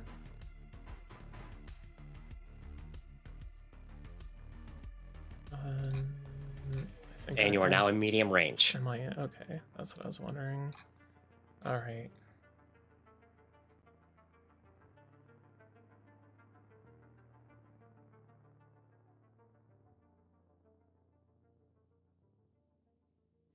All right, then I'm doing my medium pulse lasers and all my missiles.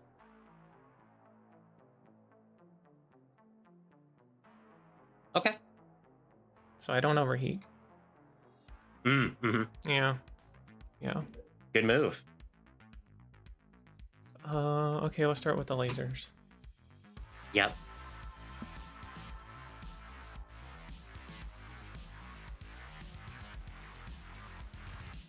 the movement is still the same.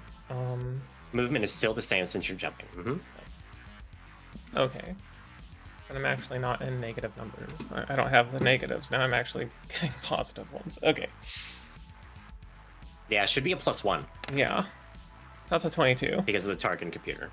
Jesus Christ, he can't beat that. Roll location. Okay.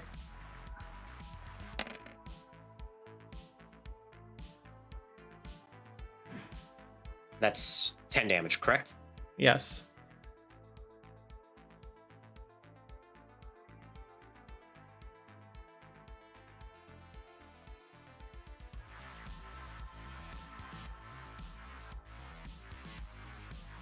Right? That takes a healthy amount of armor out the right leg.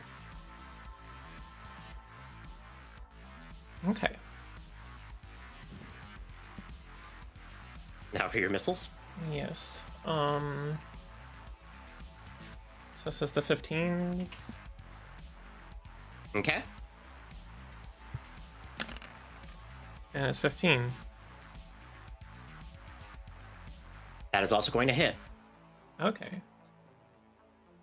And the missile dice. Oh, no, I meant to roll this individually. I mean, I can. Do you want me to count them as a 2 and a 1? Or do you want to re-roll each die? I'll just re-roll each die. Okay. There's a 5 and a 2. Nothing. All right. So it's going to come in as a 3 and a 1. Okay. Give me locations. 8 is one of them. Oh. And 10 is the other. Both of those will splash into the torso, so I'm going to need you to make me 2 individual 2d6 rolls. Okay. It's the first one. A 9. And then... That is going to be a critical. That's okay, a critical. I was... Okay. Roll 1d6. 2. Weapon group. Yeah, that's a weapon group in the torso. That is going to be the SRM 6s. So you don't have to deal with the Artemis at all. Oh. All right. Because the missile systems were destroyed before he even got a chance to really use them. Lucky you.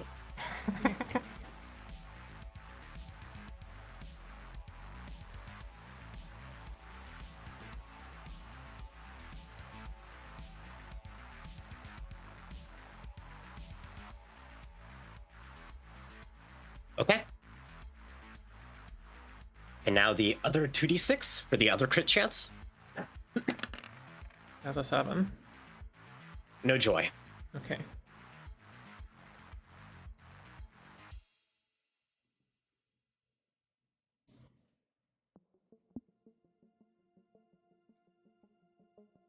And he's going to continue to roll up.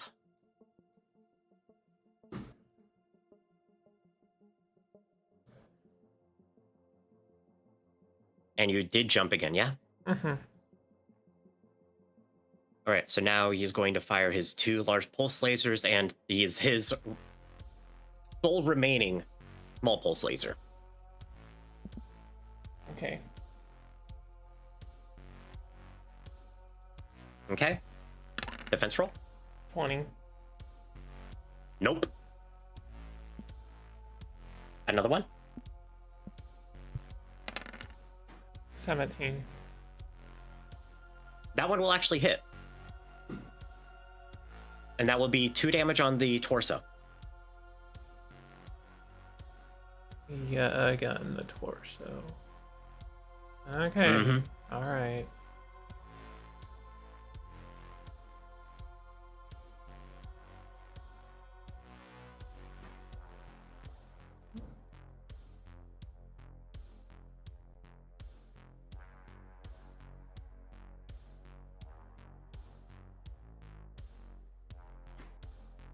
And it is now your turn to retaliate.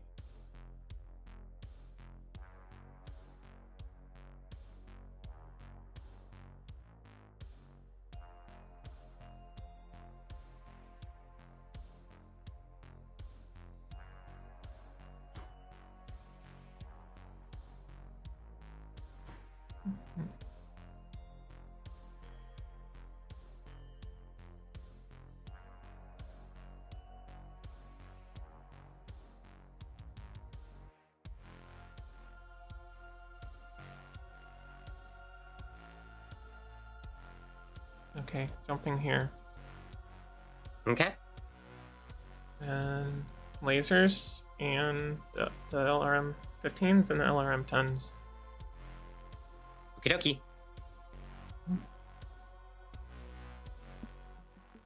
Start with the lasers.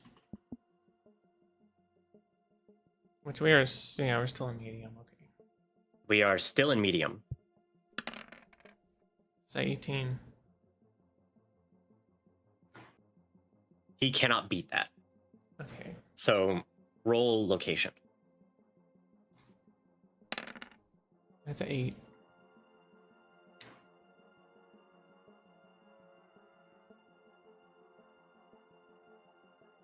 Esme. Mm-hmm.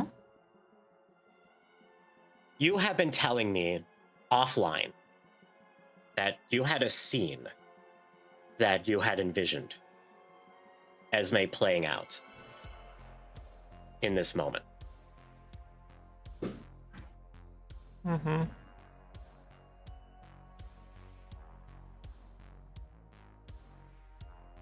With that last shot, with that last blast of the medium pulse lasers mounted into your direwolf's torso, you have destroyed Bertok's Grand Titan. What happens? Take it away. Oh. What time of day is it? Is this? It's still early morning, right? It is still fairly early morning. It is roughly 10:30. All right, and it's the sky has the red hue to it because the fire, right? We were talking about that. The sky is cloudy with a vague orangish tint from the ambient smoke and ash from the wildfires a few 100 kilometers off.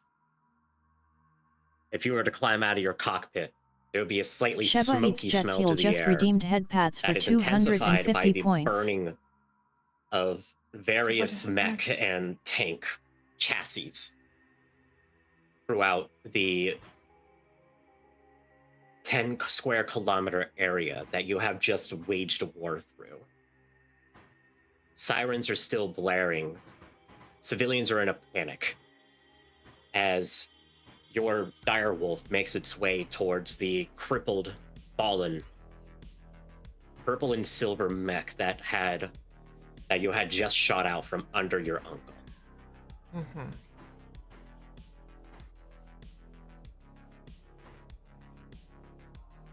In the distance, you can hear rumbling of some sort, whether it be thunder or the sound of mech-grade weaponry.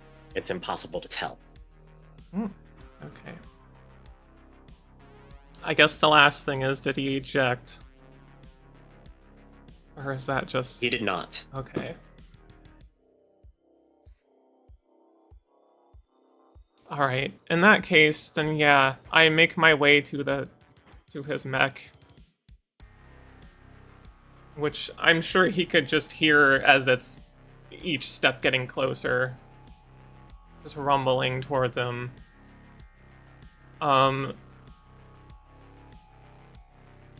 Before putting one of the direwolf's feet onto the remains of his mech. Where is the cockpit on this, anyway? In the head. It's in the head? Okay. Then yeah, the foot. Let me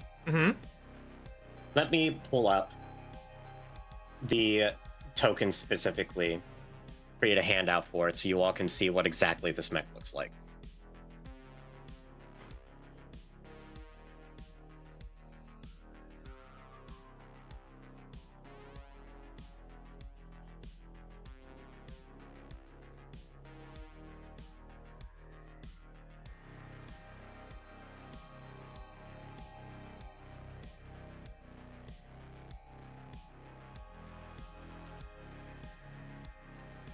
Oh, okay.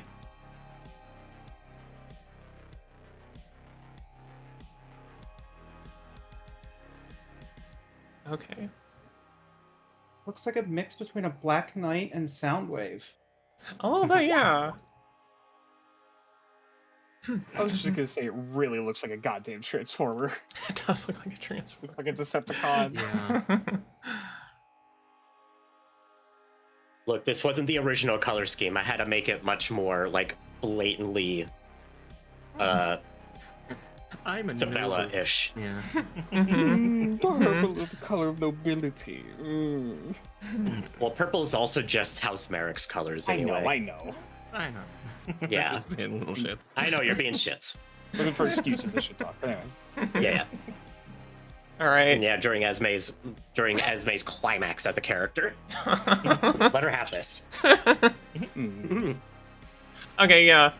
She firmly plants the direwolf's foot onto what the remains of the center torso. Mm-hmm. And then she gets out of her mech. If he can see her, she is like kind of a silhouette against the orangish smoky sky.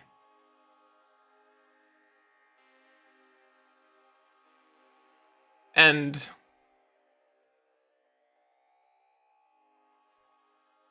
she's also holding her axe. How? It's kind of over her shoulder. just... Like, it's kind of one of those, like, she's holding kind of on the side over her shoulder. Almost like a Grim Reaper with a scythe. Or like a baseball bat. Uh-huh. That vibe. Mm-hmm. Uh-huh.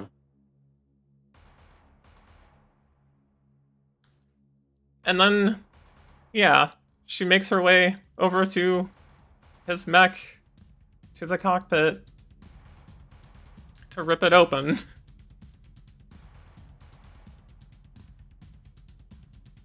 Which that, I don't know if, it's sealed or what. There is a hatch. Mm-hmm. But the hatch does have a handle. You will be able to open it. Okay, I can just open it then. Yeah. All right. As she's approaching, let's see how I want to.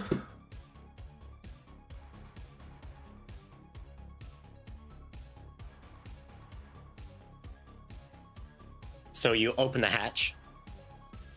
Mm-hmm. Give me a personal level defense roll. Double your reflexes. Double my reflexes. 2d6 plus double your reflex.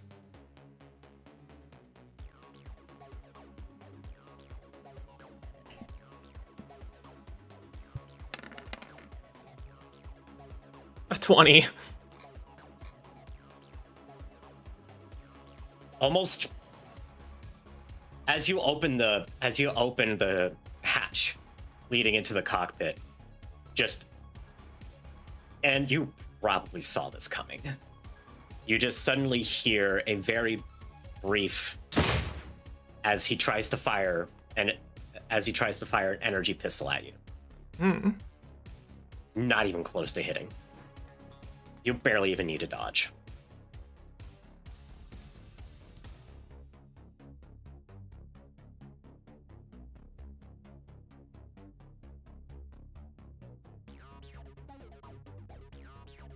Okay, then I guess I'm going to try and disarm him then.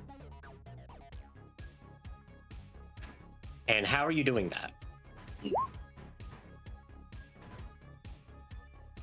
I'm literally gonna try to take his arm off. Disarm him. Yep. With the axe. With the axe. Yeah. All right. Give me a melee roll.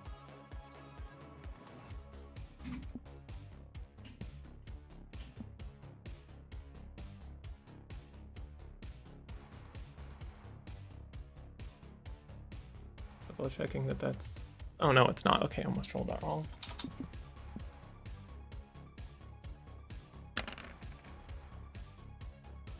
It's a 14, which I will edge if it's not enough.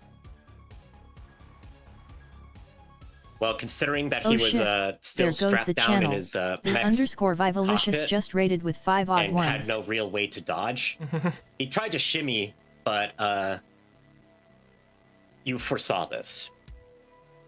And rather than do what he expected, which was to thrust the axe like downward or try to chop, you simply hook the axe in between his torso and the offending. Let me see a thing real quick. Is he left or right-handed? He's right-handed. How are you doing? Welcome, welcome. Thank you so much The for offending staying. right Hope you had a arm. good stream. And you simply activate the vibro axe's blade and just bring it up, severing at the shoulder. Mm. He howls in pain as the now dismembered arm just simply falls away from his body onto what was previously the back of the cockpit, now parallel with the ground.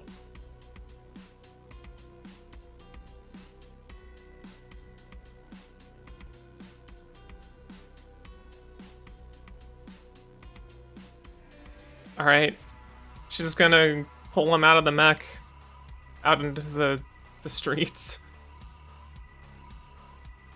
It takes a little doing because he's trying to resist you, but it's hard to do that when you're strapped into a mech's command couch and have just lost your dominant arm. So you simply go in, ignore the buffering, undo the straps, grab him by the neck of his overly ornate Mechwarrior uniform,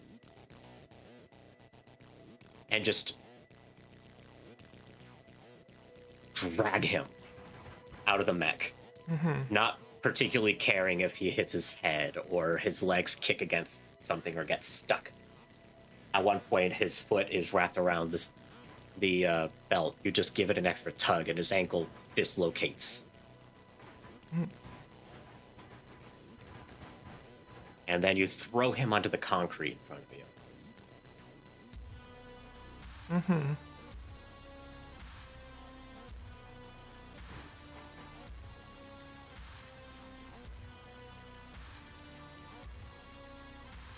I don't know if there's any cameras on this. We had like the beginning where there was like a news stuff or whatever, I think. Oh, the media choppers are still flying around, yeah. Okay, they good. Cleared out a little bit once PPC started going up into the sky, but they're still in vicinity to be able to see this. Okay, good. Yeah, and Natalka's got her camera kind of focused on the area too. Oh yeah, no, I'm sure Natalka and Deanna are both watching this as well from their cockpits. So the gun cams are also watching what's unfolding. All right.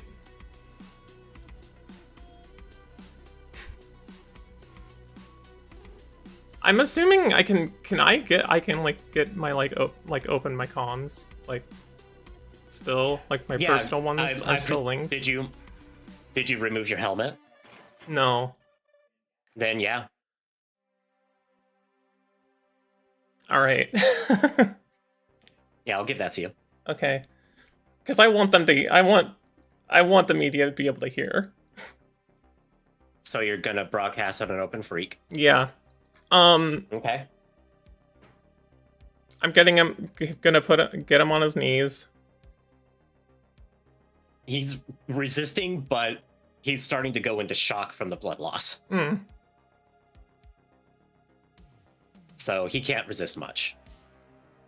All right. Then I will make the announcement. I am Esme Sabella, the rightful heir to the Sabella name. Burtok killed my parents and tried to kill me too.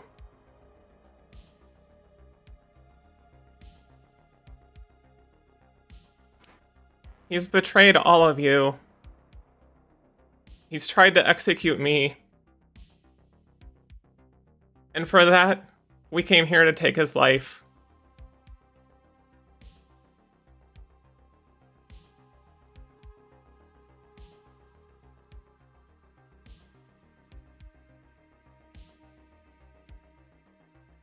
I am going to claim the title as your ruler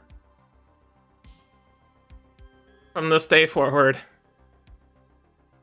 And then she kicks his back, so he falls to the ground. Goes to the side with the axe.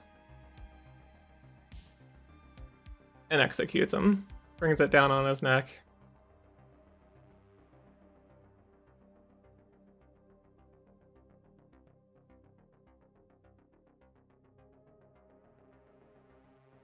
Oh. Mm-hmm.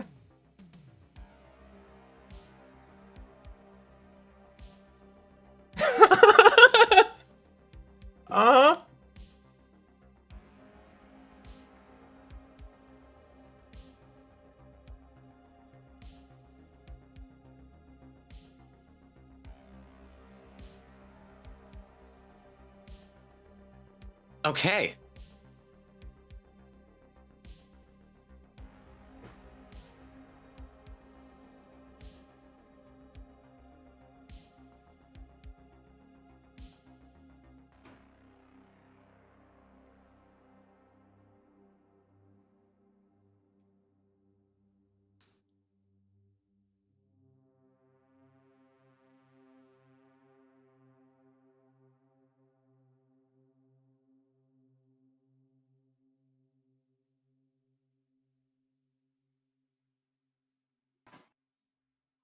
I know the 3 people in the party heard that.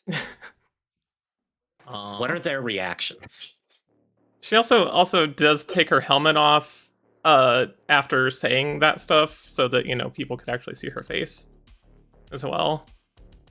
So she took her helmet off and then kicked Birdpock back and decapitated him, essentially. Yeah. Okay. Yep. Yeah. Like, Natalka's circling around. She just kind of looks, and underneath her helmet, there's just kind of a similar countenance to what she had when she killed Alice. Just kind of the grim, it's done type face. But silence.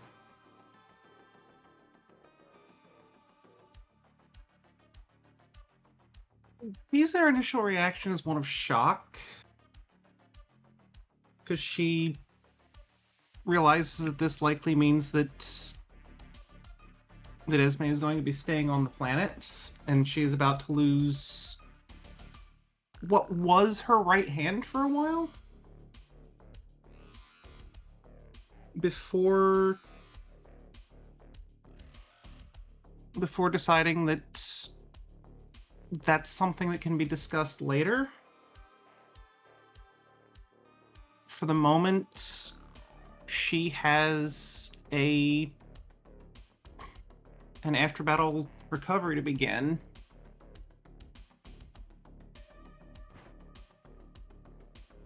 And opens just the Night Hunter comes.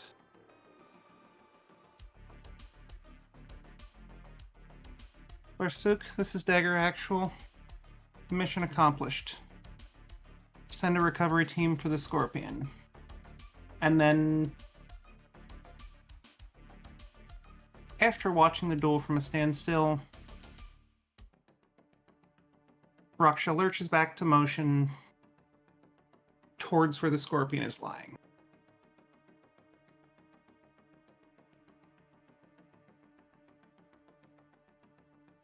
When she finally does see and stop near Holston, the hatch opens, and the ladder drops.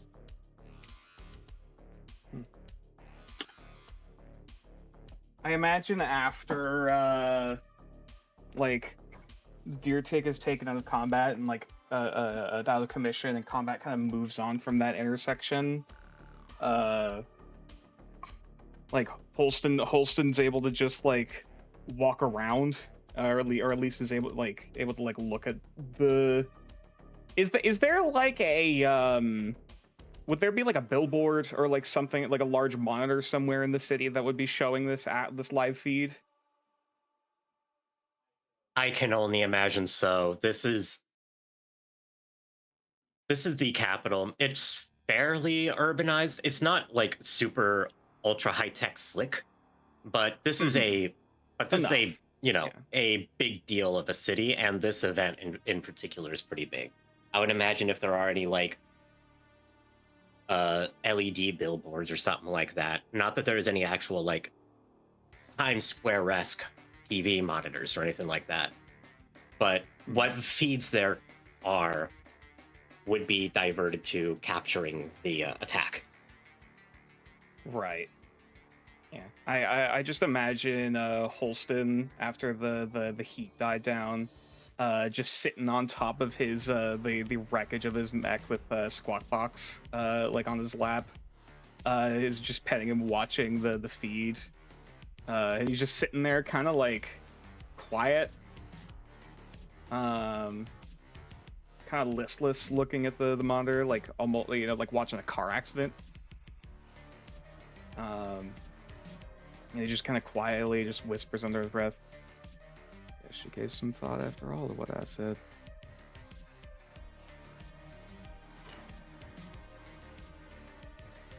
And then by around that point, then is when he would see the Raksha start to stroll up, and he would like start to stand up and like give a wave.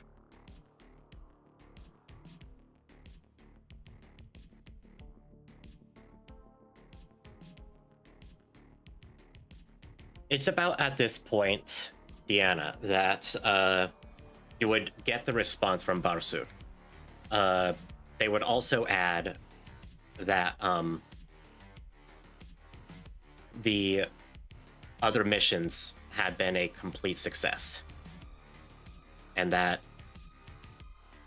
with minimal casualties, a dropship would be deployed to each location in order to salvage and exfil what few shoot downs there were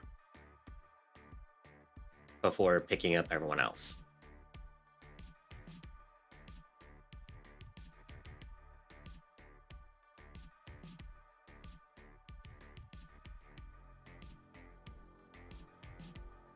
Fast forward about 6 or 8 hours. Let's go 6 hours. About 4 p.m. local. Same day. Mm-hmm.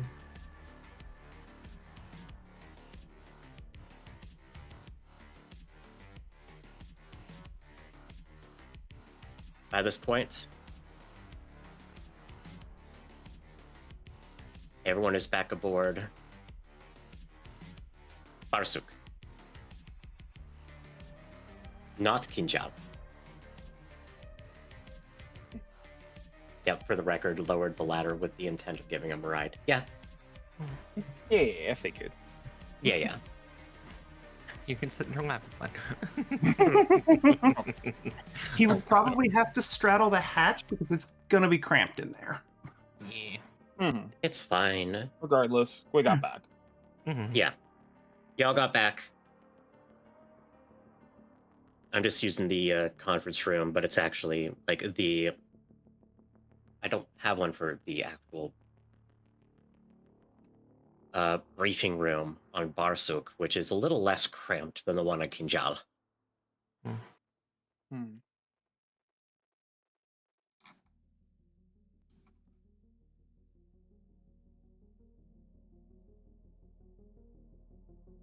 And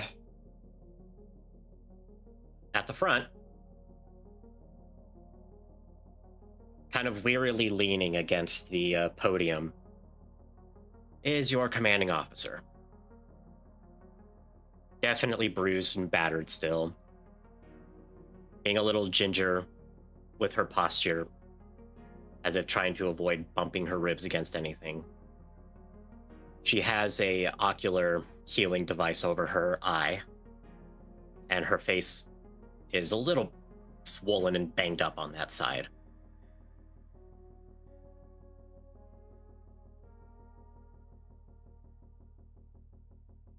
As soon as everyone is seated and everything starts to quiet down. As the first one in, Dee would at least check on her and possibly give her just a solemn, almost embracive reassurance before going to her seat. She would grunt at the embrace. Very careful not to hurt her. Have you ever tried to hug someone with broken ribs? There's no way to do it and not hurt them, I'm gonna be honest. Sadly, yeah. Well, even if it's just like a... Maybe a shoulder clap, but that's about it. Right. Like, even if it's just like a hand on the shoulder or something. Yeah.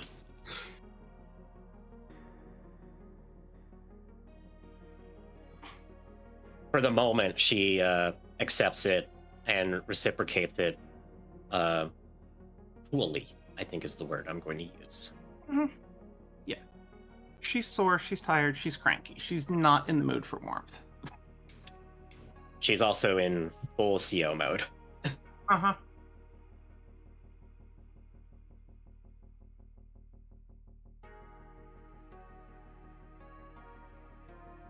Once everyone comes in, sits down, all of that.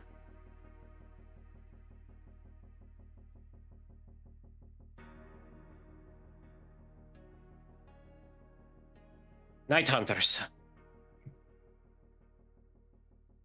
I am pleased to announce that as of 12:30 p.m. local time, the remnants of the Griffin's forces, predominantly communications and non-combat personnel,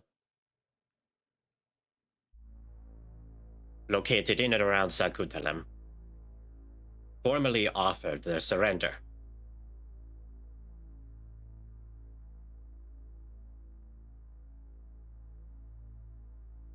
It is with no small amount of relief that I can proclaim Operations Phantom Requiem and Phantom Thunder to be a complete success.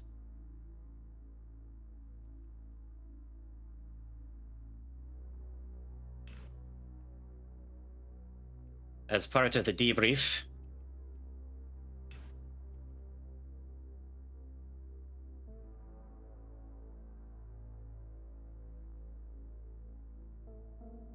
the Griffin's forces have been entirely eradicated. Our dropship forces, as part of a ceasefire agreement, are currently working with the remnants of the dropship support squadrons in order to put out the wildfires that were created as part of Phantom Requiem. At this point, quite simply, the planet has been completely neutralized.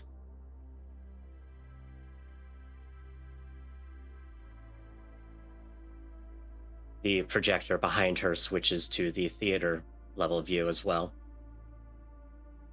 We have completely pulled out of the region immediately around the capital. But our success has been absolute. As per preliminary, after battle damage assessments, we have confirmed the complete and total destruction of the Griffin's first and third battalions, as well as the Kalidasa Palatial Guard and the Baron's personal bodyguard. which, after cross-referencing communications off system, have been confirmed to have been a level 2 detachment of the Word of Blake. We have yet to identify the specific division, but it is believed to have been 3rd Division of the Word of Blake militia.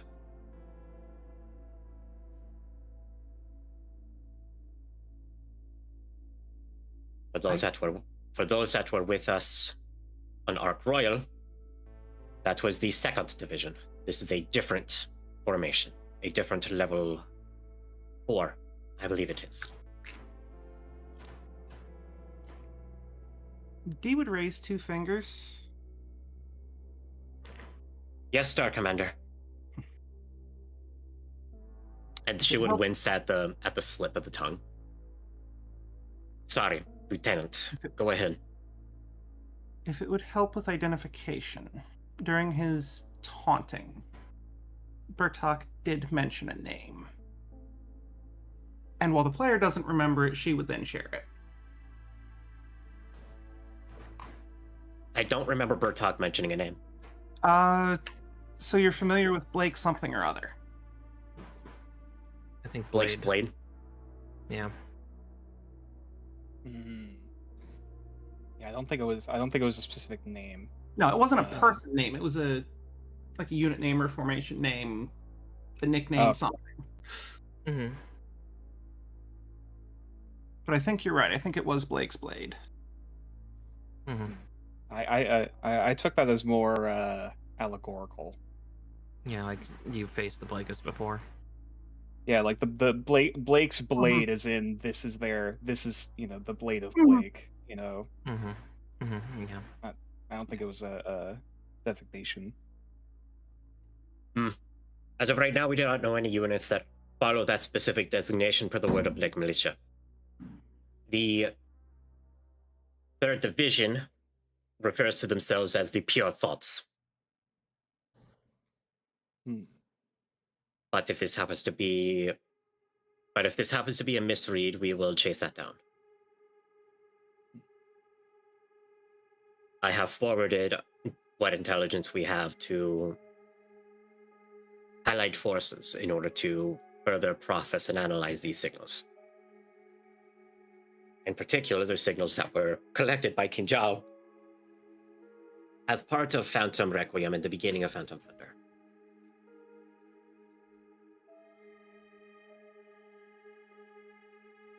But to continue the briefing,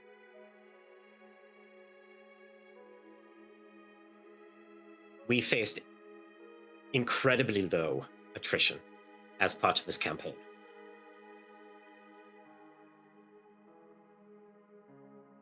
Our Black Daggers Special Operations Group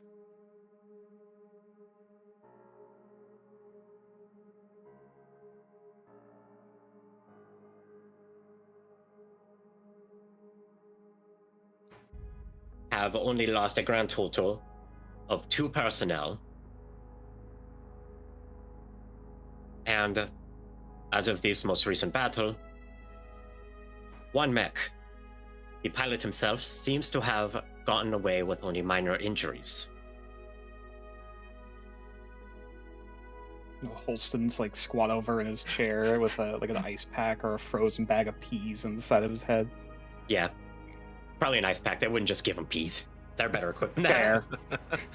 Fair point. Eat these later. No. Oh my god. During this final battle, outside of that, and my own shoot down, we have suffered 0 mech losses throughout the entirety of this campaign, and 0 aerospace asset losses. We only suffered 2 losses from our ground support personnel, 2 armored vehicles, which were successfully salvaged and are currently being refit as we speak. No deaths resulted from either of those armored assets being destroyed. For all intents and purposes, we have achieved what I can only describe as a perfect military record.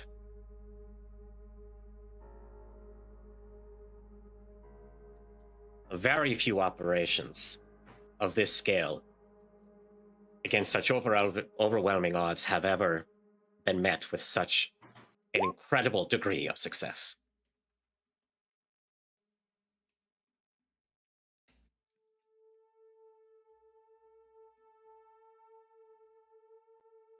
Now, there are other ramifications that must be dealt with. For one, as one would expect, our actions here on Kalidasa have been condemned by the Free World League. And while we have been granted safe passage away from this territory, we have been deemed personae non grata. We are disallowed from entering into Free World League space without an explicit contract. We have also been banned from receiving contracts from the Free World League. Any time that we have a contract that requires travel through Free World League space, we will be provided with an armed escort.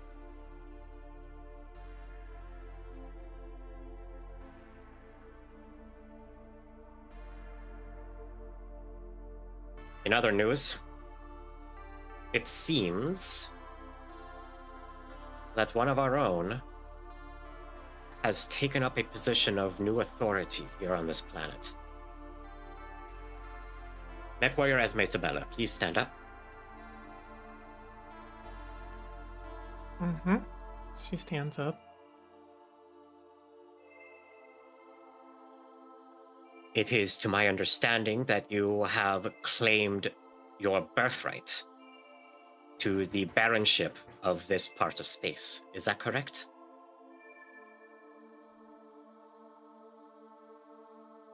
I did.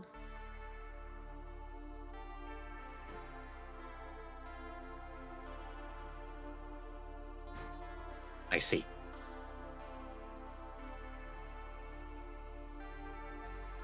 And so you will be taking on the responsibilities therein, and you will be staying on planet, I presume.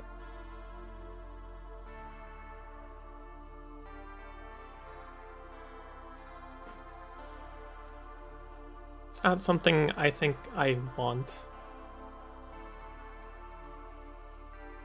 I just wanted to make sure no one else as bad as my uncle would take his place.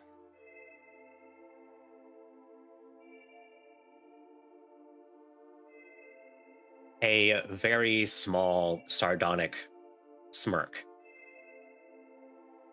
creases Kirka's face.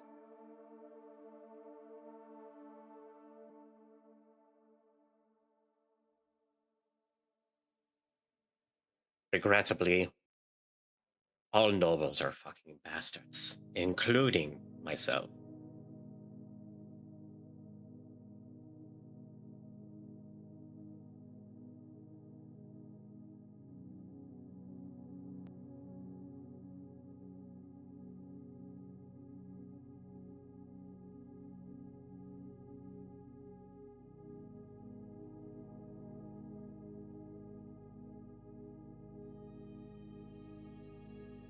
As it stands right now,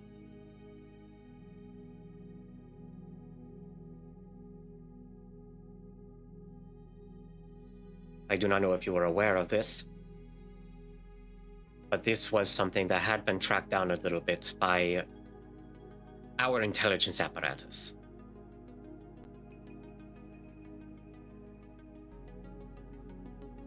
In the off chance that you were to abdicate, the line of succession would end with the Sabella household and would move on to the next closest relative as per approval by the Free Worlds League. In this case, it would be, if I remember correctly, House Hepburn Merrick, I believe it is. Yes. Specifically, a distant relative of yours by the name of Hester Merrick would take on the barony of Kalidasa. We do not know anything about her, but we do know that she is not your uncle. As for whether being a good person or otherwise, we simply do not know. Regardless, whoever comes to power in this region of space is going to have a lot of work to do to rebuild.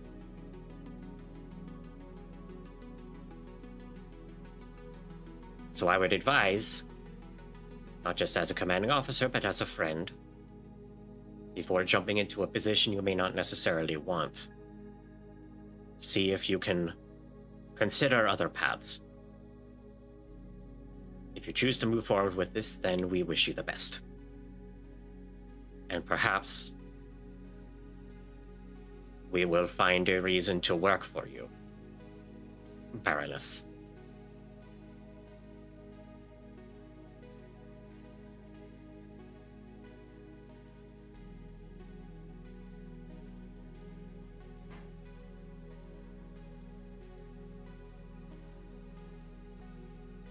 Unfortunately, you do not have much time to decide. We haven't given strict orders from the Free Worlds League militia to vacate the system as soon as possible. That leaves 90 minutes before we need to start steaming towards the jump point.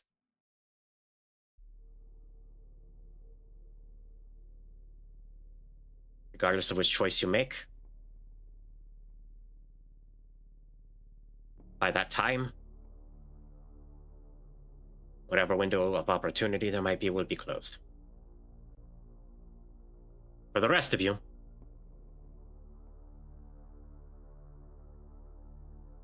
good work. We will be returning to Roadside after this, where we will be given extended R&R for our work here. I have already talked to and cleared this with Star Colonel McEvedy. Pardon, Colonel McEvedy.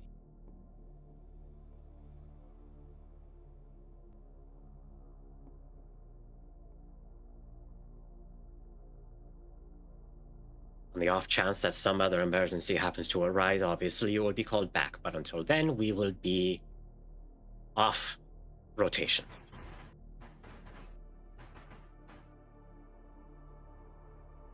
"90 minutes until we leave. Dismissed." And with that, the majority of the personnel will get up and start leaving the briefing room.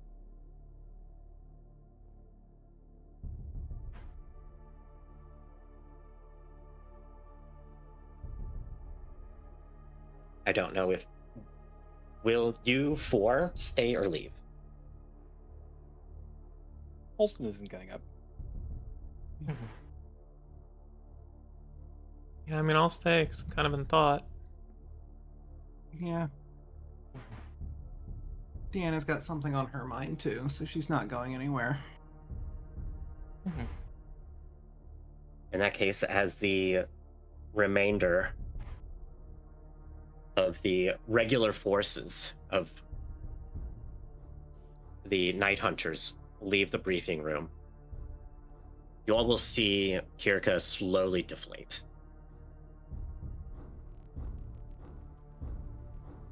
Until, at last, it's just the five of you.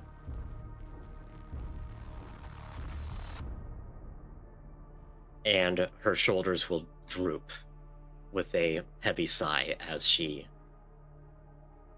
almost collapses in on herself a little bit, visibly, that is.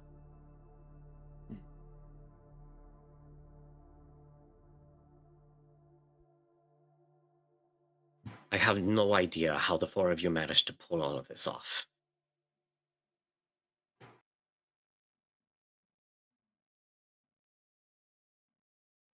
But you did.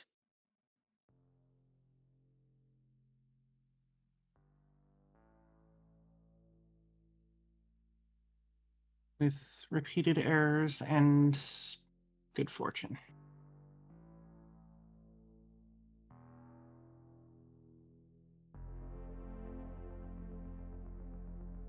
Suppose that's any engagement, though, ain't it?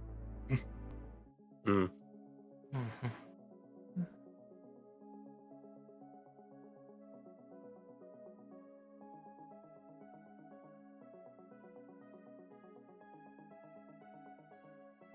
Question still standing though is, you're sure you're wanting to go through with this, Esme?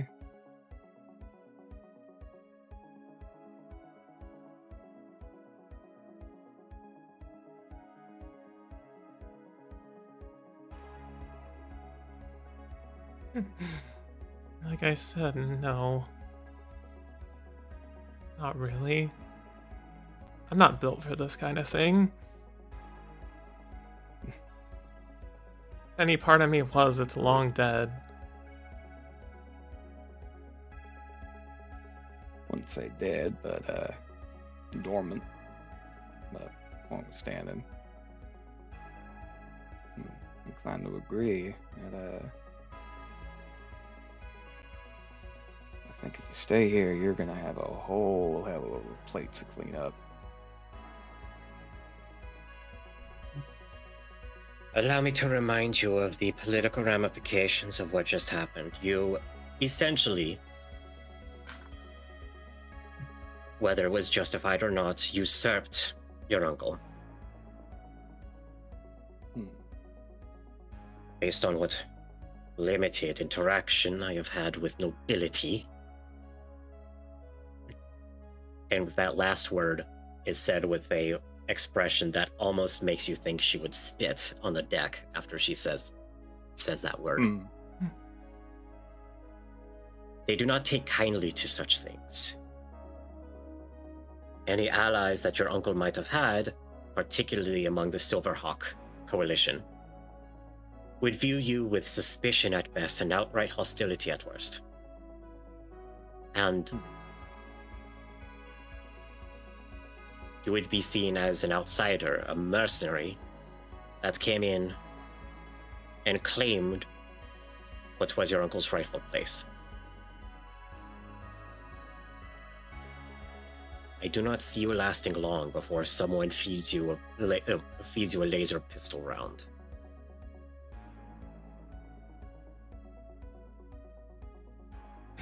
You say that like I haven't lived most of my life feeling that way anyway.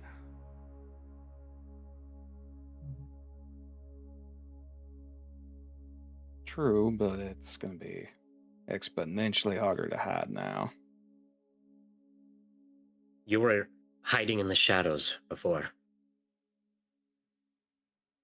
This operation, whether we wanted to or not, have further thrust us into the limelight. And you in particular are now the center of attention.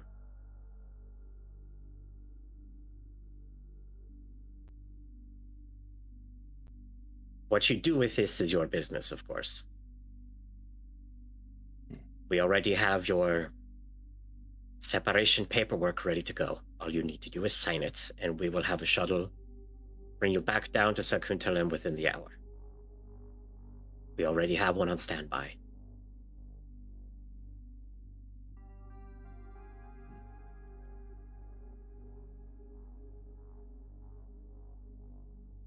And I do not think it is outside of my authority to say that you will always have a home with us.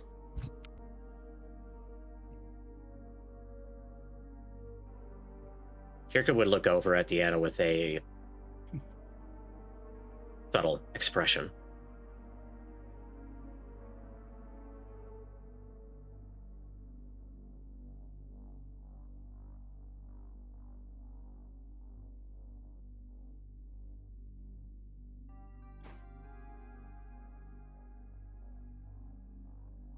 That's true. The place was never a home.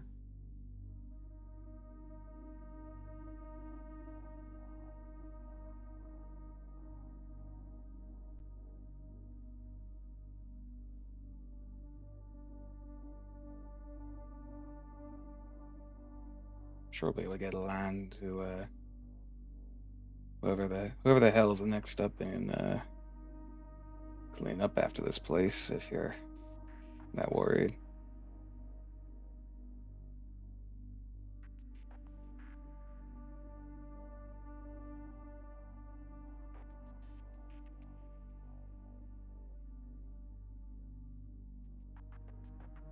Can't do a worse job.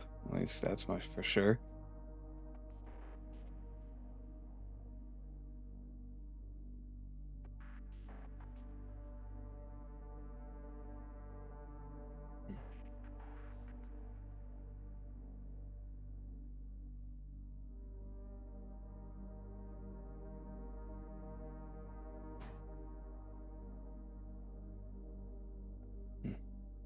Regardless, though, it's your bed, and got the saving grace of being got the choice of either delay it or leave it for the next one.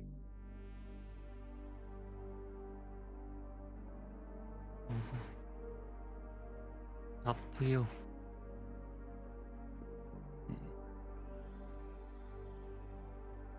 If you do end up staying, I can leave whatever manuals I have on agriculture or whatever behind, leave it for reading.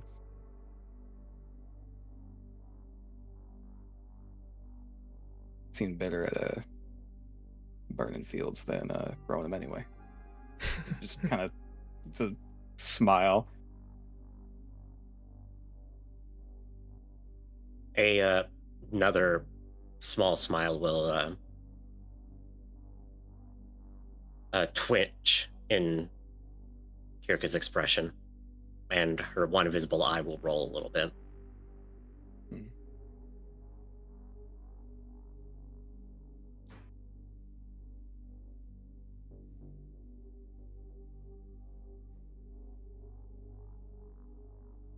No, I don't belong here. We should let someone else clean this up. Besides, I have a lot more chaos to bring anyway.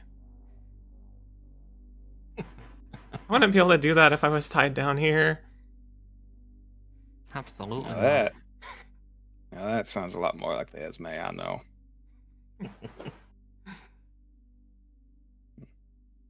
You have only begun to understand that. Enough. I look forward to seeing more of it. I'm both worried and hopeful. I don't think I ever won't be both.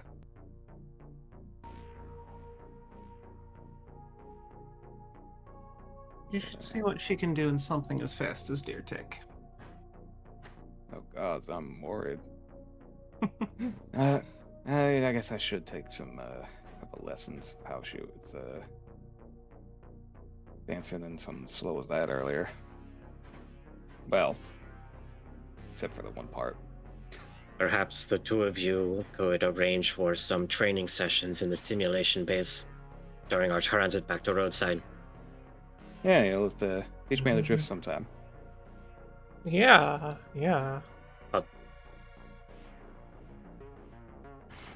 Is that why you're... Hold. Drifting. Yeah, drifting. There was a... Is that why skid the... line. Is that going 2 blocks? Yes, that's why. Yes, that's why there's a huge scrape across the front of Pepper Bomb. Yes. Because who would have guessed that my uncle's biggest defense against me would have been his terrible infrastructure? You were in a active combat zone, and you drifted an assault mech? Well, yeah.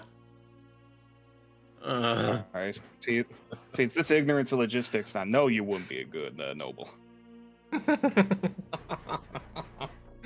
Natalka can't hide that one. She just starts tackling. very tired hand reaches up and begins rubbing her eyes. At least the one that's still, like, normal and not actively healing under a device. I can't believe this.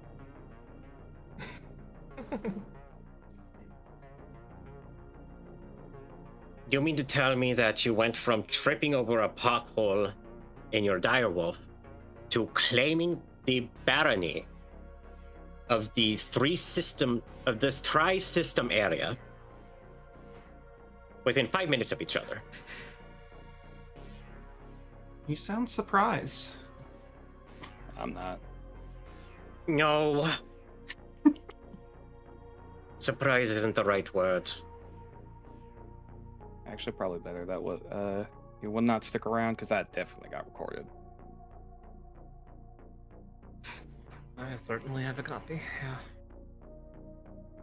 Oh shit! Oh fuck! The black box.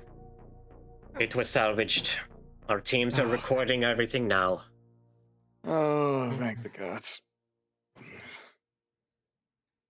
Initial assessments are not looking good for the planetary militia.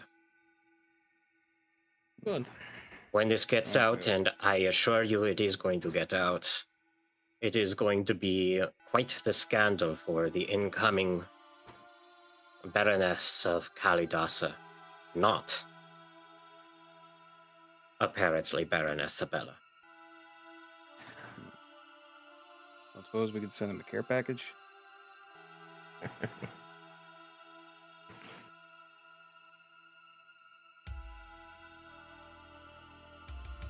That is a question for my aunt. She's at the level to be able to approve humanitarian ops. Regardless, we will not be the ones taking part in that. Thank goodness. Yeah, Because of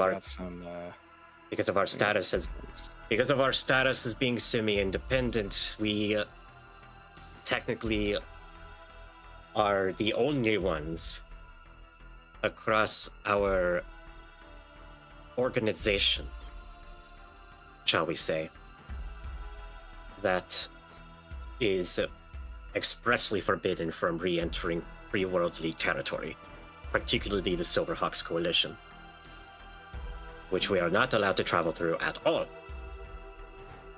Every place else, we will simply have a armed escort.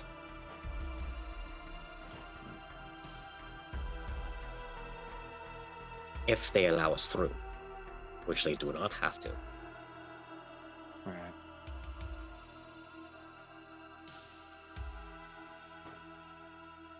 We have contacts. We have contacts around here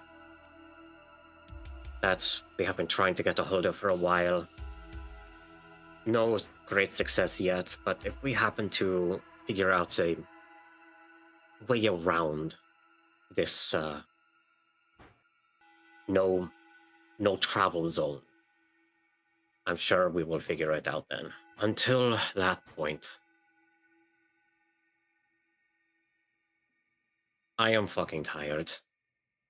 And unfortunately, our technicians do not have the capacity to repair my mech.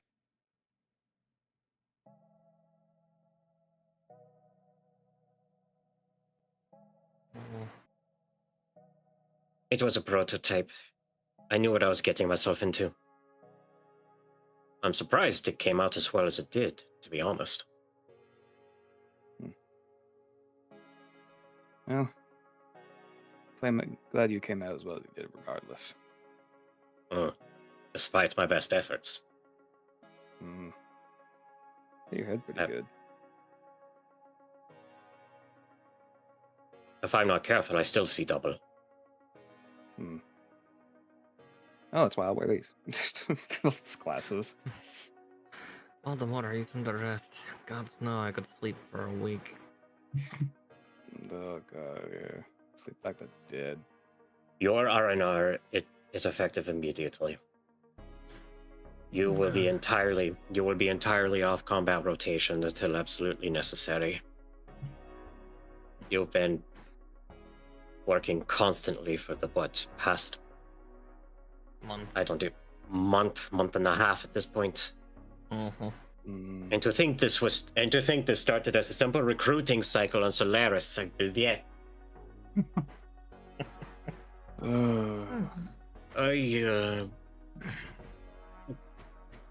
Really risky yet.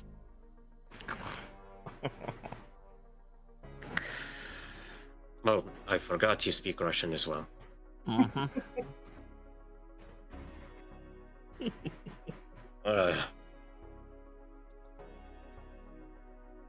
I do not, but I've heard you use some of these phrases enough to get the gist. Would you believe that my aunt specifically learned Russian to keep me from using it in official meetings? Well, that went over well. When And I imagine was- she did not tell you. Not until she told me to watch my tongue, Paruski. Mm. And then she proceeded to tell me, also in Russian, that she learned Russian specifically to understand what profanity I was using, and asked me to drop it.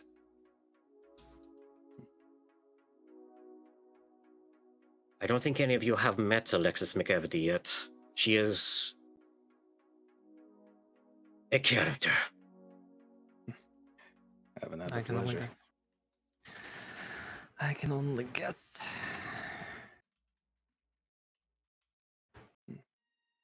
Regardless, I'm happy to sleep for however many years until you to wake me up again. Yeah, do whatever it is you need to do. The only thing I recommend, at least for you, Holston, if not for the rest of you, is I am sure this operation highlighted some weak points in your individual or collective capacities. I would recommend that during your downtime, at least when we get back to roadside, if nothing else, with a formal reservation, with a formal resumation of light duty, that you undergo training to begin to fix those deficiencies, whatever they may be. I already have notes, but I can compile them when I have slept. Mm-hmm. I'm already Read looking them at after I tech. slept. Yeah. I'm sure all of you need to sleep. Mm-hmm. And don't worry, I will also be sure to provide my own recommendations, and I have for after previous ops. That is appreciated. Also, now that I actually have the time, we should talk about the two people that did not make it.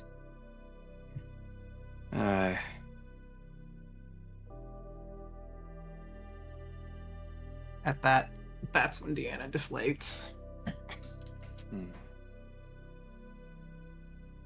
And that is going to be the first thing I address. That right there. Nodding directly at Deanna.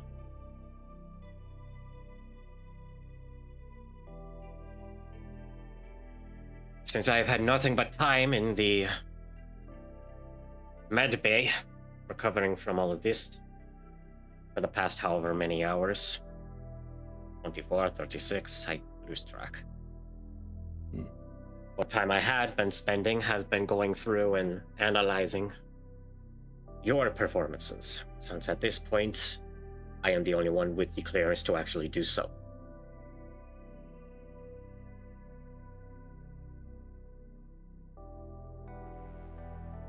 There is nothing you could have done to prevent those deaths.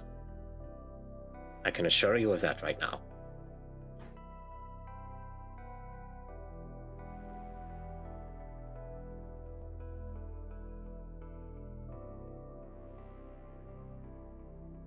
If I were faster, I could have pulled her from harm's way. If you were faster, you might have been caught in the blast.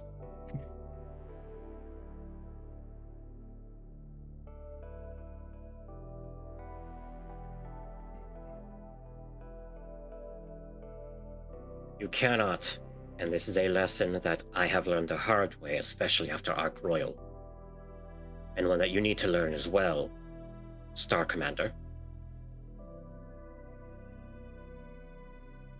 that you cannot speculate about what might have been regarding how a battle played out. There are simply too many variables in too chaotic of an environment to even think of such things. You will drive yourself mad.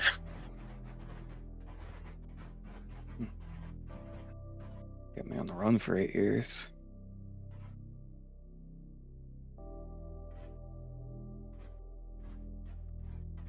Wouldn't recommend it.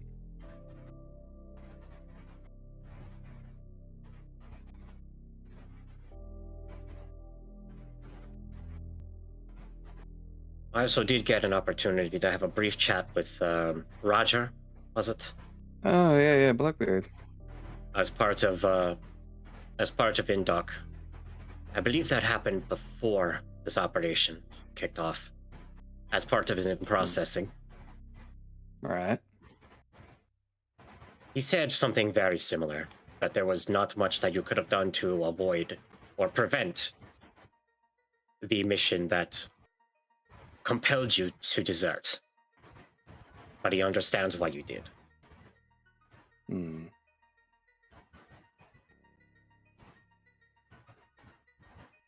Yeah. Yeah. Just kind of was a awkward smile.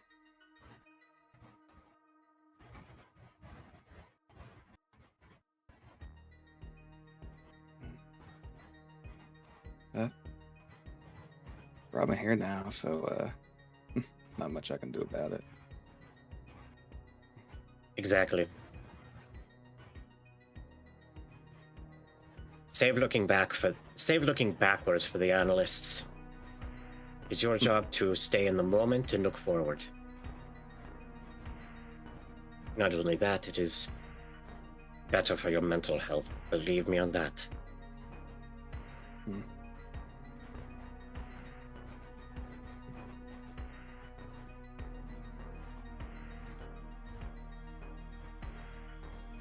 Along those lines, Star Commander. What is your formal recommendation regarding the current manning of the Black Dagger's Special Operation Command? Do you require more personnel? Or are you good with what we have now?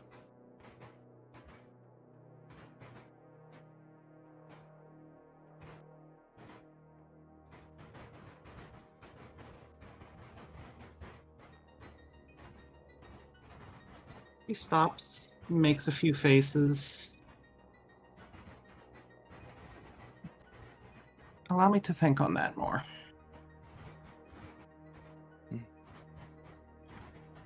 You have time.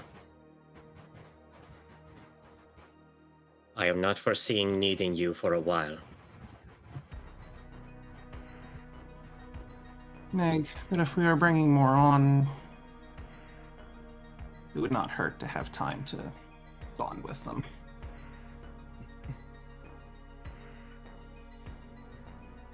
I don't know if there wasn't really much of a good orientation when I came in, so.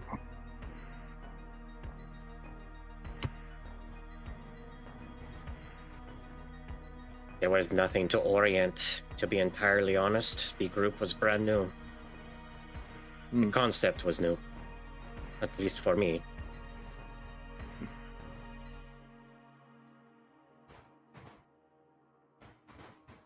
Deanna knows this. If anything, your command has expanded significantly in recent months only because of your success. Well, our success as an overall command. I'd have to ask Roger for some notes then. That might be good. I did put him in charge of our reconnaissance lance. Good spot for him. He acquitted himself quite well during the battle, from what I understand. Hmm. And that was only with the weapons refits, not the engine or the other accoutrements we tend to give marauders. That was the only thing we had time for.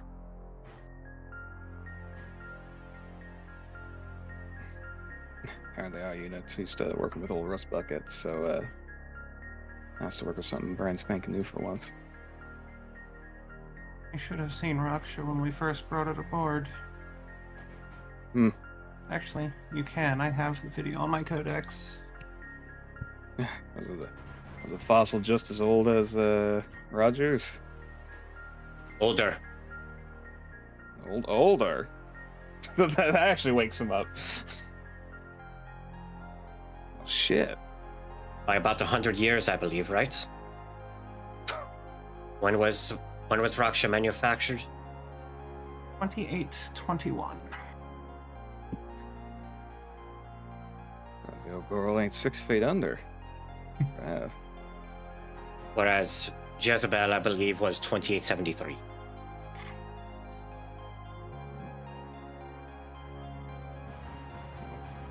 Shit, forget I said anything. I shrug. You would be surprised how old battle mechs can be and still function just fine. Especially with someone as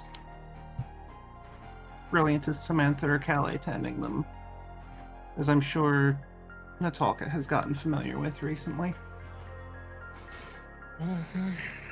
She and I need to swap some notes, I think. Especially after this operation. Don't underestimate Yon. Don't underestimate Yon either. He is a brilliant chief. He's a brilliant chief technician. I also need to apologize to the crew for the warped wings. Warped wings? I think I have to apologize for it. Blasted out the whole fucking front compartment. True. Oh, there's gonna be so much armor that need to be repaired on everything, but... You're giving them work. That is what they're there for. Besides, Anya is not the first wing they've had to straighten. Not even close. I can assure you of that. It'd be weird not seeing that old flooring anymore in there. If you ask them, I'm sure they'd be willing to find as close a replacement as possible. I'm sure SB will be able to dent and scratch it up in the same way it was before. True enough. That bird has a penchant for destruction. You know it.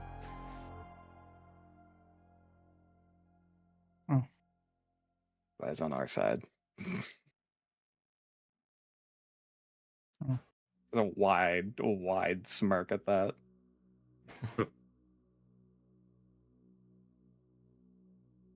All the proof we've needed of that is to watch its camera from the airfield.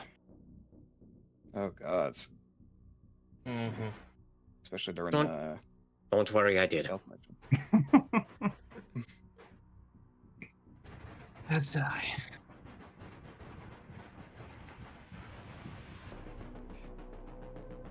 I don't know whether to be impressed or terrified. It is a menace. Compilation. Our menace. It is a menace, but at least it is our menace. It's just a compilation of all of like the terrified faces that show up in the dash cam before fucking Before it starts throwing satchel charges. Oh god, yeah. Face on the okay. Yeah. At the very minimum, Holston is gonna request a screenshot of the mid-air satchel charge getting thrown at the tank and whatever fucking reaction the crew had like outside of it, like of the oh fuck. As that thing got thrown, he's getting that as his wallpaper on his his tablet. Oh, data pad. His data pad. Just the proudest father. Mhm. That's my boy. God damn it. But yeah. I'll see what I can do. So let's summarize. Casualties happen. We do not have a Baroness in our presence and can leave. That bird is that bird is a problem, but a good one. Solemn nod, look damn straight. And despite the fact you set the goddamn planet on fire, you have pulled off what very well might be the most successful spec ops mission in the history of the Inner Sphere. And I do not say that with much exaggeration. Initially, Natalka was kind of starting to scrungle and like onto the desk a little bit from tiredness, but hearing that, she actually kind of sits up and kind of straightens up. Yeah. Yeah, I think this was the biggest one I've ever been on, so I never knew the limits.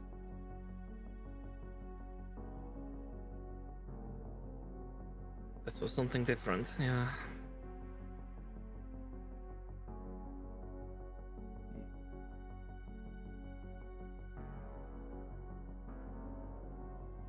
Seventh Commando received word of our success fairly quickly. Apparently, they also saw some of the news footage from the battle in Sankutalem. And they sent me a very short, simple communique telling you that anytime they need some extra help, you will be the first ones they reach out to.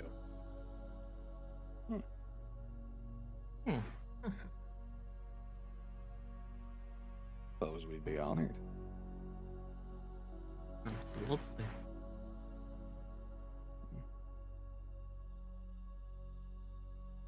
The big woman looks more than a little shocked at that.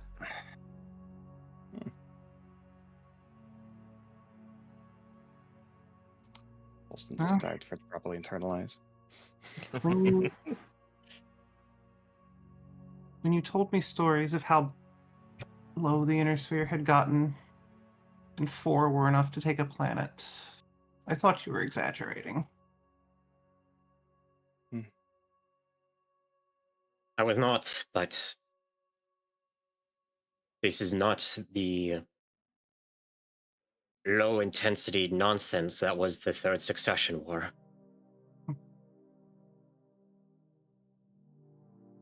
If everything you had said from those stories was that era ended nearly 50 years ago. Hmm.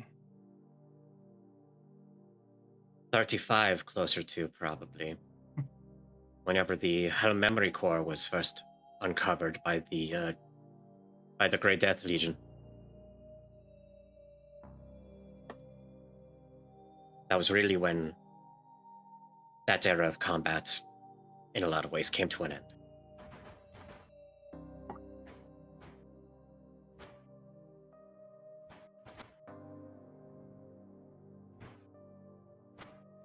Which, may I remind all of you, was within most of our lifetimes. At least. No. Simon is not around anymore. It would have been before our lifetimes. But not by much.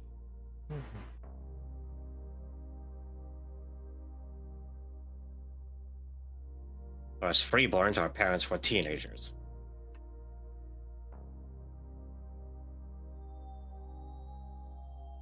For Diana, your progenitor was probably just going through their trial of position.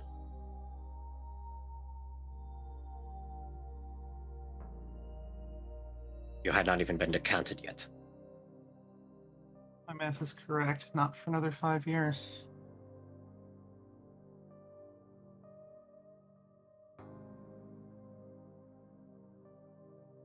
Still, Impressive. Terrifying in its own way if you think about it.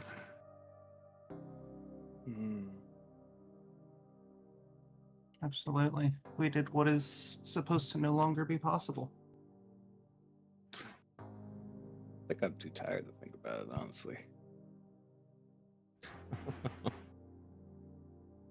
Regardless, simple to say, you have at once impressed a lot of people and made a lot of enemies. Not the occupation. Yeah, so it goes.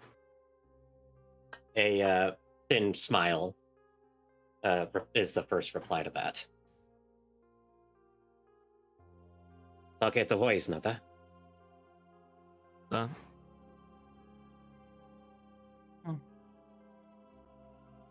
Oh, fuck. Player can't remember the name of the planet. Kalidasa? No, Solaris 7? the one that we got Raksha on. Oh, Morningside. Yeah. That was the first actual encounter with the Blakis way back in the old campaign. In fairness, some of them have been our enemies since Morningside. It's done for longer than that. But by this, I mean, I am referring to, for example, Maskirovka, Loki. What the fuck is the name? ISF. Dest, I believe, is another one. More clandestine in nature.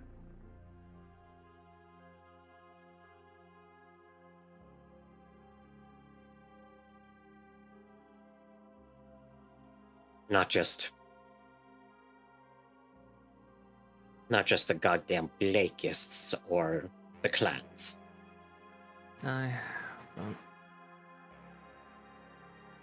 Some of them are not ones that we'd want as allies. Gestures like too, if there's like a window viewing over Kalidasa, gestures down there. Look how well it worked for them. On the other hand, imagine how well it would have gone for them if they had us on their payroll. Very true. The hope is to maintain a small enough profile that people will respect us, but not too high a profile that they decide that we should be on a chopping block. Yeah. I was thinking similar. Another reason for us to lay low for a little while then. That is another part of the reason for roadside. The third reason is going to be a massive logistical and chain of command shakeup. Which, if those rumors are true, there is one other person I need to learn from. What rumors? That you are being considered as part of that shakeup.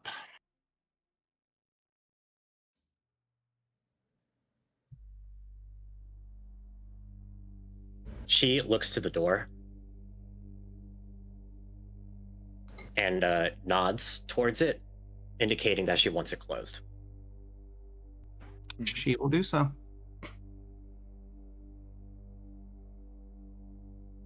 What I am about to tell you does not leave this room. It is need to know only.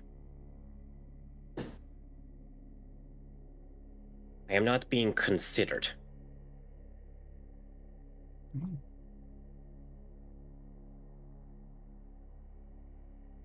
My trial for position for Star Colonel has already been scheduled upon our return to Roadside.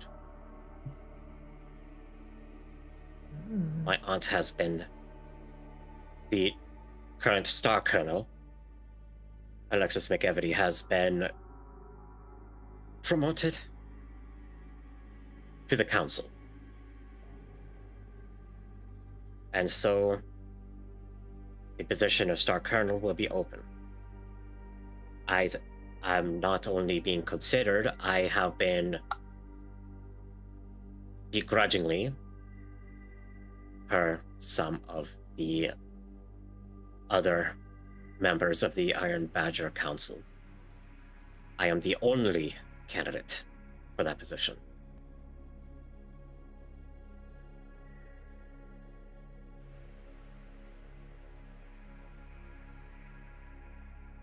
With it, we will be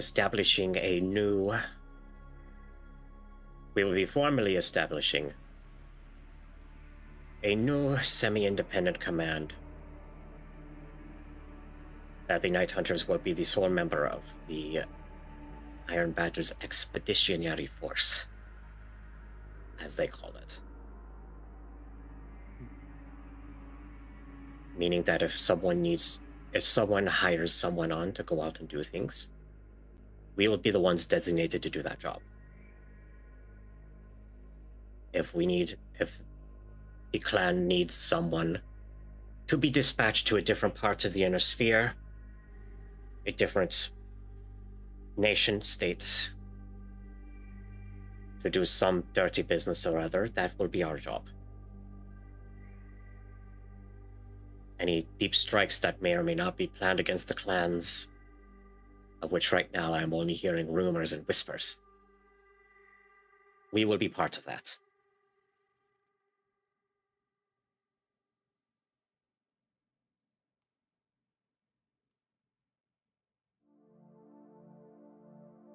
The Barsuk will no longer be our home ship, either. We will be given the flexible demeanor. Her jaw drops. Worried look at Deanna. That's a name we should know. That is a name you will become very familiar with, and a name that I already know. It is a McKenna-class battleship, a warship. Oh. So, bit of an upgrade. I should note above table that at this point, warships are still extinct in the Inner Sphere. The only people that have them are the clans. Oh. Yeah. Oh. So yeah. It's the Talka's turn for a jaw drop. Just Yeah. Nobody else has frigates, let alone goddamn battleships. What, like the battleship, like the Like back in the toy Star game, League. like- No, no. Oh, like back in the Star League days. shit, you ain't joking. I wish I was. I'm 26 years old, and someone decided it would be a good idea to give me what is essentially the 7th most powerful navy in the entire Inner Sphere outside of the clans. Yeah, I'm making the right Or rather- decision here. Or rather, upon reflection, including the clans. Oh. No pressure now. Don't lie to me, I know what's in those missile bays. That was facetious. Yeah. I wonder how the mid bay compares to Sovietsky Soyuz. Get fucking pampered, I'd think. It has been fully refit during our time away from roadside. Stop, dog. What equipment had been malfunctioning from that era has been fully replaced. Everything has been repaired and upgraded. For all intents and purposes, it is a fully clan-grade medical system. The weapon systems are also in the process of being refit with fully clan tech. The amount of salvage that we got from roadside alone is impressive. Oh. At least the mech scale weaponry. Naval scale, not so much. Well, then I will be in good hands if I need another arm. And then What's time we happened had to to go. it? And any time we go to the Free Worlds League, I feel sorry for any armed escorts coming around us. Yeah.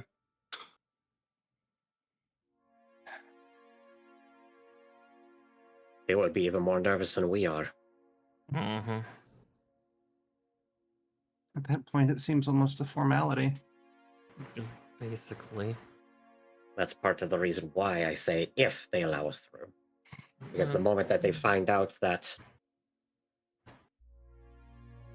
the very unfortunately acronymized IBS, flexible demeanor,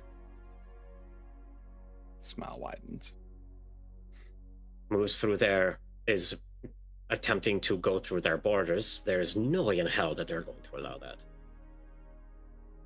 Yeah.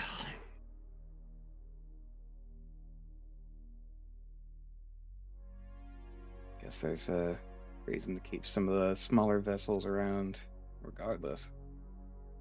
Oh, the Barsuk and the dropships will still be attached. In some cases, literally. Alright. They will be part of the auxiliary fleet. Because we will have one of those now. Oh, God.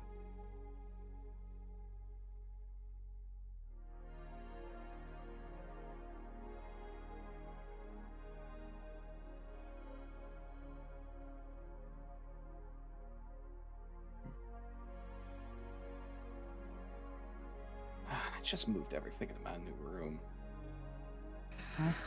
Well, I hate to say it, but you're going to have to move into an even better room.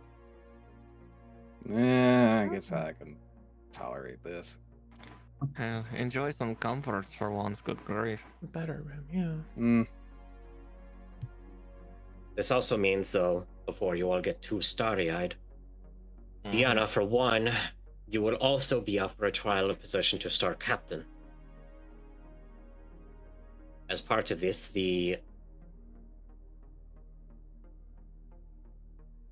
one of the first things that I will do, along with expanding the Night Hunters into a proper battalion, rather than 2 companies, will be to upsize the Black Daggers into a company as well.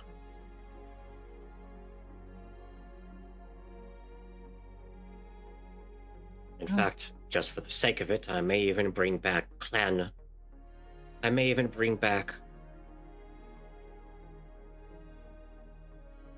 formation standards to further augment your abilities and further muddle our origin to some extent.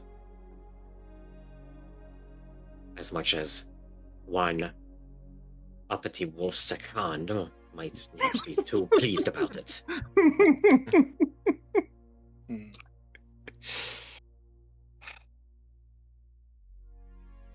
Well, learn to manage. How did that pipsqueak come to be second command of Clan Wolf anyway? I do not know.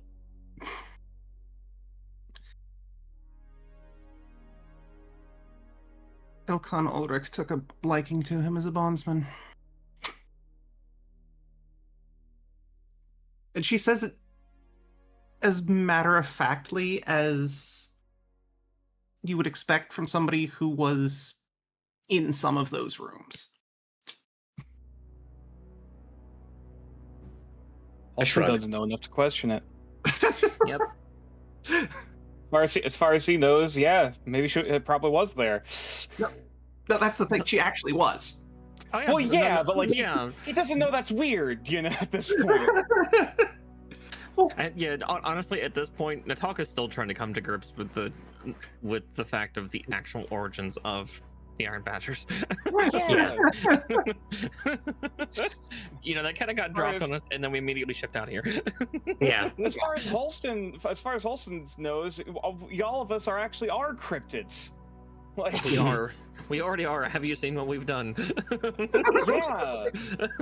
Congratulations. Kidding me? Enjoy your new cryptid status. They'll build a statue of you in some backwater town someday. Oh no. Now here's a battleship loaded with nuclear weapons. Yeah. Go fuck shit up. Oh no, we have more than one Go now. do a crime. Yeah, dude. Again, the 7th biggest fleet in space. We already had one nuke. Why do we need more? We Not even have to class. necessarily biggest, just most powerful. Yeah, but still, yeah. We could remove a planet if we want to. Don't get me wrong. That has horrible ramifications. Shouldn't. Yeah, absolutely. Yeah. We should not. No. Actually, y'all have played Good. Clans, right? Yeah, they play clans. Yeah. Yeah. Mhm. Turtle Bay was a smaller class of battleship. Yup. Oh. Joy. And this is number 7 in the most potent. Well, I mean, I just Yeah. kind of threw that number out there. I don't know if it's actually Oh. that. Fair. Yeah. They're giving Kirka a nastier battleship than the one that leveled Turtle Bay. Yeah. Great. Oh boy. So to get back in character, I'm sure this will all. Mischief sink the in. I'll have Artificer my just own, redeemed head head pats for whatever in the morning. 250 points. You'll find me in the bar if you do. I'll probably have my own. I wish to point out, by the way, that this is a holdover from the previous campaign. This is not something I made up just for the fuck of it. Oh, right. Oh, Yeah, absolutely, Like, yeah. I kind of picked it up. yeah, that was our actual objective. Well, our One of secret the- objective on roadside. Yeah. Mm-hmm. Right. Oh boy. It would seem we are of similar mindsets then. The entire impetus for this conversation was one that I wish to shadow you on more political matters,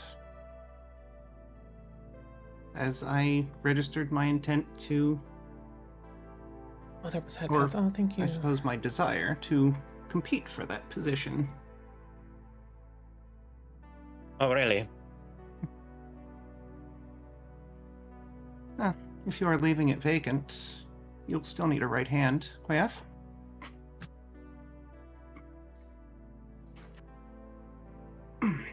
But I am unsure if that position will be given to you specifically, or if one will be provided for me.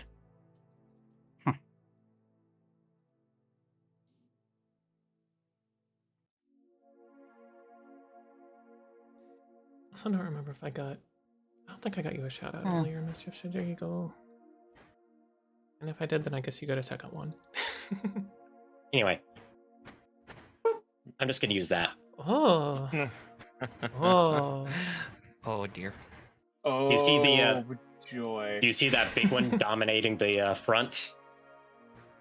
Mm-hmm. Mm-hmm. One with the not Comstar logo. That is the original SLDF, Ah, Starleague Defense Force, number 6'4". Mm-hmm. Oh. Gotcha. That's us. That's gonna be us. Oh. Oh Uh-huh. god. Mm-hmm. And for comparison, Battletech would be the small one just below it. Essentially. Yeah. Oh. Oh, I see. The little sphere attached to it is a Union class dropship. Yeah. No, the smaller one. The little guy. In Craft World. Yeah, the little guy. The ball sticking off the side of the smaller one would be Kinjal. Yeah. Yep. Union class dropship, Kinjal. Uh-huh. Yeah. Yeah. Yeah. Well, Patorika's cute kitty. Oh wow. Oh. You are looking at a battleship that has 12 AC-40s, double an AC-20,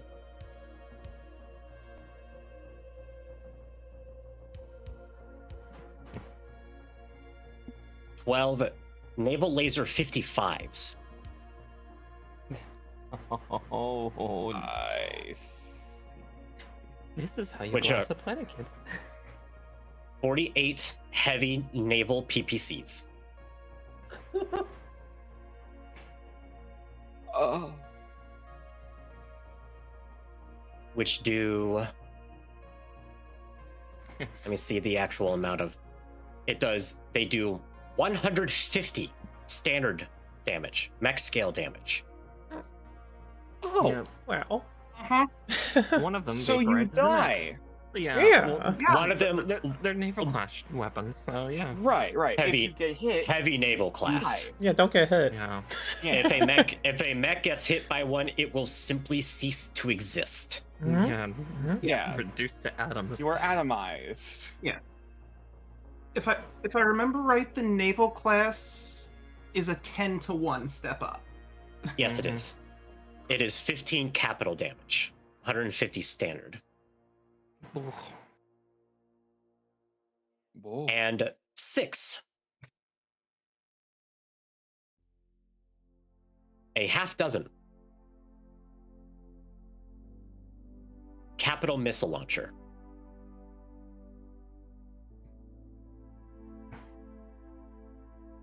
Those would be the ones that fire the nukes. Yep. Filled with war crimes. Yeah. Neat.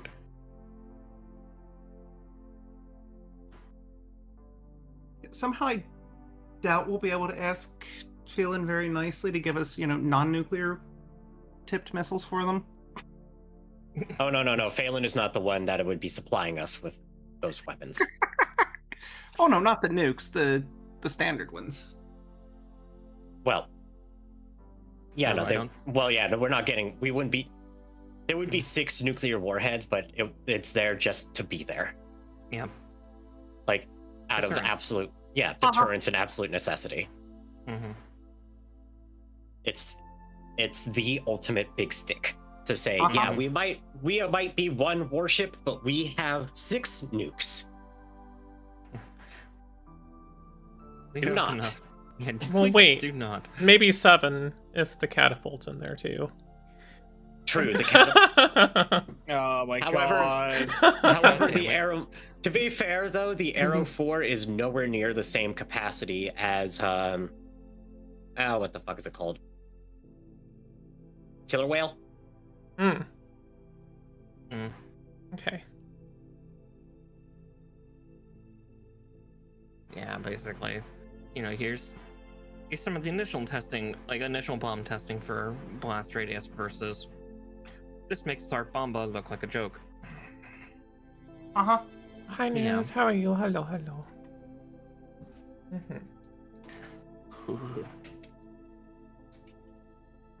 Yeah, there it is. CK3 Oh, I'm versus sorry. Bomba, yeah. There it is. The Peacemaker. Hmm. A 500 kiloton nuclear missile. Hmm. Mhm. By way of comparison, I want to say the Arrow 4 Mm-hmm. is 1 kiloton. Ah, Davy Crockett's. I'm sorry, half a kiloton. Half. No. so a Five hu- factor of 1,000. A factor of 1,000. Yeah. So it's 6 in Arrow- a thousandth nuclear missile. Yeah. Yeah, essentially.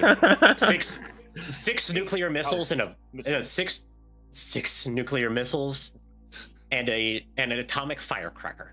Yeah. Yeah. Mhm. Uh-huh. Yeah. Or rather, a ton of them. So 5 nuclear firecrackers. Hmm. Oh, okay, yeah. Mhm. Yeah. Good grief. I'm doing. Oh, warm. Yeah. Oh, it's still very, very warm. If we have to fight Yeah, to keep I me get by your that. side, I will remain confident that of everyone in the clan, the 2 mech warriors most likely to defeat me in battle are here in this room. To be entirely honest, though, you may attain position as Star Captain and still have a semi-independent Special Ops command. I will be leaning on you a lot, regardless. But you may not necessarily be my XO. I am warning you now. I have a sneaky suspicion the council would rather me not. How was it said? Continue to surround myself with the dregs of Kerensky's betrayal, I think was what one of them put it. Damn. Sour smoke.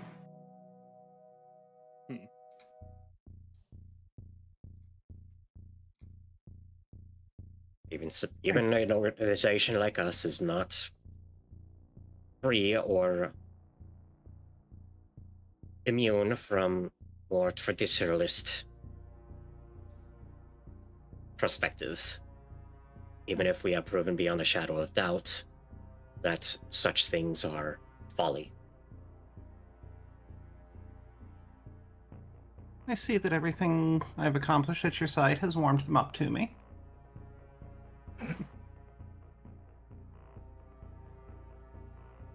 You have a blood name, Kwiaf. Neg.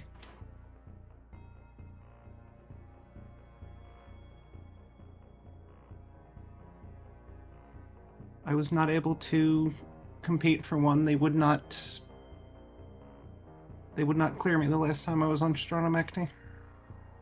Yes. Fully healed from my arm. Not Winston.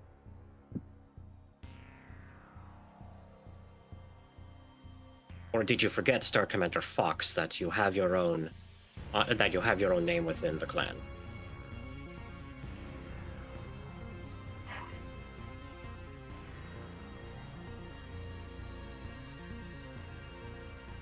Forgotten? No. But it is not what comes to mind when I'm asked if I have a blood name. And I suppose that is fair.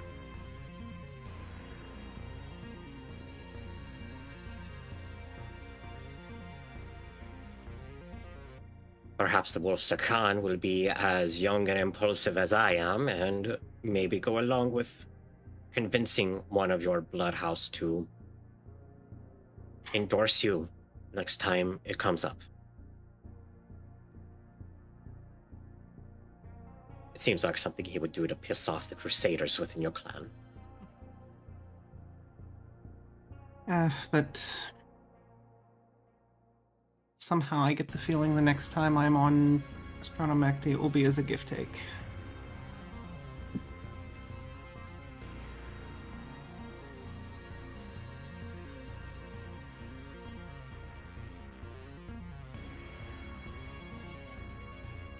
Out of character. Is that the right word?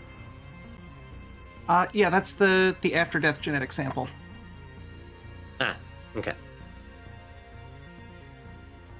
Basically saying that, yeah, she's probably not gonna see that planet again while she's alive. Mm-hmm.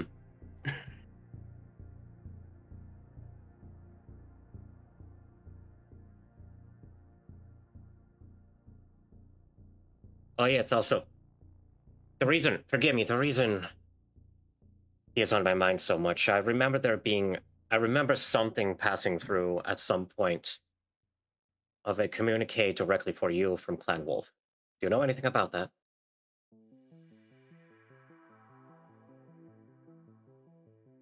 I do. I am in possession of the only copy that exists downstream of Bursuk. This also does not leave this room. I was unaware of the contents of it. I was just about to ask you. I was not cleared. It was name only for you. That is interesting. And surprising. A shrug.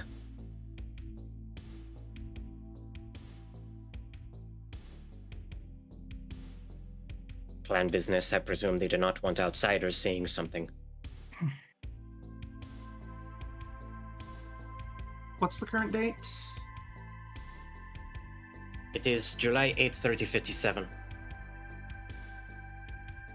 This does not leave this room.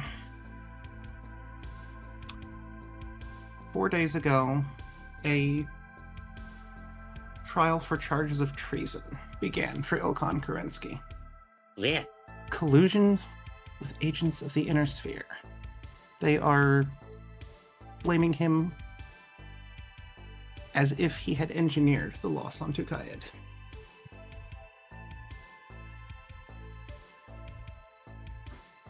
I mean, this was respect, did he not? That was our analysis. I do not think he expected the Crusaders to be as pig-headed as they were.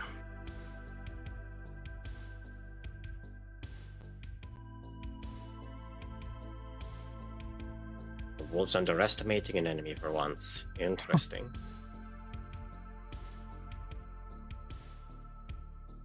Wilson slowly leaning over to talk. Are you getting any of this?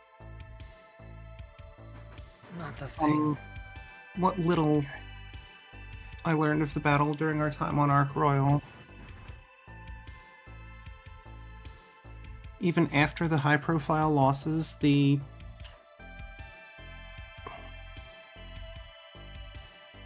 Crusader clans continued to refuse to take the Inner Sphere seriously as a threat. Marched in as if victory was a foregone conclusion. And you and I saw on Ark Royal what the Clanbuster grade mechs are capable of. Even if their pilots were not on our level, their technology was close.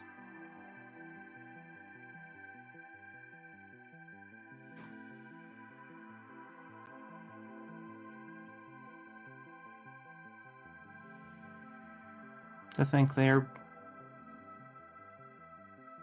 are blaming him for their own losses.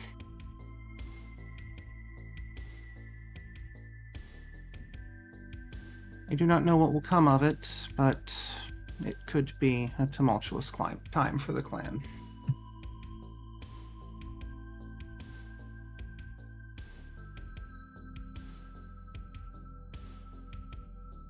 So we're counting our days on how long our R&R is going to be lasting, you think? Or I doubt it's the last. I suspect the clans would not want to entangle the Inner Sphere with their own politics. They would not want to appear weak.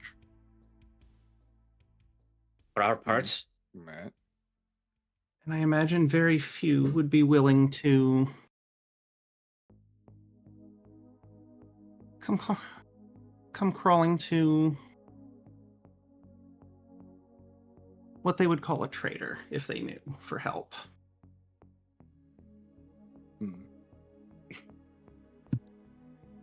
they would not come to us anyway. They'd view us as mercenaries first. I was thinking to me specifically. That is also true.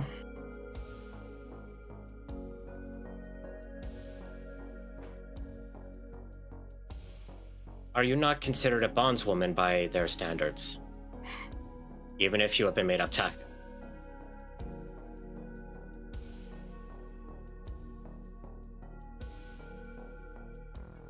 I was in that conversation too, if you'll recall. Technically, I hold your. Technically, I. That is not true anymore. I do not hold your bond. I do not have a cord anymore. I am simply one of you. At this point, they are my home clan, but they are not my current clan. And per clan standards, that does not make you a traitor, you know this. What makes you a traitor? What makes you a traitor is your association with a descendant of Clan Wolverine. Something else that I must remind all of you does not leave this room. If I so much as hear the name Wolverine and it's not referring to the animal, I will have you shot on sight.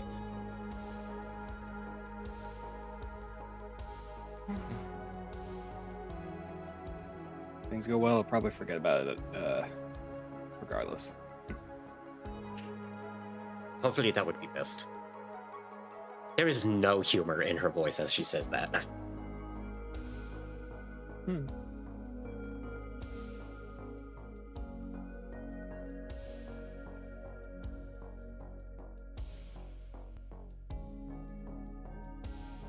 But no. Transparent, Go ahead. I think my mind's already forgotten half of what we discussed in this room. As long as we've been in here. To be fair, most of it is clan politics, and at least between the five of us, a good amount of it was clan politics, and is over your pay grade and area of area of knowledge, as it were. Mm-hmm. I do not expect you to know nor necessarily care about the inner machinations of Clan Iron Badger, and I especially do not necessarily need you to worry about the machinations of the other clans, the real ones.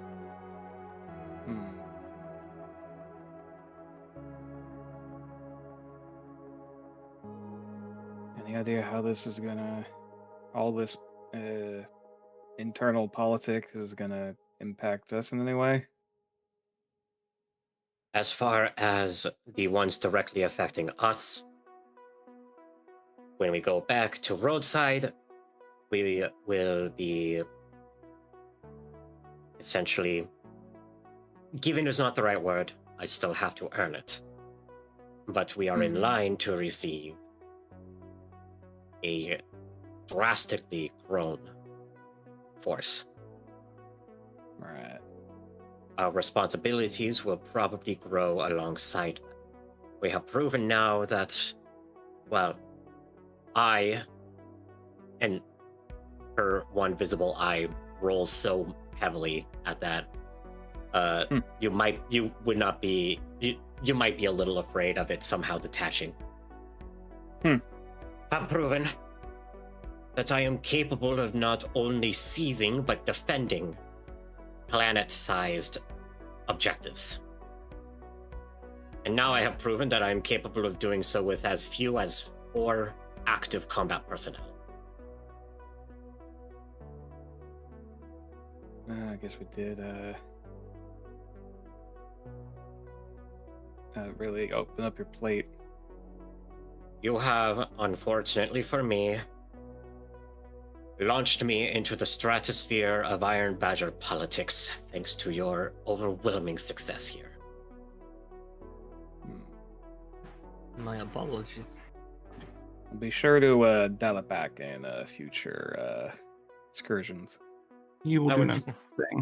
I would rather if you didn't. No. Yeah. Keep the form. Especially since we will likely be up against considerably more dangerous enemies in the future. If not in number, then definitely in class. The Griffins up until recently were a backwater, a wash-up of a crew, the worst that the Free Worlds League militia had to offer.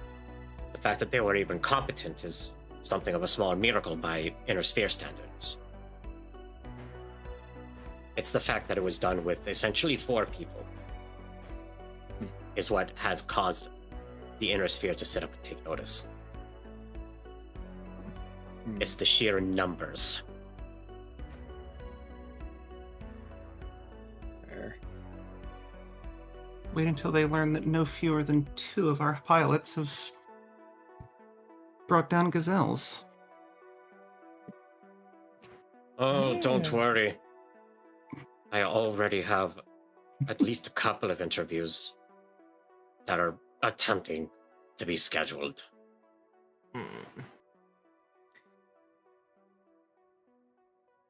At least with more respectable periodicals this time. Well, if my name's needed for referential or however your interview process is, I'll be sure to put in a good word.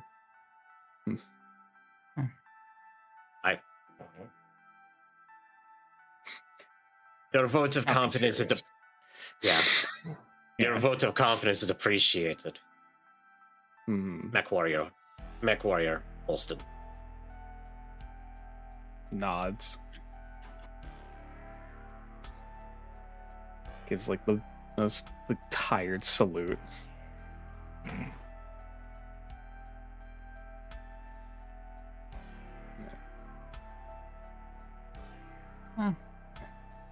No disrespect to anyone here, but I think after everything we've done, I think I'm inclined to start fading.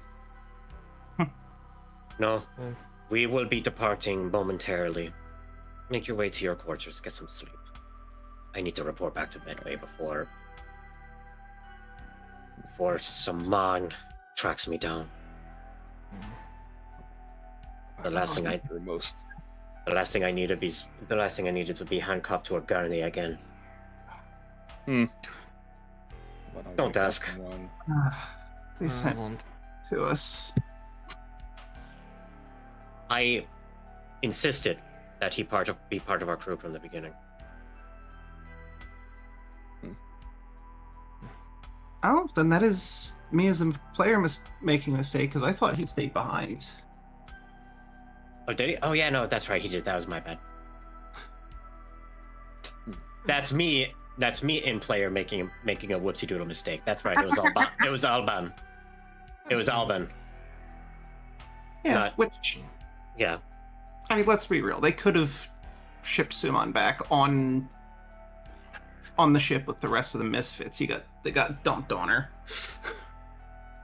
No, more likely in Renegade character. Catgirl and Slurper just redeemed head pass for 250 points.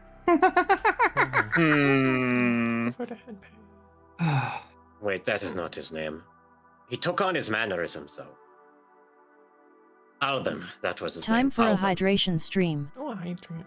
Okay. Go for the hydrate. King_Ray just redeemed posture check with a little bit more for 100 than points. King_Ray just redeemed Streech for 250 points. Get some rest. Go to the galley if you need it. Get some food.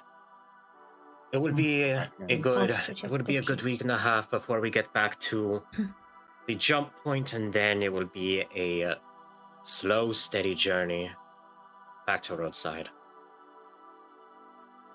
Yeah, delightful. Hoping I can sleep through much of the warp sickness. We have scheduled it so that the majority of those transits will be during third shift.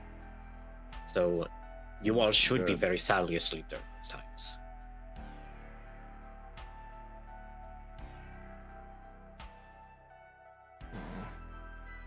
Well, I'll be happy to hurry up and sleep through the first one. He stands up finally. We have 10 days. Take your time. All right. Come on, let's be. He looks over at that squawk box, who is just conked out on the floor. I'm guessing. Oh, I'm sure. They're gone from the world. Yeah. Yeah. He just like gently nudges the side of his beak. They just like snaps up, looks around, and just realizes like attack. Oh no, okay, no, we're chill. And then just starts like gets up and starts waddling out. Yeah, then Taco probably gets up next and just for once I'm going to sleep.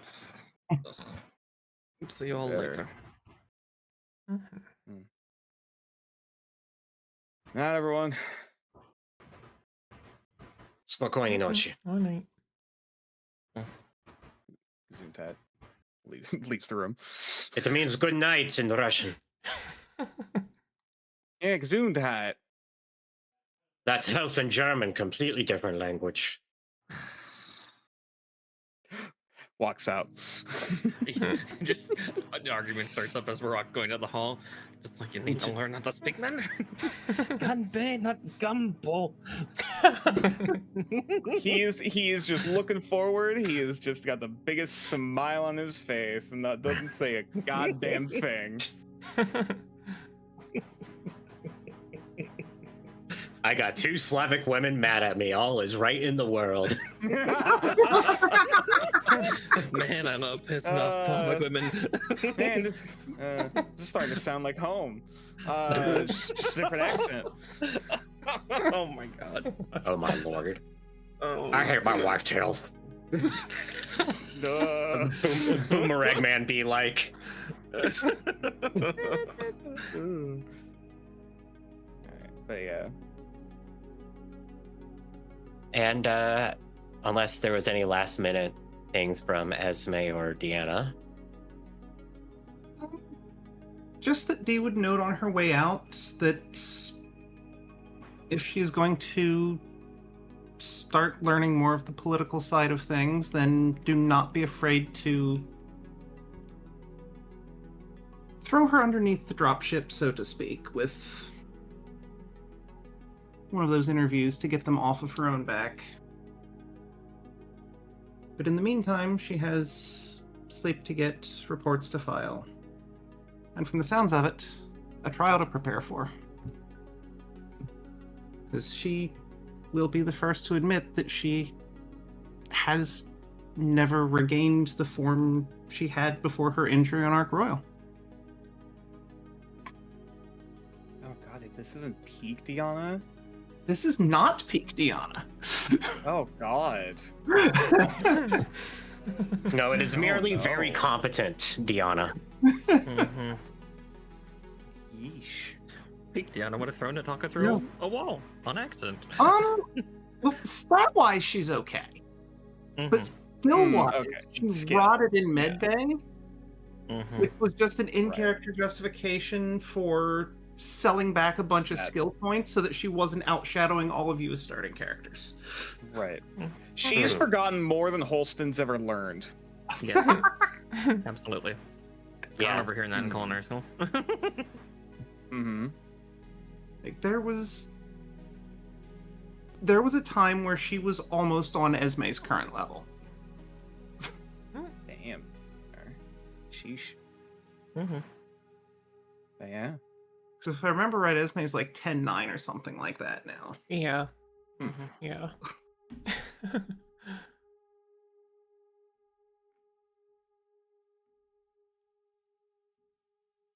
Alrighty.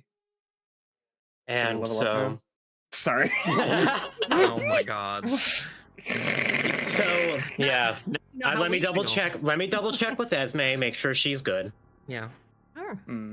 Yeah, sorry. Did Esme have any last second things? Kind of debating a thing, but Just go for it. just go for it. Just go for it. Whatever it is, just go for it. This is the time. Trust me. This is the time. Yeah. This is the time. Whatever it is. All right. I guess as Deanna's like leaving, she'll kind of wander behind her, as if she's also gonna leave. But she just closes the door again.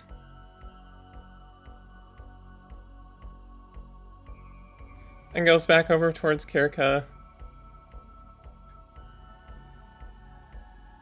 What is it, Esme?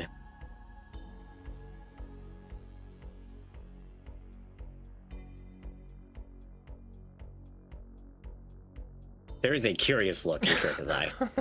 She is not sure what Esme's up to. Yeah.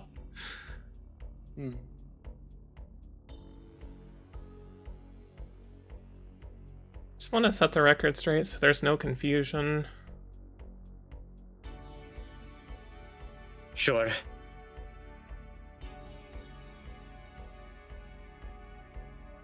Whether or not you know this already, I'm not sure. But I'm the one that executed Simon.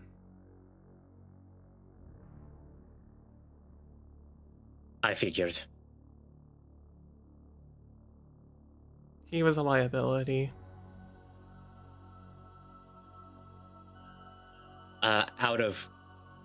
Out of character.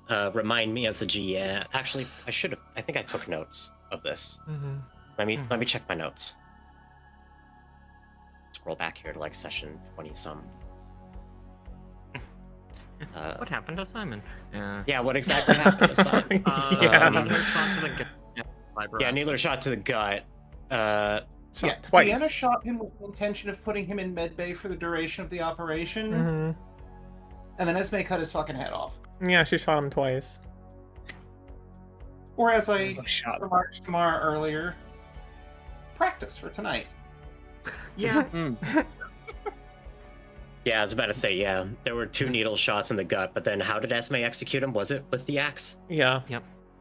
It was kind of paralleling how it went down with with her uncle. Yeah. So what practice? I stayed in practice. Yeah. It was genuinely practice. It was not stated outright, Esme, but his autopsy says that he died from decapitation. None of the other members of the Black Daggers have that sort of weaponry. Yeah. It wasn't meant to be hidden. I could tell Deanna wanted him dead. Why else would she have shot him twice?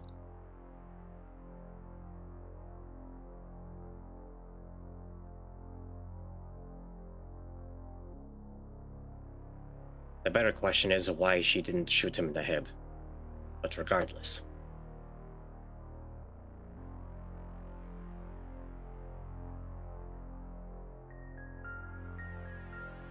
Did she give you permission to execute them?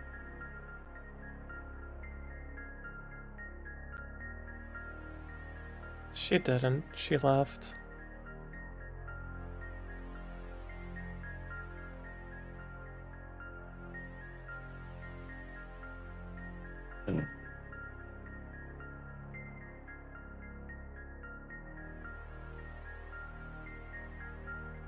Esme, I really wish you had not told me this.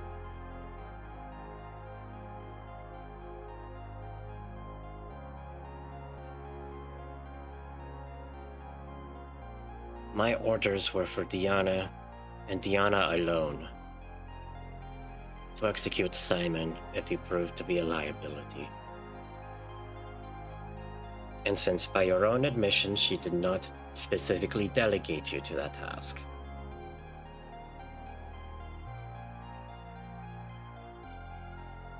tell you what.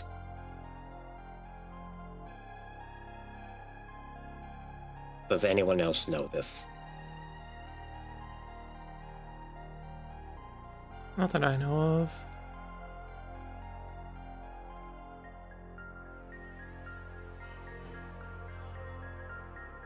This one singular time, I am willing to overlook this.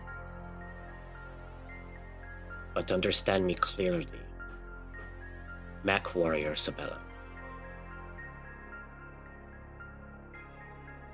that if you take matters into your own hands in this way again, you will be the one being executed. And unlike Deanna, I do not shoot for the gut. Do I make myself clear? Yes.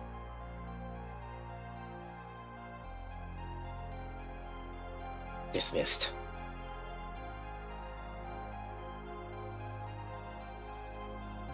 She slowly turns and leaves.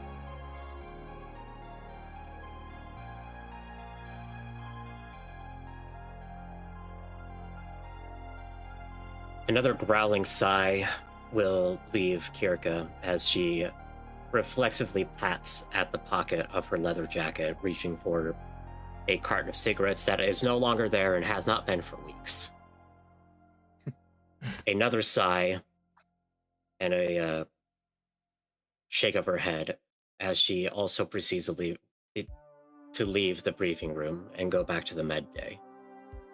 And this is where we will close not only the session, not only the Kalidasa campaign, but the first year of Mechwarrior Destiny and Shadows Revealed.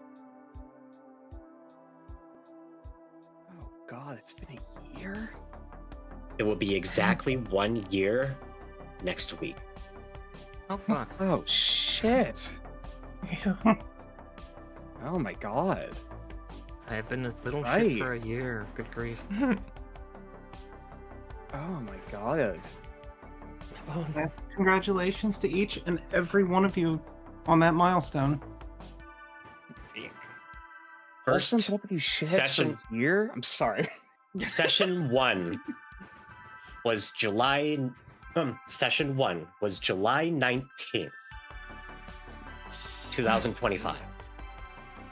Oh my God, yeah. Wow.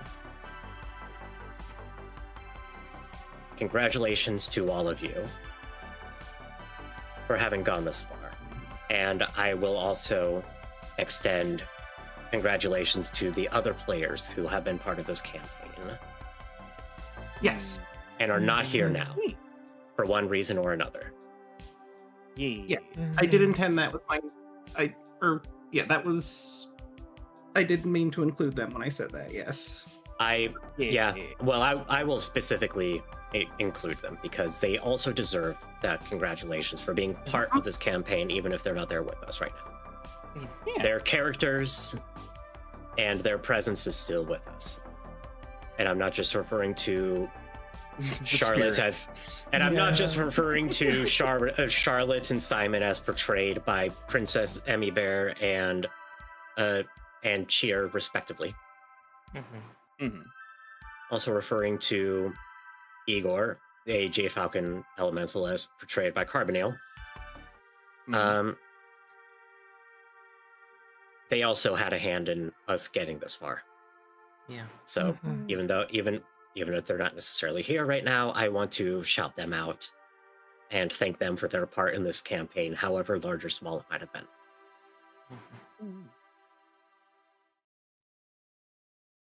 So, with that in mind, this is going to be the last session for a while. I am not going to pick this up next week, and I'm going to be on hiatus for an extended period. I will let y'all know when we will be coming back to this. It might be August 22nd. I am not certain yet. It'll be either the 15th or the 22nd. Shit. Okay. Okay. There might be a bit of a hiatus on Memento Magic as well. No. We figured out a way for me to be able to continue playing even though I'll be out of town. Oh, okay. Yeah. All right. That being said, I will most likely not be able to do the 19th, and as I'm sure you're already aware, neither V or I will be able to do the 26th. Figure, yeah. I know at least the next 2 weeks. We can do tonight, and then the next most likely date will be the 2nd. That will be back because Offkai should be over, and we will be back in a position where we will be able to do so in our schedules and all of that. Fair enough. Mm-hmm. All right. Yep. Okay, and then taking at least the 8th off to plan, if I heard you right. I might still be gone on the 8th. Oh, damn. Okay. I'll be away for a little while. All right. Well, I hope you have fun storming the castle. Oh, trust me, I'm gonna have a lot of fun storming all sorts of castles. I'm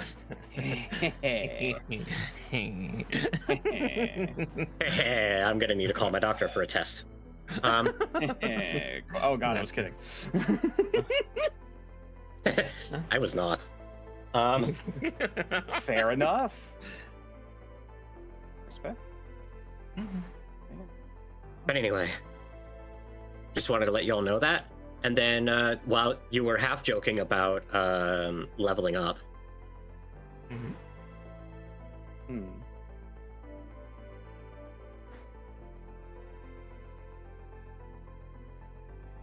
between the number of missions that you all have done, the intensity of the combat,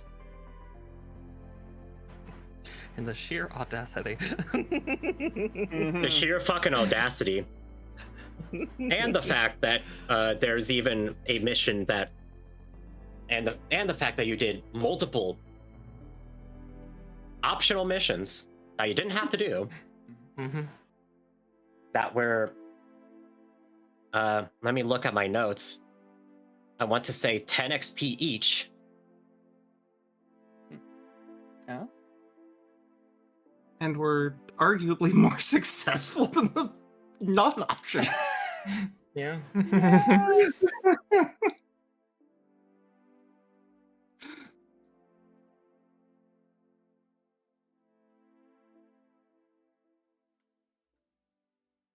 Trying to just track this down. There it is. Yep. 10 bonus XP for the guards and the aerospace and the support squadron. The battalion missions were the required ones, and those went incredibly well. It was the tanks and the tanks and the planes that were the bonus missions. Yeah. Yeah, but over the course of 2 strikes, we wiped out over, what, 200 tanks? An obscene fucking number. Too fucking many. Too fucking many tanks. I was like, over the course of 3 ops, how many did we take out? Yes. 7, 8. All of them. Let me pull up my calculator for the number of fucking tanks. 9. I can't do. 216. Oh. Because the quick way that I did the math is that there are 24 each of the various units that were created and that were manufactured predominantly by Quicksell as a corporation. There were 9 of those. 24 times 9 is 216. Gee. Yeah. All right. I was expecting this to be difficult. I didn't expect y'all to pull it off so absolutely batshit over the top. We're tabletop players. It's what we do. So 50 for the campaign, 70 for the bonus missions, and another 10 because I'm just that fucking impressed. 130. 80. 180. 80 total for this campaign. Oh, 80. 80 total.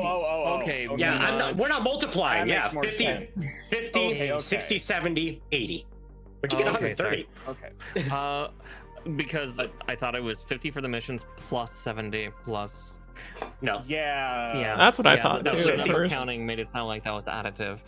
Sorry, no, yeah, 50. Yeah, it was additive, but it was 50 and then 10 each, and then another 10, just as bonus for sheer audacity. Okay, yeah. 80 still. Right. God. I will also put this out there.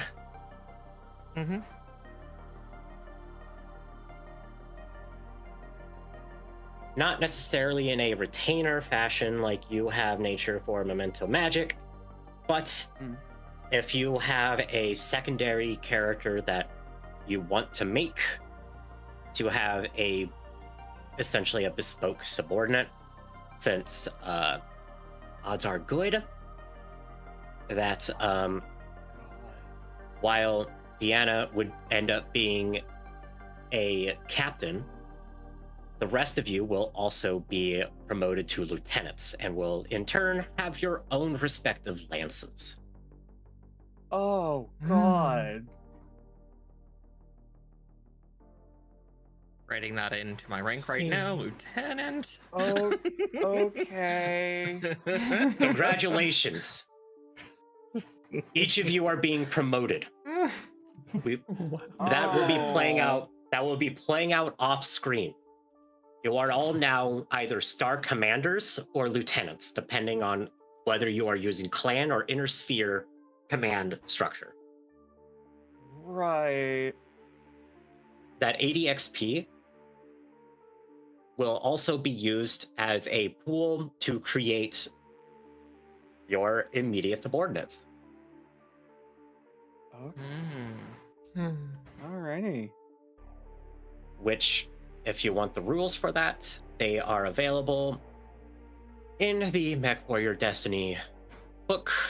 Let me navigate to the page. If you need the PDF, simply ask. I have trucks that they can fall off of.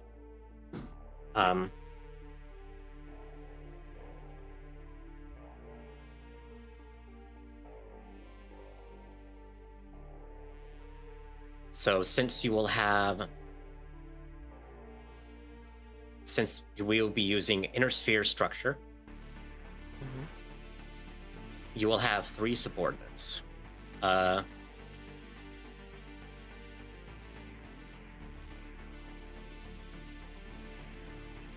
7 and 26, 29.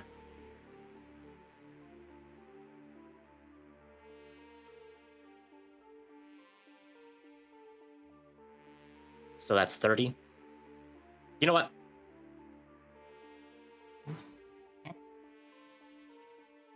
Just to make it easier,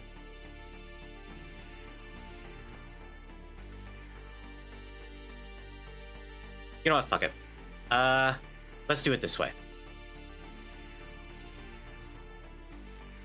Between leveling up your own skills, any repairs or upgrades you want to make with your own mechs or hardware,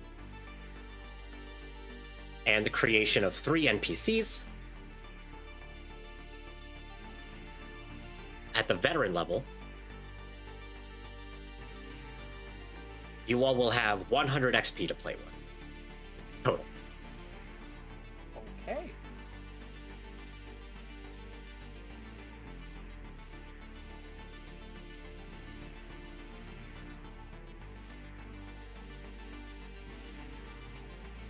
If you don't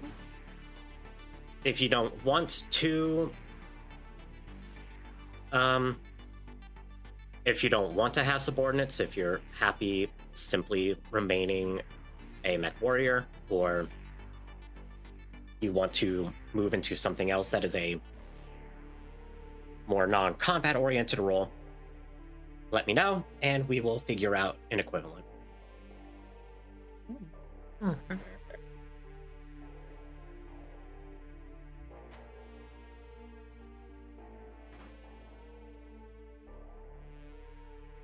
And I will be available for any sort of secondary character creation questions.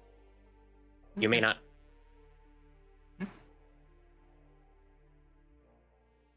We'll see how frequently these wind up coming into use, but I would recommend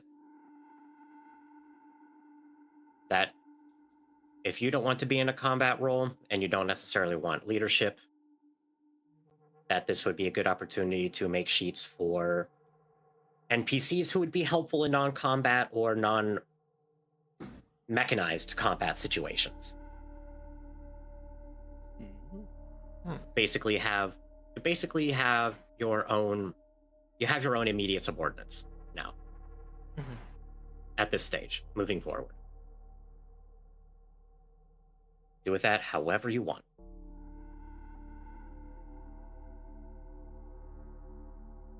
I'll toss this out there just as an example. Nature, if you wanted, Roger would count as a veteran level mech warrior. Oh shit. So if you just want to make him, by all means. Monkey, stop. No, then.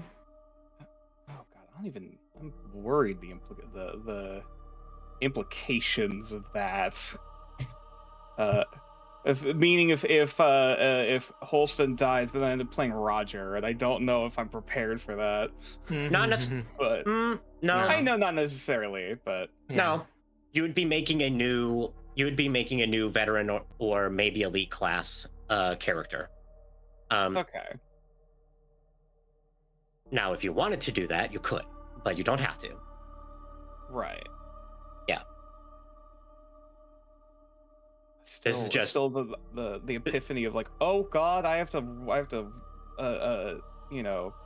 lead over other people. Yeah. Yeah, the shakeup is affecting all of you too. Yep. Mm-hmm. And I'm tired of being the only one that has to come up with NPC names. I'm gonna be so honest. Wow. She's outsourcing us. Congratulations. This is the real reason. This is the real reason why she's gonna be gone for 2 weeks. Like, you will figure it out. Oh fuck. Oh, you'll be fine. Here's your homework you get to work on before you come back from summer break. Look, Mama needs some new daggers. Yeah. Mama needs some new daggers to plunge into y'all's backs. Okay. But like, seriously though, I will make a point to use these characters' skills if you provide them. They will have a reason to exist. I'm not just having you do this just to do it. Oh, absolutely, yeah. Yeah. I cannot wait for Holston to take in the most I can fix them kind of characters. Oh my god. And trying to give them a fucking, turn of a new leaf. Like the way he was given.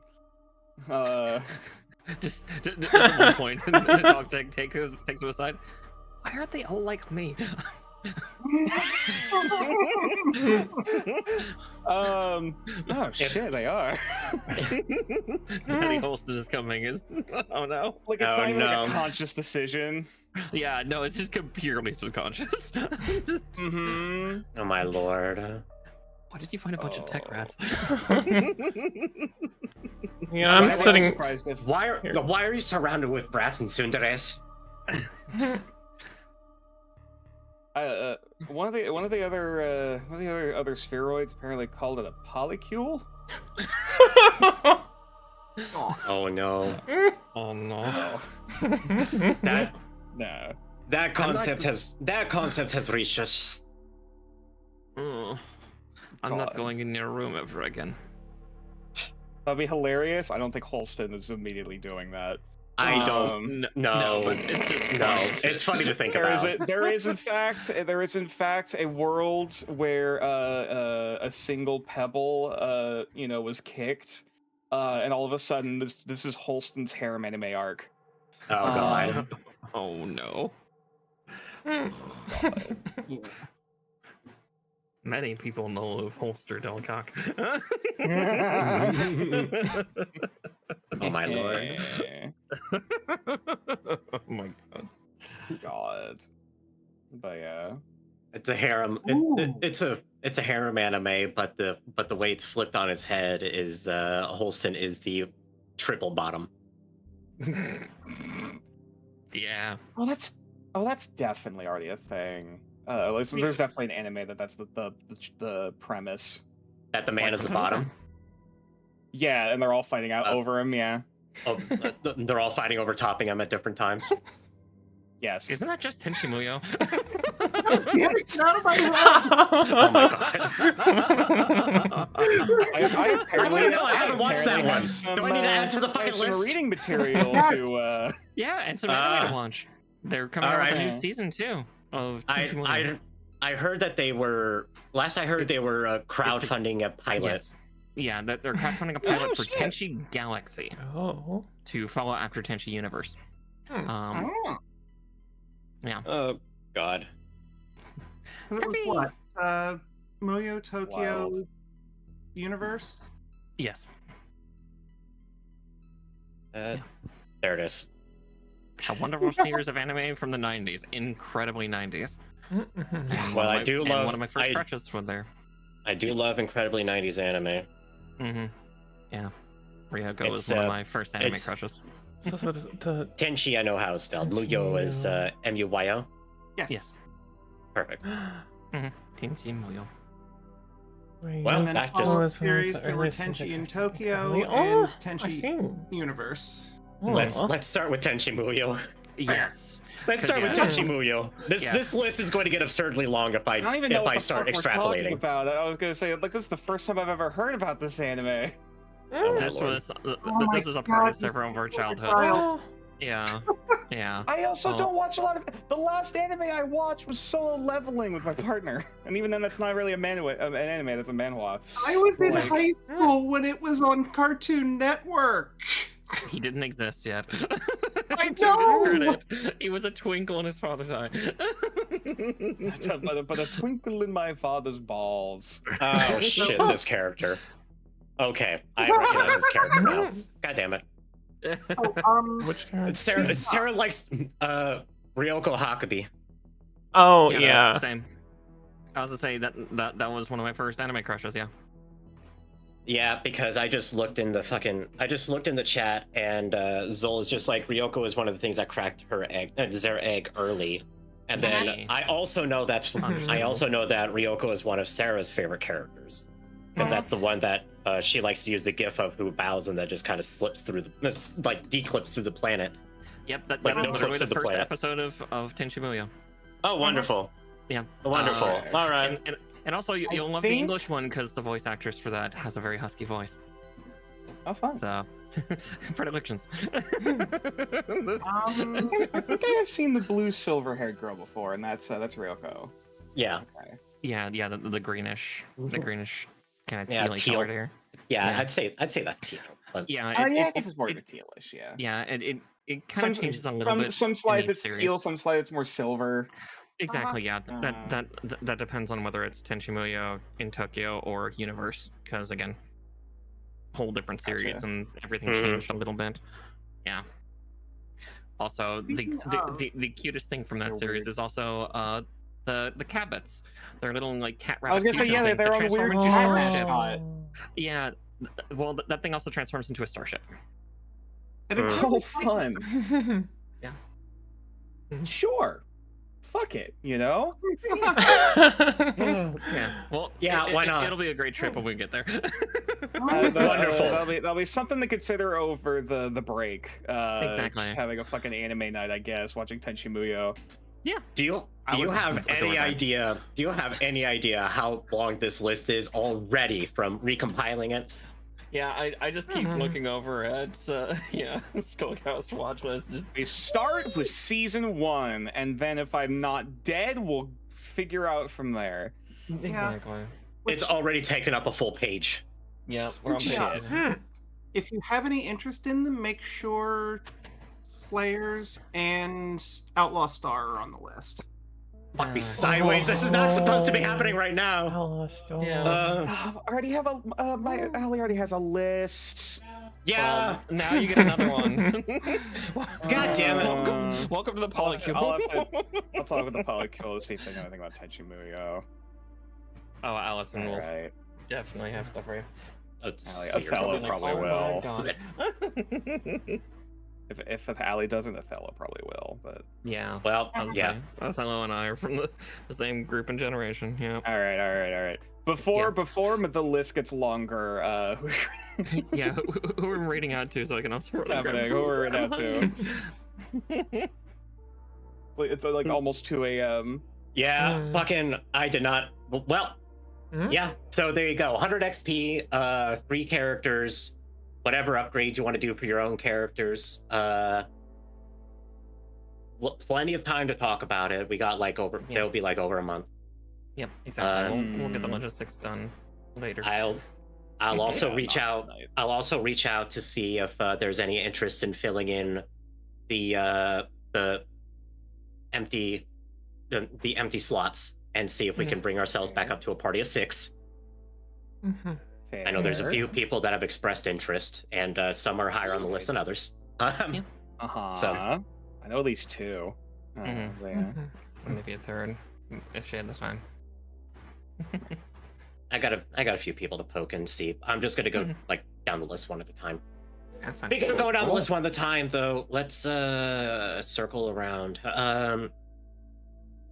Anna, number 1. Are you still gonna be going? No, I'm gonna end. You're gonna end too. Wonderful. Yeah. It's been 7.5 hours. That makes Yeah, sense. it's been a long time. Valid. I need food and stuff. Christ. Yeah, it's been a long goddamn. Yeah. It's been a long goddamn stream, and your character just did the thing. Did the man. thing. Did the thing that she's been building up to this entire campaign. Yeah. Fuck yeah. That's a lot. Yo, man didn't even take his shoes. Became a baroness. Immediately abdicated.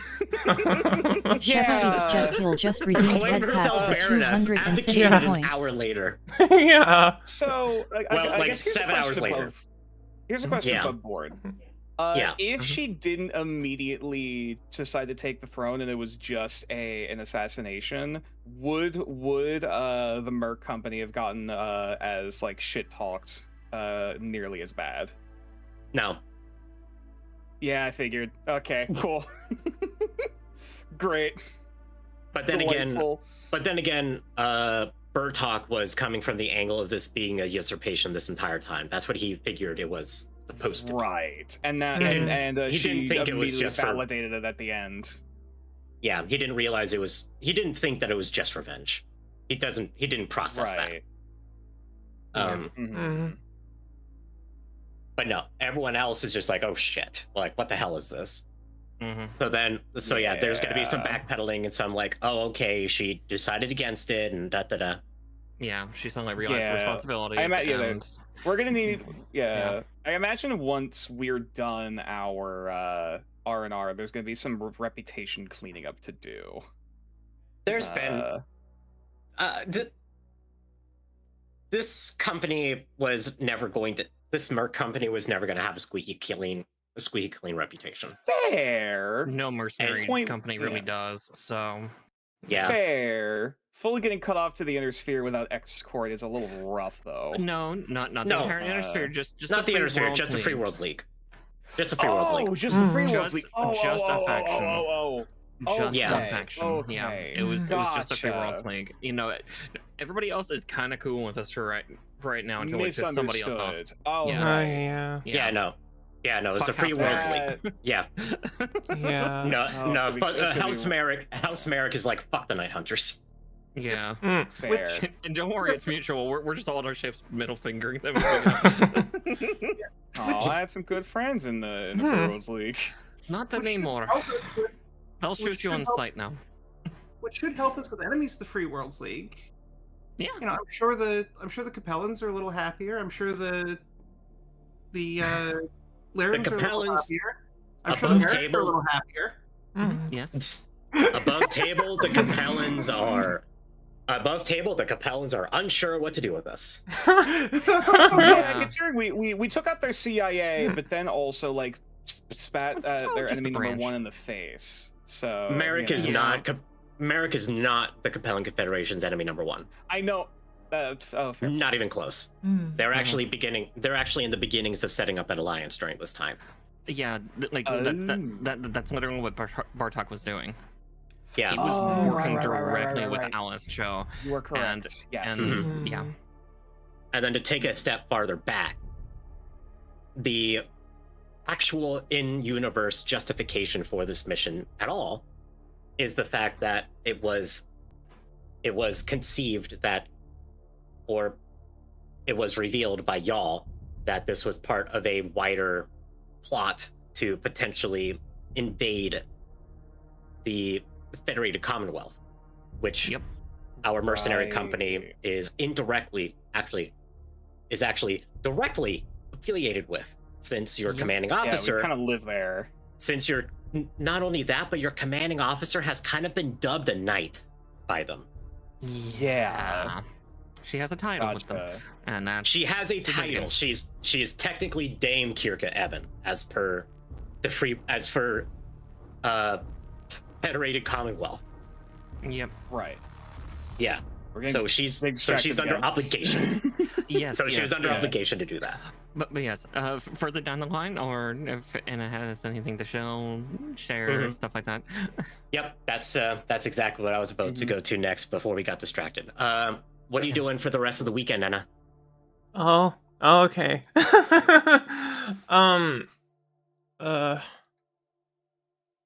Well, I don't know. I don't know for sure. You don't know? Okay. I might stream tomorrow, but I might eat the day. I don't know. I haven't decided, but I guess if I do, it might be more Monster Hunter or something else. Oh yeah. Okay. Some cool. other stompy robots or something.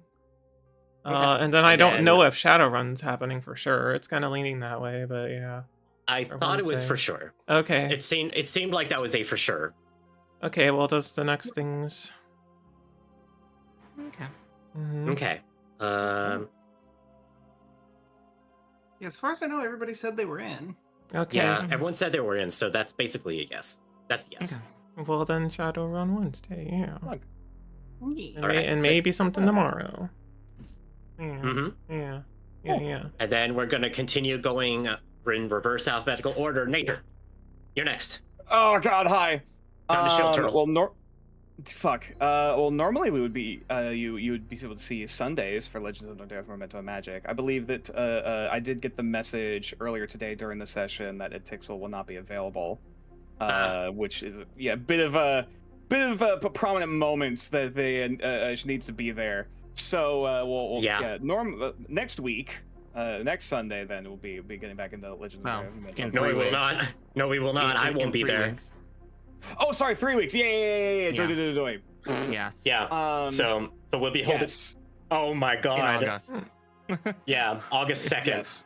Yeah. Which means that I might be doing some one-shots in the interim in the same setting with Nadora. Maybe taking a spotlight back over to all the bullshit that happened in Everton with the Ivory Fleet, which would be fun. Mhm. But otherwise, fucking, you can find me at twitch.tv/natureclaws.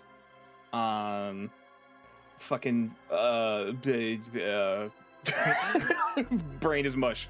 You can find me getting bullied. No. Yeah. Been playing Date Everything, Persona 5, Kingdom Hearts. We're gonna be starting up Kingdom Hearts Birth by Sleep soon, which apparently is like the Star Wars prequels, but Kingdom Hearts. So it'll be weird. Fucking Pal World with Beatrix's crew and everyone. Windrose with Miss Mark Miss Tollin. Fuck. Yeah. I think that's it. Not on Twitch. Yeah. Yeah, not on Twitch. Not on Twitch. No. No. Metaphorically. Blue Twitch. If at all. And then moving right up, speaking of, Mara, you just finished celebrating your birthday yesterday. Yeah, 38 hours straight with only 2.5 hours of sleep in the middle. Woo! Oh, God. How are you awake? I don't know. I got 5 hours before then immediately jumping out of bed and starting here. I've not eaten in 14 hours, so I'm a little dizzy. Okay, yeah. Yeah, you need food too. I Yeah. got out of bed. Yeah. We're I need leaving. food. We'll get you We're there. getting out of call the moment this is done and you're eating food. I'm hungry. Yeah. But yeah, let's see. Next stream you'll see me will probably be either Tuesday or Wednesday whenever we do Windrose, because Monday I'm being taken out to dinner as kind of a like post-birthday celebration Late thing. So birthday. yeah, late Yeah. birthday Oh, yeah. celebration thing. So that's tied up Monday, and then yeah, Power World on Thursday. Whatever the fuck I'm gonna do on Friday, I don't fucking know. Maybe we'll make up for Mechwarrior 5 mercenaries, or not mercenaries, clans. Maybe finish up Wolves of Tukayid before you. We do head need out. to finish Wolves, yeah. Yeah. We do need to finish Wolves. Ooh, fair. We're so close. Mhm. Yeah, so maybe that can be Friday, but we'll figure that out later. Yeah. Yeah. All right, and then along those lines, someone else that's been in with the clans and the stompy robots. Kits, your turn. What are you doing? Shill Fox, Yeah, I'm getting there. the much more successful version of Star Fox. Nintendo would like to have some words. Yeah. Oh. Nintendo, God. yeah. Yeah. Nintendo can have 8 words. Suck my whole hairy Gawkin balls. Amen. I would like to know the opinions of Jade Harpy do not reflect on the opinions. No, sorry. Oh, My opinions are mine alone. Come the fuck after me. I'm ripped. Anyway, kids, we're gonna find you. Yeah. I'm Project K75, prototype number 3. K75N3 or kits for short. You can find me at twitch.tv/K75N3, where tomorrow I may or may not, probably won't be live, just hang out with Vio on her Community Day stream if she's still having one. She is. Best of my knowledge. This coming Wednesday, the next session of Shadowrun CyberCutie Chaos, where the girls have managed to raid a government data center. And now they have to deal with what they found. True, we did a thing. How big was the smut folder? Yeah. I turned on Pornhub at max volume and walked away, so... Wait, actually? Yes. Yes. Twice. Oh my god. Thread is putting in 5 petabytes of porn somewhere. 6.9 petabytes, thank you very much. Right, nice. 6.9 petabytes of trans porn. And I think that might be... Okay. Let's say, at least good. All right. Oh, Yes, I think that might be stellar. it for me next week, because we're not sure if we're going back to Tukey or not. Maybe Friday. We'll figure it out. We'll figure it We'll out. not be here next Thursday if I heard, or next Friday. Damn it, next Saturday if I heard you correctly. Yes. So we will just see what the next week holds. And then for those of you that have tolerated my bullshit for this long, you can continue to find me here, doing whatever the fuck. I have no idea what the hell I'm going to be doing this week, but I'm going to be doing a lot. I am going to keep streaming to see if the subathon stretch goals are met, because if y'all remember, yesterday, thanks to a few very kind donations, I now have a made outfit for my 3D model, as well as having to do, as well as an Ikaruga playthrough stream, a model painting stream in which I'll be painting an old TIE Interceptor model, and a reading stream that I need to figure out what I'm going to be reading for that, since y'all apparently like the sound of my voice. Damn right. The stretch goals are at 50 subs. We are currently at 33.8 for that. If we hit 50, I will organize and run a Lancer mini campaign. And if we get to 66, double my age of 33, I will start drawing on stream, and it will be a consistent part of my schedule for the foreseeable future. I have never drawn before. If you want me to embarrass myself on camera, drawing terrible stick figures that vaguely look like anime characters, give me money. I'm so down for this. I'm so down for this. Well, then you know what to do. Get in the comments. Get in the comments. Get in the subs. Give her money. well, not on stream. Buying things on Throne or Ko-Fi will also count, and you can do that off stream as well. Oh yeah. Just anonymously buy a Moby Huge. Yeah. I mean, I do have a wish list. I doubt the Moby Huge is on it. I'm not even sure what the fuck a Moby Huge is off the top of my head. It is a very large black silicon pleasuring device. Okay, well, I'll make sure it's on the list then. Okay, great. Oh no. I need. It is like 6 feet long. I need something. All the better. I need it for my strap. Heavy are the hips that. Heavy are the hips that that sling the slong. Oh, heavy are the hips that sling the schlong. Heavy are the hips that Moby the Huge. That Moby the dick. Yeah. Oh my god. Yeah. Perfect time for Sarah to poke back in. Yeah. Hi. Perfect time. Speaking of schling and schlongs, heavier on the hips that shut up, bitch. I imagine those hips would have to be pretty fucking heavy, yeah. But anyway. I will remain quiet. Probably a good idea. Yeah. But anyway, Anna.